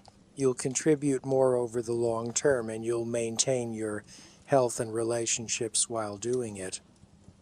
But what if you've read all of this and you still want to be an astronaut? What if none of the costs and risks and challenges have dissuaded you? What if you're one of those rare individuals who genuinely values achievement over comfort and mission over safety? Then here's what you need to do. First, get serious about your education. You need at minimum a bachelor's degree in a STEM field, preferably a master's or doctorate. Choose a field that's relevant to space exploration: aerospace engineering, mechanical engineering, physics, biology, chemistry, computer science. Study hard, excel academically. Publish research if you can. Second, get relevant professional experience. If you're pursuing the pilot track, join the military and become a fighter pilot. Get at least 1,000 hours of pilot in command time in jets. If you're pursuing the mission specialist track, work in a field directly related to space, NASA, defense contractors, research institutions working on space-related projects. Build a resume that demonstrates expertise and accomplishment in your field. Third, maintain exceptional physical fitness. Exercise regularly, eat well, don't smoke, don't use drugs, limit alcohol. Keep your body in peak condition because you'll need to pass a rigorous medical examination and maintain fitness throughout your career. Fourth, develop the soft skills that astronauts need: leadership, teamwork, communication. Learn to work effectively with diverse groups of people. Practice staying calm under pressure. Develop emotional intelligence and self-awareness. Fifth, learn languages. Russian is essential. Other languages helpful for working with international partners might include Japanese, French, or German, depending on which space agencies you'll be working with. Sixth, build a diverse skill set. Scuba diving certification for underwater training, wilderness survival skills, public speaking abilities, whatever skills might be relevant to space operations or useful in training. Seventh, apply when NASA or another space agency opens astronaut candidate selection. The opportunities are infrequent. NASA typically selects new classes every few years. You might need to apply multiple times. Many successful astronauts were rejected once or twice before being selected. Don't get discouraged by initial rejection. Eighth, if selected, fully commit to the training. Give it everything you have. Be willing to sacrifice your personal life for 2 years or more of intensive preparation. Accept that this will strain or destroy relationships. Accept that you'll be constantly evaluated and you need to perform at peak level consistently. Ninth, if you complete training and become a full astronaut, accept that you might wait years for a flight assignment. Stay ready, maintain your skills and fitness, support other missions, be patient and persistent. 10th, if you get a flight assignment, make the most of it. Perform your duties excellently, contribute to the mission's success, take care of your crewmates, document your experience, and be prepared for everything we've discussed about the difficulties of spaceflight and the long-term consequences. That's the path. It's long and difficult and uncertain. Most people who start down it don't make it to the end. But if you're one of the few who has the combination of ability, opportunity, persistence, and psychological makeup required, you might become an astronaut. Should you pursue this path? Only you can answer that. You need to weigh the costs against the benefits based on your own values and priorities. You need to be honest with yourself about whether you're willing to make the necessary sacrifices. And you need to understand that even if you do everything right, you might not be selected. The odds are against you. The competition is intense. Luck plays a role. You could dedicate years to pursuing this goal and never achieve it. Is the pursuit itself worth it even if you don't succeed? For some people, yes. The attempt is valuable even if it doesn't result in going to space. You'll develop skills and capabilities and relationships that are valuable regardless. You'll push yourself and grow as a person. For other people, no. The opportunity cost is too high. The years spent pursuing an unlikely dream could be spent building a more certain career and more stable life. There's no right answer. It depends on your personality and values and what you want from life. But make the decision consciously with full knowledge of what you're choosing and what you're giving up. Don't pursue being an astronaut because it sounds cool or because you think it will make you special. Pursue it only if you genuinely can't imagine doing anything else. Only if the pull is so strong that not trying would be more painful than trying and failing. That level of commitment is what it takes. Anything less and you won't make it through the selection and training process. The program is specifically designed to weed out people who aren't fully committed, so be honest with yourself about your level of commitment and your motivations. And if you conclude that you don't have that level of drive, that's valuable self-knowledge. You can redirect your energy toward goals that are more aligned with your actual values and more likely to bring you satisfaction and fulfillment. Let's address one final aspect that we haven't fully explored, the opportunity cost of becoming an astronaut. These are the things you give up to pursue this career, the paths not taken, the alternative lives you could have lived. If you spend 10 years or more pursuing becoming an astronaut, with all the education and experience and training that requires, what else could you have done with that time? You could have built a successful career in your field without the extreme demands. You could have risen to leadership positions. You could have earned significantly more money. You could have had more stability and work-life balance. You could have maintained stronger relationships and been more present for your family.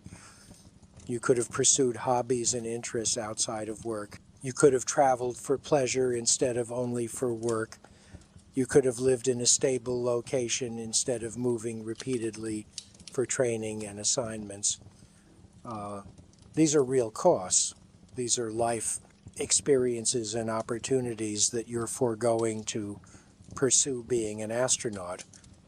For people who successfully become astronauts and go to space, the trade might feel worthwhile. They got what they were pursuing. But for the vast majority who pursue this goal and don't achieve it, the opportunity cost is pure loss. They invested years in a pursuit that didn't pan out. They could have been building something else during that time. There's also the opportunity cost during the astronaut career itself. While you're training and flying missions, your peers in other careers are advancing. They're gaining experience and seniority and building wealth.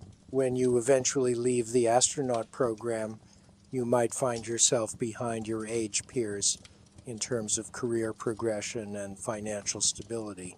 The prestige of being an astronaut helps in some ways, but it doesn't fully compensate for the years you spent focused on spaceflight rather than building a conventional career. The financial opportunity cost is significant. We mentioned that astronaut salaries top out around $160,000 for government astronauts. That's a good salary, but it's not exceptional for people with the qualifications that astronauts have. A software engineer with equivalent skills could earn $200,000 to $500,000 at major tech companies. A physician could earn $300,000 to $500,000 or more, depending on specialty. A pilot could earn $200,000 to $400,000 flying for commercial airlines. A successful business executive could earn even more. Over a career, the difference is millions of dollars in foregone earnings. For some people, money isn't the primary motivator, and they're willing to earn less to pursue meaningful work. That's fine, but you should be aware of the financial trade-off you're making. You're choosing prestige and achievement over wealth accumulation. Later in life, when you're dealing with health issues, potentially related to space flight, and you don't have substantial savings to pay for treatment, you might wish you'd made different financial choices. The relationship opportunity costs are profound. How many potential relationships didn't develop because you were always traveling for training? How many relationships ended because you couldn't give them the time and attention they required? What if you'd met someone perfect for you, but the timing was wrong because you were focused on becoming an astronaut and couldn't commit to a relationship? These are unknowable counterfactuals, but they're real nonetheless. By choosing one path, you necessarily close off others. The family opportunity costs are similar. If you delayed having children until your astronaut career was established, you might have missed your optimal window for fertility. If you had children during your astronaut career, you missed years of their childhood while training or in space. You can't get that time back. Your children grew up without you being fully present, and that affects your relationship with them permanently. The health opportunity costs are what we've been discussing throughout. By going to space, you traded long-term health for short-term achievement. You could have maintained better health and physical capability into old age if you hadn't become an astronaut. You might live fewer years overall due to radiation exposure. You'll certainly spend more years dealing with health problems. The sum total of all these opportunity costs is substantial. You're giving up a lot to pursue being an astronaut. more than most people realize when they start down this path. The question is whether what you gain is worth what you give up. For a few people it is. For most people it isn't, and you won't know for certain which category you fall into until years later when you can look back and evaluate your choices with the wisdom of hindsight.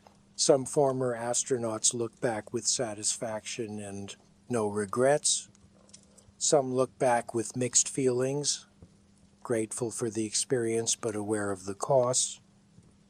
Some look back with regret, wishing they'd made different choices. You can't know in advance which group you'll be in.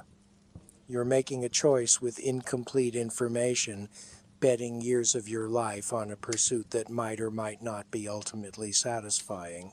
This is the fundamental gamble of becoming an astronaut. You're betting that the achievement and experience will be worth the costs. You're betting that you'll be one of the people who looks back without regret. You're betting that you have the psychological makeup to handle the challenges and find the pursuit meaningful despite the suffering. And you're betting against pretty long odds because most people who make this bet lose. They invest years pursuing this goal and either don't achieve it or achieve it and find it less satisfying than they hoped, or achieve it and then deal with consequences they didn't fully anticipate. Is this stopping you from wanting to be an astronaut? It should be. If you've read this entire examination of what it means to be an astronaut and you're having second thoughts, that's the appropriate response. You're recognizing that this career is not what you imagined. It's not the glamorous adventure portrayed in movies and media. It's a brutal, demanding, dangerous career that permanently changes you physically and psychologically and often destroys your relationships and health. If you're no longer interested in pursuing it, you've learned something valuable about yourself. You've learned that you value your health and relationships and comfort more than you value the achievement of going to space. That's wisdom. That's self-awareness. That's the kind of clear thinking that will serve you well in whatever career you do pursue. But if you've read all of this and you're still interested, if none of the costs and challenges have dissuaded you, then maybe you do have what it takes. Maybe you're one of those rare individuals who genuinely values achievement over comfort and mission over safety. Maybe you're willing to make all the sacrifices necessary to pursue this goal. If so, then pursue it with full awareness of what you're choosing. Don't go into this naively thinking it will be an adventure. Go into it knowing it will be brutal and accepting that reality. Go into it with your eyes open to the costs and the risks and the likelihood that you'll suffer permanent consequences from the pursuit. Make the choice consciously and deliberately, not based on childhood dreams or romantic notions, but based on a clear-eyed assessment of what you value and what you're willing to sacrifice to achieve it. That's the only way to pursue becoming an astronaut without being crushed by the reality when it hits you, because the reality will hit you.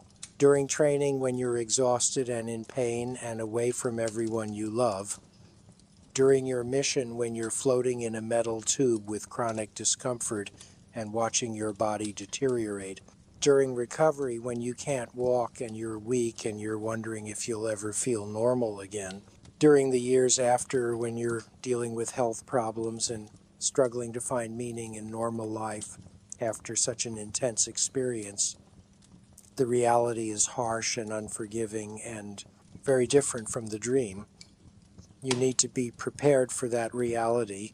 You need to have the psychological strength to endure it and the conviction that it's worth it even when you're suffering. Most people don't have that strength and conviction.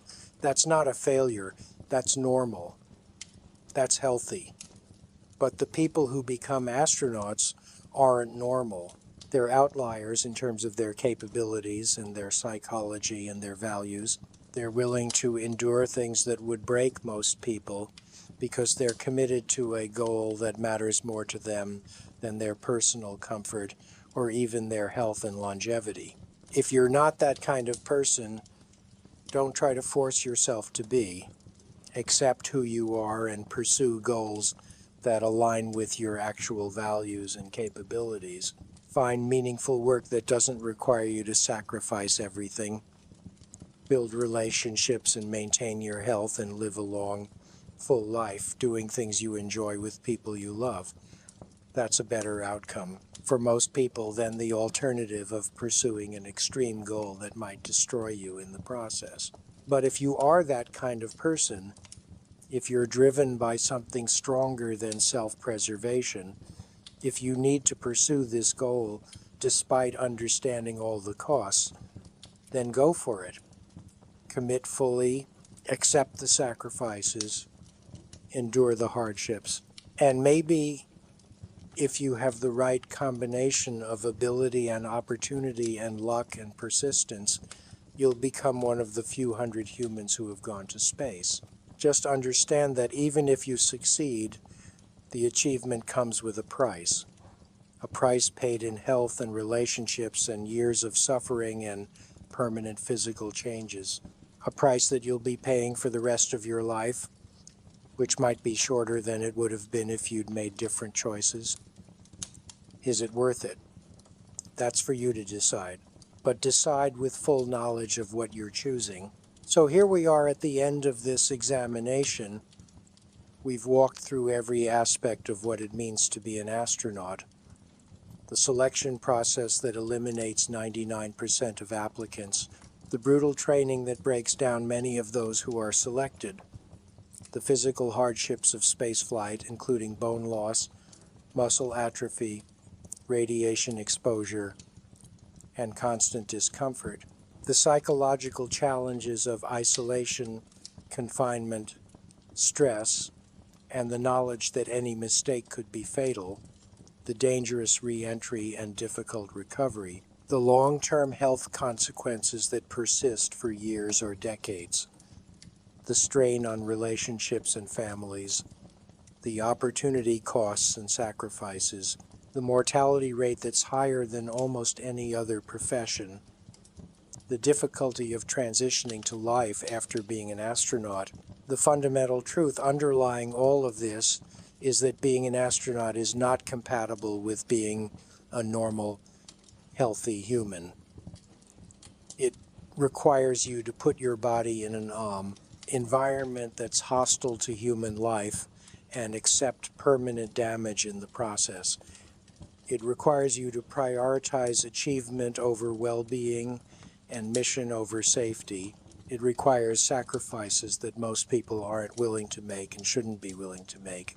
The title of this piece is Why You Wouldn't Last a Day as an Astronaut, and we've spent considerable time exploring all the reasons why that's true.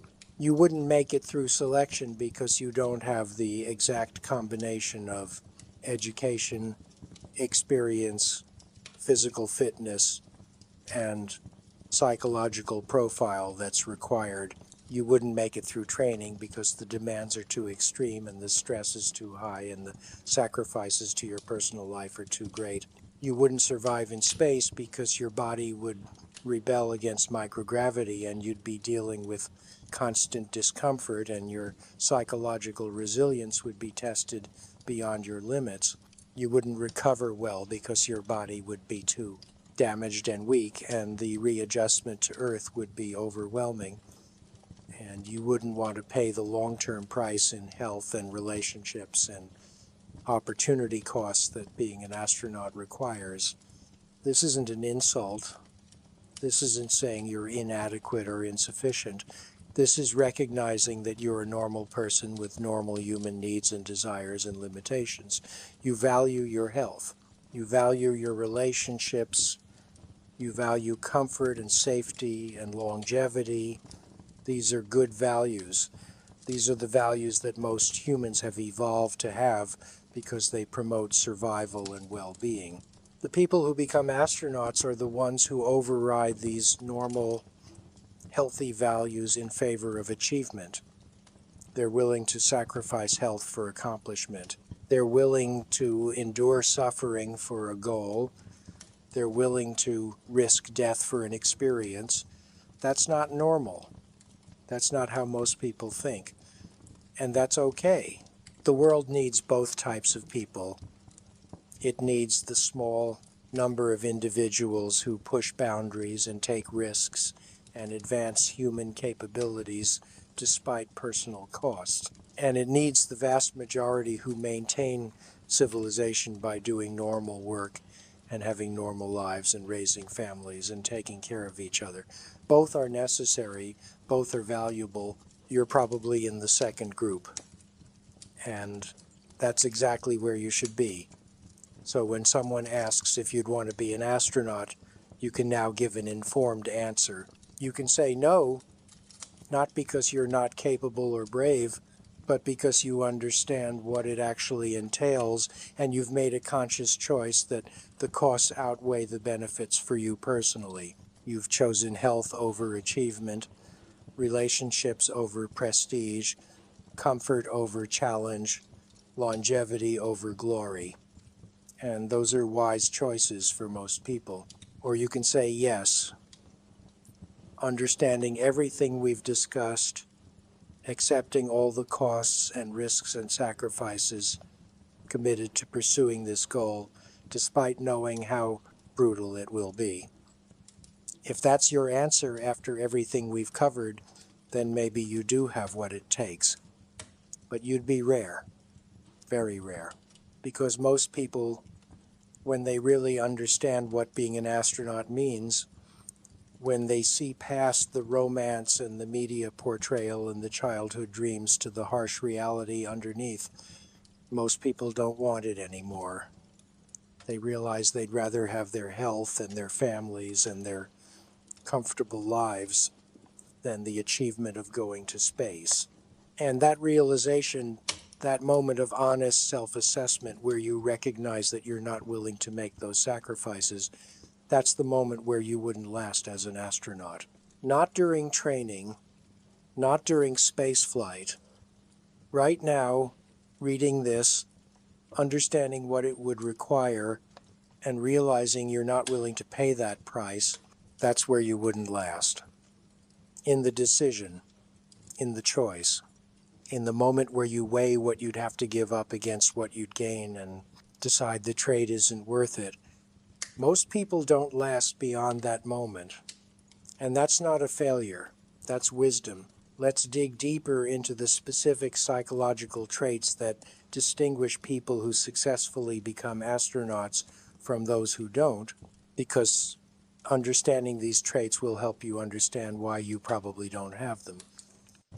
First, there's a trait psychologists call high internal locus of control. This means you believe that outcomes in your life are primarily determined by your own actions rather than external factors or luck. When things go wrong, you look at what you could have done differently rather than blaming circumstances. When things go right, you attribute it to your effort and skill rather than good fortune. Astronauts have extremely high internal locus of control. They believe they can influence outcomes through preparation and performance. This belief sustains them through challenges because they think working harder and being better will lead to success. Most people have more moderate internal locus of control. They recognize that both personal effort and external circumstances affect outcomes. They understand that sometimes you can do everything right and still fail due to factors beyond your control. This realistic view of causation is actually psychologically healthier for most life situations. But it's not the mindset that drives people to pursue extremely difficult goals like becoming an astronaut. Second, there's need for achievement, a trait that involves deriving satisfaction primarily from accomplishing difficult tasks rather than from relationships, comfort, or other sources. People high in need for achievement are driven by internal standards of excellence. They set challenging goals and persist until they achieve them. The satisfaction comes from the achievement itself, not from external rewards or recognition, though those are welcome. Astronauts score extremely high on need for achievement. They're intrinsically motivated to accomplish difficult things. Going to space represents an ultimate achievement that satisfies this deep psychological need. Most people derive satisfaction from multiple sources: relationships, hobbies, comfortable routines, small daily pleasures. Achievement is one source of satisfaction among many, not the primary one. This balanced approach to life satisfaction is healthier and more sustainable for most people, but it's not the psychology that drives someone to sacrifice everything for a singular achievement goal. Third, there's risk tolerance, which is exactly what it sounds like. How much uncertainty and potential negative outcome can you tolerate in pursuit of a goal? Astronauts have high risk tolerance. They're comfortable operating in situations where there's genuine danger and uncertainty. They don't need guarantees of success or safety. They can function effectively even when the probability of bad outcomes is significant. Most people have moderate to low risk tolerance. They prefer situations where outcomes are more predictable and risks are manageable. They avoid unnecessary danger. This is adaptive for survival and well-being. High risk tolerance is actually somewhat maladaptive from a pure survival standpoint, but it's necessary for pursuing goals that involve significant danger. Fourth, there's stress tolerance. How well do you function when you're under pressure, exhausted, uncomfortable, and dealing with multiple problems simultaneously? Astronauts have exceptional stress tolerance. They can maintain performance even under conditions that would overwhelm most people. They don't panic, they don't freeze. They work through problems methodically even when stressed. Most people have average stress tolerance. They perform well under normal conditions, but their performance degrades under high stress. This is normal human psychology. But it's not sufficient for spaceflight, where you need to maintain peak performance even during emergencies when you're exhausted and scared and multiple systems are failing. Fifth, there's something psychologists call achievement orientation versus affiliation orientation. Are you primarily motivated by accomplishing tasks and reaching goals, or by maintaining relationships and being part of social groups? Most people are affiliation-oriented. They prioritize relationships. They want to be liked and accepted. They value harmony in social groups. They make decisions partly based on how those decisions will affect their relationships. Astronauts tend to be achievement-oriented. They prioritize goals over relationships when the two conflict. They're willing to sacrifice social harmony to accomplish the mission. They can function effectively even when isolated from their normal social support systems. This doesn't mean astronauts don't value relationships. They do. But when push comes to shove, the mission comes first and relationships come second. For most people, relationships come first, and that's healthy. Humans are social creatures. Prioritizing relationships is psychologically adaptive, but it's not compatible with a career that requires you to be away from loved ones for extended periods and to prioritize work over family consistently. Sixth, there's delayed gratification capacity. Can you sacrifice immediate comfort and pleasure for long-term goals? Can you endure years of hardship for a payoff that might never come? Astronauts have exceptional capacity for delayed gratification. They can work for years toward a goal with no guarantee they'll achieve it. They can accept present suffering for potential future reward. They can maintain motivation even when the payoff is distant and uncertain. Most people have limited delayed gratification capacity. They need more immediate rewards and feedback. They struggle to maintain motivation when goals are years away and outcomes are uncertain. This is normal human psychology. Our brains are wired to value immediate rewards over distant ones, but it's not the psychology that sustains someone through a decade of pursuing a goal with very low probability of success. If you're reading this list of traits and thinking, I don't have most of these, or I have some, but not to an extreme degree, that's normal. Most people don't have this exact constellation of traits at extreme levels. These traits exist on spectrums, and most people fall somewhere in the middle on most of them. The people who become astronauts are at the extreme end of multiple traits simultaneously. They have extremely high internal locus of control and extremely high need for achievement and extremely high risk tolerance and exceptional stress tolerance and strong achievement orientation and exceptional delayed gratification capacity. Having one or two of these traits at extreme levels isn't sufficient. You need all of them or most of them at extreme levels. That's a rare psychological profile. That's why fewer than 600 people out of billions have been to space. The psychological requirements filter out almost everyone. Even among people who meet the educational and physical requirements, most don't have the psychological profile necessary to pursue this career successfully. They might start down the path, but they don't have the constellation of traits necessary to persist through all the challenges and sacrifices. And this is fine. This is how it should be. We don't need billions of people trying to become astronauts. We need a small number of people with this specific psychological profile to push the boundaries of human space exploration, while the rest of humanity pursues other goals and contributes to society in other ways. Understanding your own psychological profile is valuable.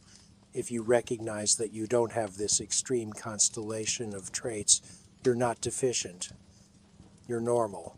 And you should pursue goals that align with your actual psychological makeup rather than trying to force yourself into a mold that doesn't fit. Let's talk about the specific moment when most astronaut candidates wash out, because understanding this can help you understand where you would likely fail if you tried to pursue this career. It's not usually during the most dramatic or dangerous parts of training. It's not during high-G centrifuge training or underwater spacewalk simulations or survival courses, though those are challenging and some people do struggle with them. Most people wash out during the months of grinding, relentless demands where there's no drama or excitement, just constant work and evaluation and pressure. It's during the weeks of technical training when you're studying spacecraft systems for hours every night after full days of training, and you're exhausted and you miss your family and you're starting to wonder if this is really worth it. It's during the periods where you're traveling constantly, living in hotels, away from everyone you love, and you realize that this is your life now and it's not going to get better. It's during the times when you're injured or sick, but you have to push through and maintain performance, because showing weakness might get you cut from the program. It's during the moments when you're watching your relationship with your partner deteriorate because you're never home, and when you are home, you're too tired and distracted to really be present, and you have to choose between saving your relationship and continuing to pursue becoming an astronaut. It's during the evaluations where you're being compared to your peers and you realize that several of them are just slightly better than you across multiple domains and you might not make the cut. Most people who wash out don't fail dramatically. They don't have a panic attack in the centrifuge or refuse to get back in the water after a training accident. They gradually come to the realization that the costs are higher than they anticipated and they're not willing to pay them. They realize they miss their normal life. They miss their relationships. They miss having time for themselves. They realize that being an astronaut is consuming their entire life and there's nothing left over for anything else. And they make the rational decision to step away before they've sacrificed too much. This is the smart choice in most cases. Recognizing that a goal is not aligned with your values and capabilities and choosing to redirect your energy elsewhere is wisdom, not failure. But it does mean you didn't make it. You didn't last. And most people don't. Even among the highly qualified candidates who are selected for training, some don't complete the program.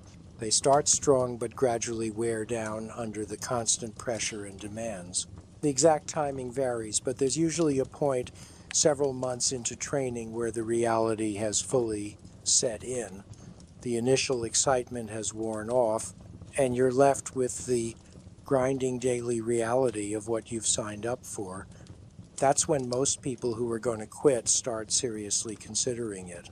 Some push through this difficult period and adapt and accept the new reality and continue. Some don't. The ones who don't wash out aren't weaker or less capable. They've simply recognized that this lifestyle is not compatible with their values and needs. They want different things from life than what being an astronaut provides. They'd rather have time with family than achievement. They'd rather have health and comfort than accomplishment. They'd rather pursue goals that don't require such extreme sacrifice. These are valid preferences. These are healthy preferences for most people. The people who push through are the ones for whom achievement truly is more important than comfort or relationships or health. They're the ones who can't imagine giving up on this goal, even though it's destroying other aspects of their lives. They're committed at a level that most people don't understand and can't relate to. If you're reading this and thinking, I would be one of the people who quit during that difficult period because I value my relationships and my health more than achievement, then you have good self-knowledge. You understand your priorities and you're being honest about them. That honesty will serve you well in making career and life decisions that align with your actual values, rather than pursuing goals that sound impressive but aren't actually fulfilling for you. Now let's examine what happens to the psychological state of astronauts during long-duration missions, because this is where the mental challenges become most severe. The first few weeks in space are manageable psychologically. You're dealing with physical adaptation issues like space sickness and fluid shift, but psychologically you're still running on excitement and novelty. Everything is new. Every experience is remarkable. You're living your dream. Around week 3 or 4, the novelty starts wearing off. You've seen hundreds of sunrises and sunsets. You've floated around enough that zero gravity isn't constantly amazing anymore. The view of Earth, while still beautiful, isn't producing the same emotional response it did initially. You're settling into the routine of daily work and maintenance and exercise, and you're starting to really feel the isolation and confinement. You miss fresh air, you miss weather, you miss being able to walk outside, you miss having space to yourself, you miss privacy, you miss normal food, you miss your bed, you miss your family and friends. You're starting to count down the days until you can go home, and you realize you have months left. By week 6 or 8, if you're on a 6-month mission, you're not even a quarter done. You have more than 4 months remaining. More than 120 days of living in this metal tube, with the same small group of people, eating the same food, doing similar work every day, dealing with constant discomfort. The psychological weight of that realization is significant. Some astronauts handle this well. They find ways to stay motivated and engaged. They focus on their work. They appreciate the unique experience even though the novelty has worn off. They maintain good relationships with their crewmates. They stay mentally healthy through the duration. Other astronauts struggle. They become irritable and withdrawn. They have trouble sleeping. They lose motivation for their work. They get into conflicts with crewmates over small issues. They become depressed or anxious. They start having trouble concentrating. Their performance declines. NASA monitors astronauts carefully for signs of psychological problems. They have regular private psychological conferences where astronauts can talk to therapists on the ground about how they're coping. They watch for behavior changes that might indicate someone is struggling.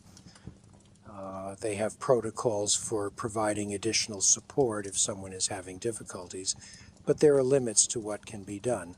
You can't leave. You can't take a break from the environment.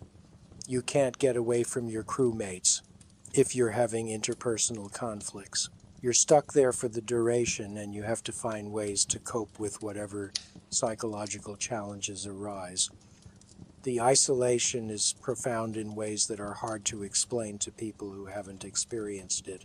Yes, you can communicate with Earth, but it's not the same as being there. You're separated from everyone and everything familiar. You're living in a completely artificial environment. You can't step outside. You can't see trees or grass or sky. You can't feel wind or rain. You're cut off from the natural world entirely. Humans evolved in rich, varied natural environments. We're adapted to living on Earth's surface with weather and seasons and nature. Being removed from all of that, living in a sterile metal tube with recycled air and artificial lighting, affects you psychologically, even if you don't consciously realize it. You feel the absence of something even if you can't quite articulate what's missing. The confinement is claustrophobic over time. The ISS is actually relatively spacious as spacecraft go, but it's still small compared to any normal living environment. You can't go for a walk. You can't drive somewhere different. You can't visit a friend. You're in the same small spaces every day with the same people. The lack of variety and novelty wears on you. Your brain craves new stimuli and experiences, and you're not getting them. The monotony of routine becomes oppressive. Same schedule every day, same exercises, similar tasks, same meals on rotation. Every day bleeds into the next with little variation. This monotony is psychologically draining over months. The lack of privacy is stressful. You're never truly alone. Your crewmates are always there. You can retreat to your sleeping compartment, but it's tiny and you can hear everything happening in the rest of the station. You can't have a private conversation without your crewmates hearing. You can't have a bad day without everyone noticing. You can't take a break from social interaction. Some people need solitude to recharge psychologically. If you're one of those people, you'll be struggling after a few weeks without any real alone time. The station smells. We mentioned this before, but it bears repeating because it's a constant low-level stressor. The air has been recycled thousands of times. It's been through everyone's lungs repeatedly. The odor of the station, a combination of antiseptic cleaning supplies and equipment and faint human waste and sweaty exercise clothes, is always there. You mostly stop noticing it consciously after a while, but it's there. You never smell fresh air. You never smell rain or flowers or cooking food or any of the smells that are part of normal life on Earth. The absence of these olfactory experiences affects you, even though you might not consciously recognize it. The sleep deprivation accumulates. You're not sleeping well because of the floating sensation and the noise and the sunrises every 90 minutes. Even with sleep aids, you're probably not getting quality sleep consistently. Over months, this chronic sleep deprivation affects your cognitive function, your mood, your immune system, and your ability to handle stress. You're operating at less than peak mental capacity for extended periods. The workload is relentless. You're scheduled down to 5-minute increments with work tasks, exercise, meals, and maintenance. There's very little unstructured time.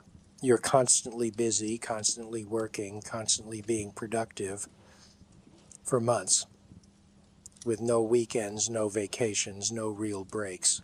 You get 1 day off per week, but you still have exercise requirements and meals and personal hygiene and other necessary tasks. It's not truly a day off in any normal sense.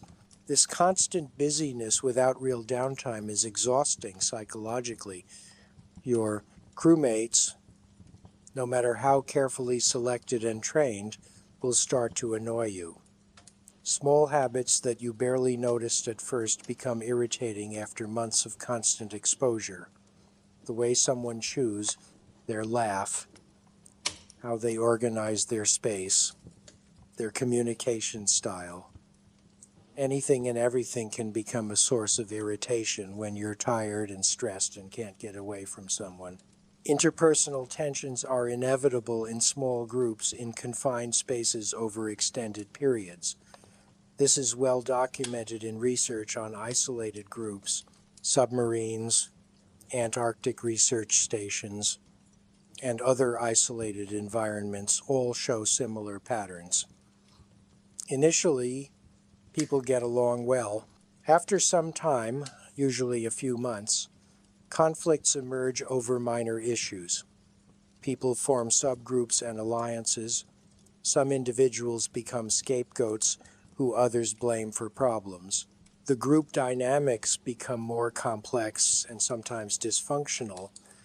On the ISS, you can't afford to let these dynamics become too dysfunctional because you need to work together effectively.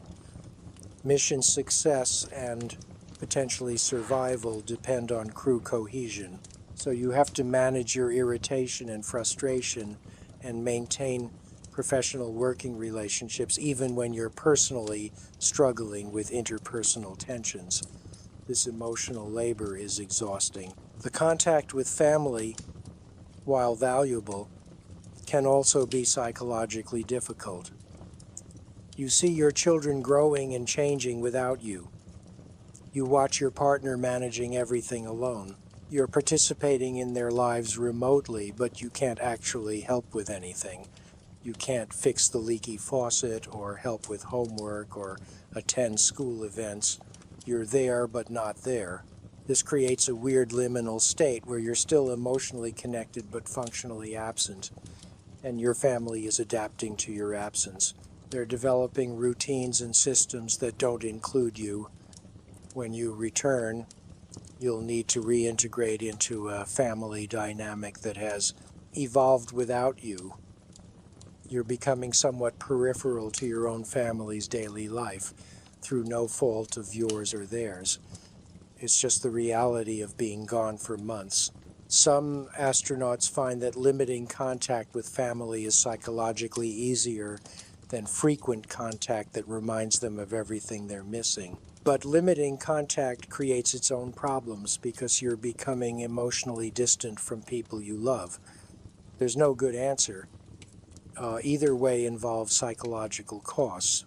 The physical discomfort, which we've discussed extensively in other contexts, also takes a psychological toll over time.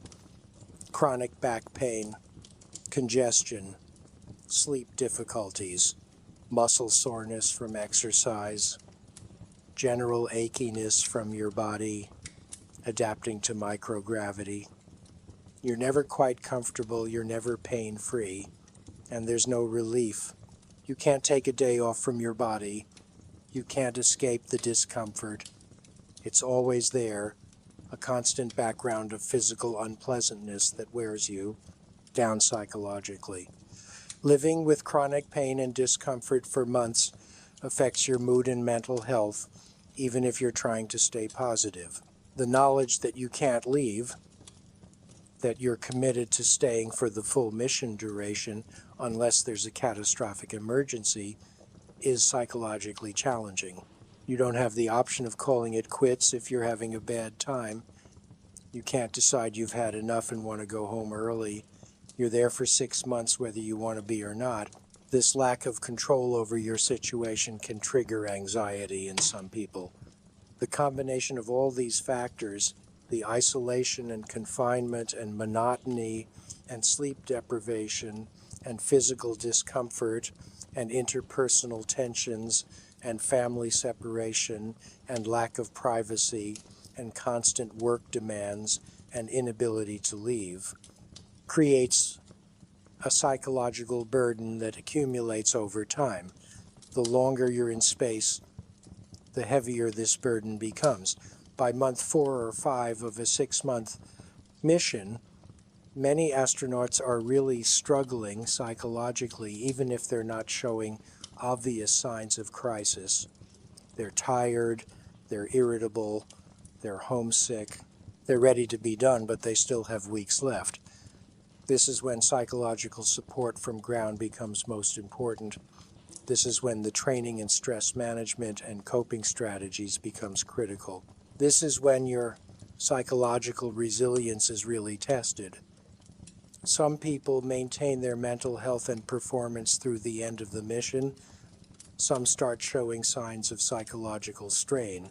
Decreased motivation, conflicts with crewmates, sleep problems, changes in eating patterns, withdrawal from optional activities, increased irritability. Mission Control watches for these signs and intervenes with additional support when necessary. But ultimately, you're responsible for maintaining your own psychological health in an environment that's actively challenging your mental well-being. You need to use the coping strategies you've learned. You need to maintain your exercise routine even when you don't feel like it, because exercise helps with mood. You need to stay connected with family even when it's emotionally difficult. You need to find meaning in your work even when it feels routine. You need to maintain positive relationships with crewmates even when you're annoyed with them. You need to manage your stress and emotions and maintain perspective. This requires constant psychological effort. And it's exhausting. It's another form of work on top of all your other work. Emotional labor, psychological management, constant self-monitoring and adjustment to maintain mental health. For most people, this level of psychological effort sustained over months would be impossible. They'd burn out, they'd become depressed or anxious, they'd struggle to maintain performance. They'd either quit if that were an option or muddle through in a psychologically unhealthy state. The people who successfully complete long-duration missions are either naturally very psychologically resilient or they've developed exceptional coping skills through training and previous challenging experiences, or both. They have the psychological tools and the inner strength to maintain their mental health, despite months of accumulated stressors. If you're a person who struggles with mental health under normal Earth conditions, if you've dealt with depression or anxiety or other psychological issues in your regular life, you're not going to handle 6 months in space well. You'll be screened out during the psychological evaluation, specifically because your history suggests you don't have the psychological resilience required. But even if you have no history of mental health issues, even if you're psychologically healthy under normal conditions, the accumulated stress of a long-duration mission might push you past your breaking point. Some people who seem perfectly stable on Earth develop psychological problems in space. The environment is that challenging. Now let's discuss what it's like to finally return to Earth after months in space. Because this is where you'd expect relief and happiness, but the reality is more complicated. Re-entry is physically brutal, as we've discussed, but it's also psychologically disorienting. You've spent months adapting to microgravity. You've learned to move efficiently in 3 dimensions. You've adjusted to the sensory environment of the station, and now suddenly, violently, all of that is reversed. You're slammed back into 1G environment. Your body is heavy, movement is hard, everything hurts. You're nauseous from the G-forces and the motion sickness of transitioning from 0G to 1G. You feel awful physically, but you're also experiencing psychological disorientation. The sudden change from the environment you'd adapted to is jarring. When they open the capsule hatch after landing, you smell real air for the first time in months. Earth air with all its complex scents. This can be emotionally overwhelming. Some astronauts cry when they smell fresh air again. It's a powerful sensory experience. After months of recycled station air, they help you out of the capsule and you can't stand. Your legs won't support you. The ground feels weird and unstable, even though rationally you know it's solid. Your vestibular system is completely confused. You feel like you're falling or tilting, even though you're sitting still. This disorientation persists for hours or days. They transport you to medical facilities for examination and initial recovery. You're surrounded by people now after months with just your small crew. The noise and activity and number of people is overwhelming. You'd adapted to the quiet, confined environment of the station, and now you're suddenly in normal Earth environment with all its sensory richness and complexity. Your brain is on overload trying to process everything. You're exhausted from re-entry and overwhelmed by the transition and in pain from your weakened body trying to deal with gravity. You're not experiencing joy or relief yet. You're just trying to cope with the immediate physical and sensory challenges. Over the next few days, as you start to physically recover enough to think beyond immediate survival, the psychological complexity of returning to Earth becomes apparent. You're happy to be back. You're relieved the mission is over. You're glad to see your family. But you're also dealing with loss. You've left behind an extraordinary experience. You were living in space, doing something that very few humans have done. You were at the pinnacle of human achievement. And now you're back to regular life. You're no longer special in that way. You're a former astronaut recovering from a mission, not an astronaut actively in space. The transition from the intensity and purpose of the mission to the mundane reality of recovery and eventual normal life is jarring. Some astronauts describe feeling empty or depressed after returning. The mission gave them such strong sense of purpose and meaning. The work was important, the experience was profound, and now it's over. What do you do next? How do you top that experience? You're also dealing with the realization that while you were gone, life on Earth continued without you. Your family adapted to your absence. Your friends moved on with their lives. The world kept turning and didn't really notice you were gone, except for the small number of people who follow space missions closely. You thought your mission was hugely important and meaningful, and it was in some ways, but the vast majority of humanity didn't pay attention and doesn't care. That realization can be deflating. You sacrifice so much for this experience and most people are indifferent to it.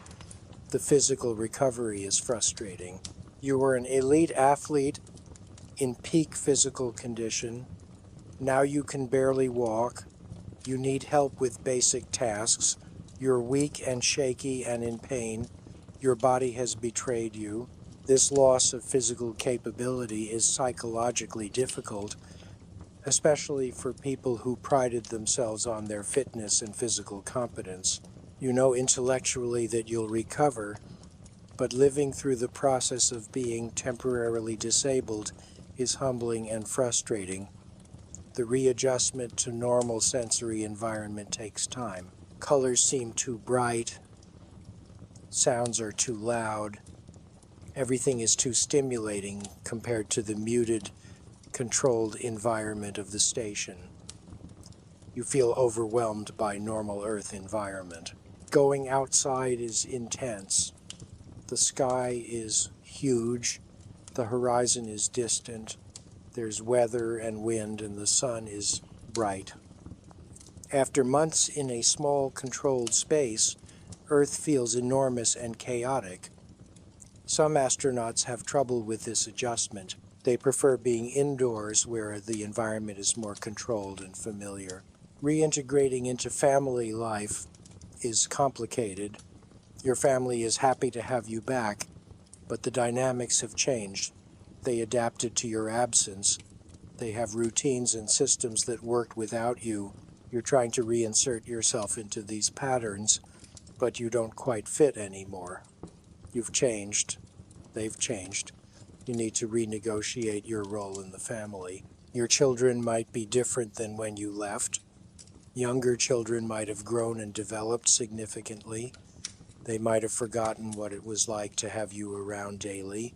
Older children might have adapted to your absence and developed more independence.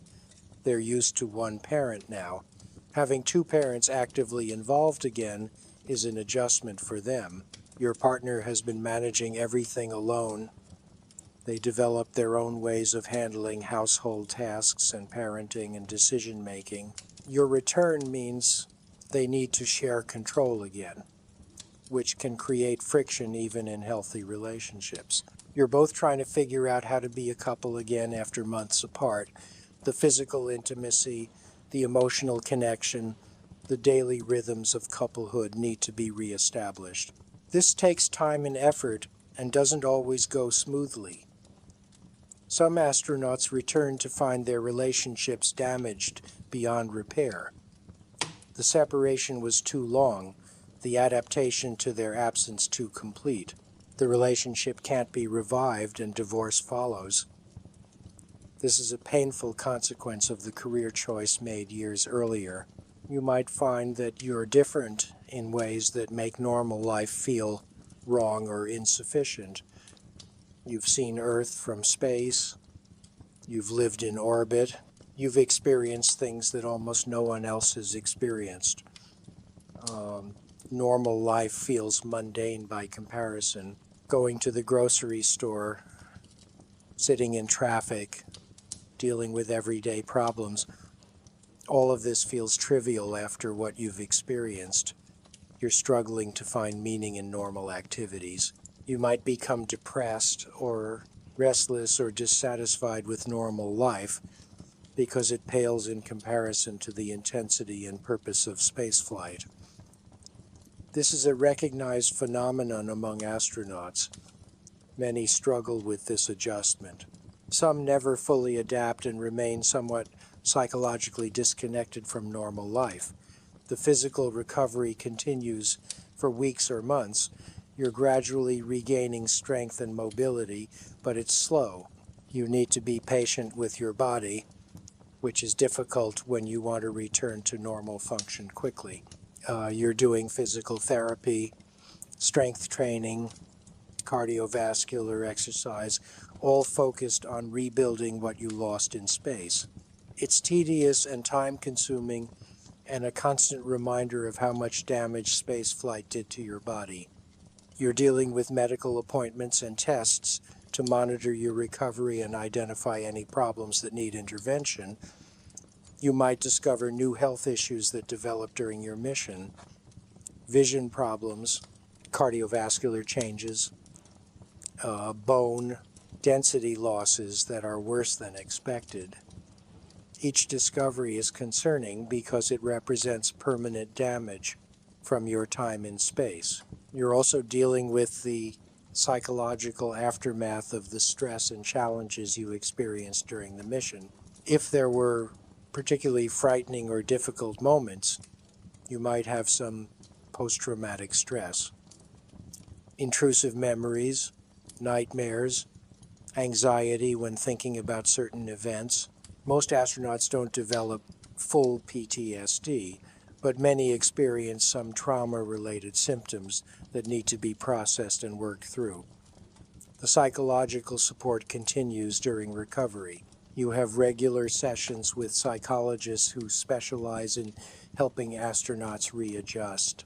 They help you process your experiences, manage your emotions, work through relationship issues, and adapt to being back on Earth. But ultimately, you're responsible for your own psychological health and recovery.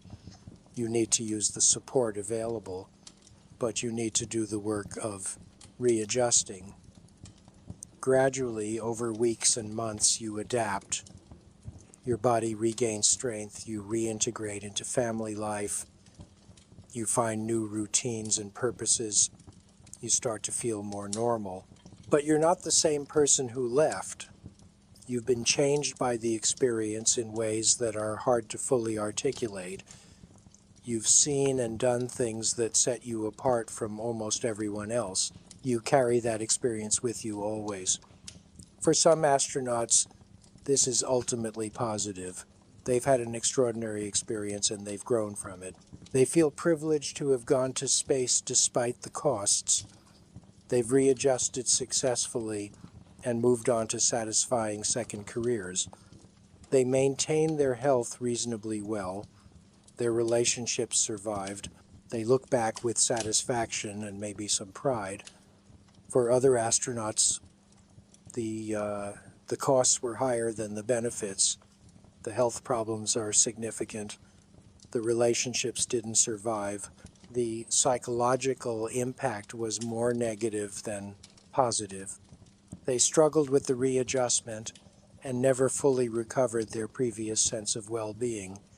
They look back with mixed feelings or regret, and you won't know which category you'll fall into until after you've already paid the costs. You won't know if it was worth it until it's too late to change your mind. That's the fundamental uncertainty of becoming an astronaut. You're making a choice with incomplete information about how it will affect you personally. Some people handle it better than others. Some people are more psychologically resilient, and some people have better support systems. Some people are just luckier in terms of what health problems they develop or don't develop. You're rolling the dice and hoping you'll be one of the ones who looks back without regret. But you might not be. And if you're not, you've paid permanent costs for an experience that, in retrospect, wasn't worth it. Let's return one final time to the fundamental question, why wouldn't you last a day as an astronaut? We've explored this from many angles throughout this examination, but let's synthesize it into a clear answer. You wouldn't last because being an astronaut requires you to be an outlier in multiple domains simultaneously. You need to be in the top 1% intellectually, physically, psychologically, and in terms of skills and experience. You need to have a specific constellation of personality traits that are rare individually and extremely rare in combination. You need to be willing to make sacrifices that most people aren't willing to make. You need to value achievement over comfort, mission over safety, goals over relationships. Being average or even above average in any of these domains isn't sufficient. You need to be exceptional across the board. And statistically, you're probably not. Not because there's anything wrong with you, but because exceptional is exceptional. By definition, most people aren't exceptional. Most people are somewhere in the normal range on most traits and capabilities. That's what normal means. The astronaut selection process is specifically designed to identify and select only the most exceptional individuals. It's designed to be so selective that only a tiny fraction of applicants make it through. And it works. The people who become astronauts are genuine outliers. But even being selected doesn't guarantee success. The training is designed to be so demanding that even some of the exceptional individuals who are selected don't complete it. They wash out because the demands exceed even their considerable capabilities, or because they realize the costs are too high, or because life circumstances change. And even completing training and becoming a full astronaut doesn't guarantee you'll go to space. You might wait years for a flight assignment that never comes. You might have a career as an astronaut without ever launching because there simply aren't enough flight opportunities. And if you do go to space, the experience is brutal, your body deteriorates, you're uncomfortable constantly. The psychological challenges are immense. The risks are significant. You're enduring months of hardship for an experience that, while extraordinary, comes with permanent costs. When you return, you face difficult recovery and long-term health consequences. Your relationships have been strained or destroyed. You've accelerated your aging in certain ways. You've increased your risk of serious diseases. You've permanently changed your body in ways that will affect you for the rest of your life. And for what? For the achievement of going to space? For the experience of seeing Earth from orbit? For the satisfaction of contributing to space exploration? For some people, those benefits justify the costs. For most people, they don't. And that's why you wouldn't last. Not because you're not capable or smart or brave, but because you're not willing to pay the price that being an astronaut demands. You value your health and relationships and comfort and longevity more than you value the achievement of going to space. And that's a rational, healthy set of priorities for most people. The people who become astronauts have irrational priorities from a personal well-being standpoint. They're willing to sacrifice their health and relationships for achievement. That's not normal. That's not how most well-adjusted people think. It's the psychology of people who are driven by something stronger than self-preservation or relationship maintenance.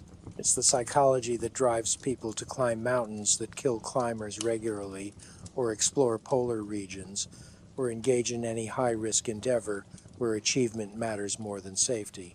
We need some people with this psychology to push human boundaries and explore and discover, but we don't need most people to have it. Most people should have healthy, balanced priorities that favor longevity and relationships and well-being over extreme achievement. If you're reading this and feeling relieved that you're not an astronaut candidate, if you're thinking, I'm glad I value my health and family more than going to space, then you have good judgment. You're making rational decisions based on healthy priorities. If you're reading this and feeling disappointed that you don't have what it takes, consider whether you're disappointed about not being an astronaut specifically, or disappointed about not being exceptional. Because there are many ways to be exceptional that don't require destroying your body and sacrificing your relationships. You can be exceptional in your field without pursuing careers that have 3% mortality rates. You can make meaningful contributions to society without going to space. You can have an accomplished, satisfying life without being an astronaut. The specific career of astronaut is not the only path to achievement or significance. It's one path among many, and it's an extreme path that's appropriate for very few people. For most people, other paths are more suitable and ultimately more satisfying. So if you're not astronaut material, that's not a limitation. That's just an accurate assessment of fit between your capabilities and priorities and a specific, unusual career. You're not suited for this particular extreme career, but you're probably suited for many other valuable careers. Find the path that aligns with who you actually are, rather than trying to force yourself into a mold that doesn't fit. That's wisdom. That's self-awareness.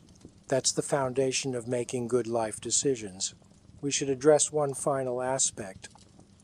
The future of space exploration and whether the challenges we've discussed will change as technology advances. The optimistic view is that future spacecraft and space habitats will be better designed to minimize the health impacts of spaceflight. Artificial gravity through rotating sections of spacecraft could eliminate or reduce the bone loss and muscle atrophy. Better radiation shielding could reduce cancer risk. Improved life support systems could create more comfortable Earth-like environments. Advances in medicine might find ways to prevent or reverse space-induced health problems.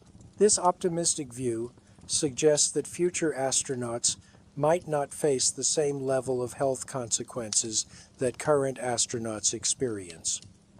Spaceflight might become safer and more comfortable as technology improves. The pessimistic view is that the fundamental challenges of spaceflight are physics problems that can't be fully engineered away. The vacuum of space will always be instantly lethal. Radiation in deep space will always be a significant hazard. The distances and durations of missions to Mars or beyond will always create isolation and confinement challenges. Microgravity will always affect the human body in ways that are difficult to fully counteract. This pessimistic view suggests that spaceflight will remain dangerous and demanding regardless of technological advances. The engineering can be improved, but the fundamental hostility of space to human life can't be changed. The realistic view is probably somewhere between these extremes. Technology will improve and some challenges will be mitigated. Spacecraft will become safer and more comfortable than current options, but spaceflight will never be as safe or comfortable as staying on Earth. The fundamental risks and challenges can be reduced but not eliminated. Future astronauts will still be taking significant risks and making significant sacrifices.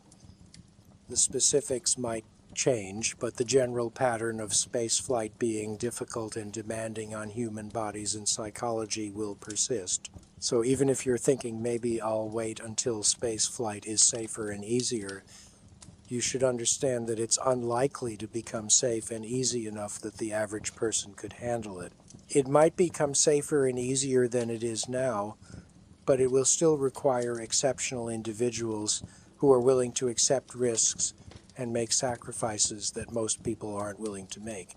The bar might lower slightly, but it will remain far above what most people can clear. The commercialization of spaceflight through companies like SpaceX and Blue Origin is changing some aspects of space access.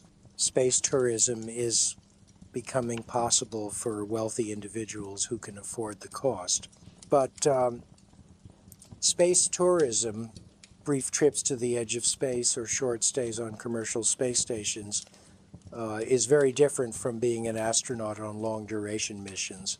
Tourists aren't conducting research or maintaining complex systems or dealing with emergencies. They're passengers on brief trips with extensive support. The challenges and risks we've discussed apply primarily to professional astronauts on long-duration missions, not to space tourists on short flights. If space tourism becomes affordable and accessible to more people, you might have the opportunity to experience space briefly without becoming an astronaut and without facing all the challenges we've discussed. A few hours or days in space probably won't cause permanent health damage or destroy your relationships. It's a very different experience from being an astronaut, but it might satisfy curiosity about space for people who want to see it without dedicating their lives to it. But even space tourism isn't for everyone. The G-forces during launch and re-entry are still significant. The motion sickness in zero-G is still an issue. The brief experience of space is still psychologically intense. And the risk, while lower than for professional astronauts, is still higher than almost any other activity. Some space tourists will have bad experiences. Some will regret paying enormous sums of money for an uncomfortable, frightening experience. So even the watered-down version of going to space isn't something everyone will enjoy or handle well. The point is that whether we're talking about current astronauts or future astronauts or space tourists, going to space will always be challenging in ways that most people aren't equipped to handle. The specific challenges might change, but the fundamental requirement to be exceptional, or at least willing to accept discomfort and risk, will remain. Space is hostile to human life. That's a fact of physics that can't be changed by technology or good intentions. We can develop better ways to protect humans in space, but we can't make space itself less hostile. We can only make the protective barriers between humans and space more effective. And those barriers can fail. That's why spaceflight will always carry significant risk regardless of technological advances. So, with all of this in mind, let's return to you specifically. Why wouldn't you last a day as an astronaut? Because you're reading this casually, probably in a comfortable environment, probably not while training for anything particularly demanding. You're not someone who has dedicated years to pursuing this goal with single-minded focus. You're curious about space, maybe, or you clicked on this out of interest in what astronauts experience, but you're not actually preparing to become an astronaut. And that's fine. That's normal. That's how almost everyone engages with space exploration. We're interested in it. We think it's cool. We admire the people who do it, but we're not willing to do what it takes to be those people. We're content to watch from Earth and appreciate their achievements vicariously. There's no shame in this.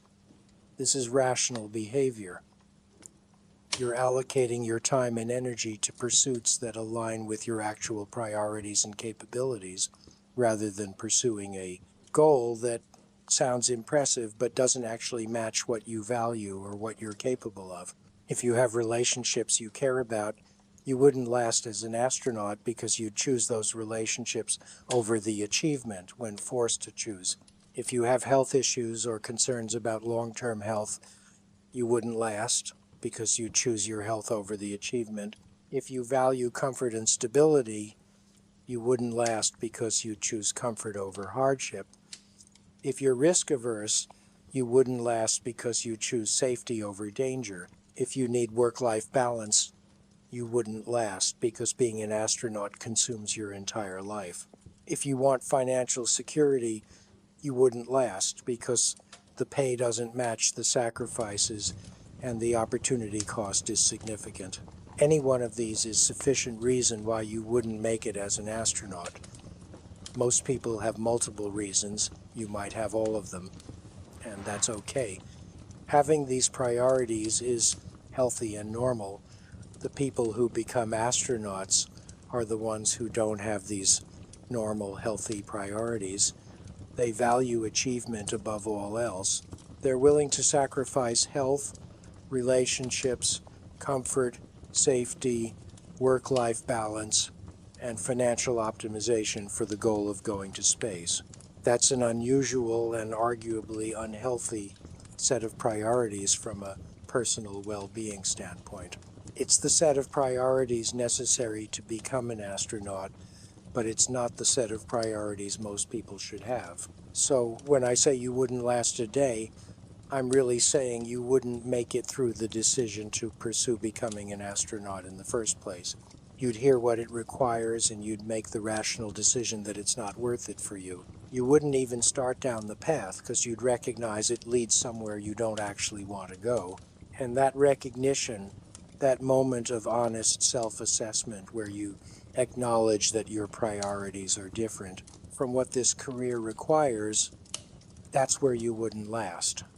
Right there, in the decision. Not during training or space flight, but during the initial choice of whether to pursue this goal. Most people make the correct choice for themselves and don't pursue it. The few who do pursue it are the ones for whom achievement genuinely is more important than well-being. They're willing to pay prices most people aren't willing to pay. They have psychological profiles that are rare and specific. They're outliers in multiple dimensions, and you're probably not one of them, which is fine. The world needs normal people with normal priorities more than it needs additional astronauts. The world needs people who maintain their health and relationships and contribute to society in normal ways. That's what makes civilization function. Astronauts are interesting and their work is valuable, but they're not more important than everyone else. They're just more specialized and more willing to sacrifice personal well-being for a specific goal. That's not superior. It's just different. So don't feel bad if you've concluded you wouldn't make it as an astronaut. Feel relieved that you know yourself well enough to recognize that this career isn't aligned with your values and capabilities. Use that self-knowledge to pursue goals that are aligned with who you actually are. That's how you build a satisfying life. Not by pursuing impressive-sounding goals that don't actually match what you care about, but by honestly assessing what you value and what you're capable of, and then pursuing goals that fit. Here at the end of our journey through what it means to be an astronaut, one truth becomes unavoidable. The dream of spaceflight that so many people have is based on incomplete information. It's based on the sanitized, romanticized version presented in media and popular culture. It's based on seeing the achievement without understanding the cost. It's based on the view from outside looking in, which always makes things look easier and more appealing than they actually are.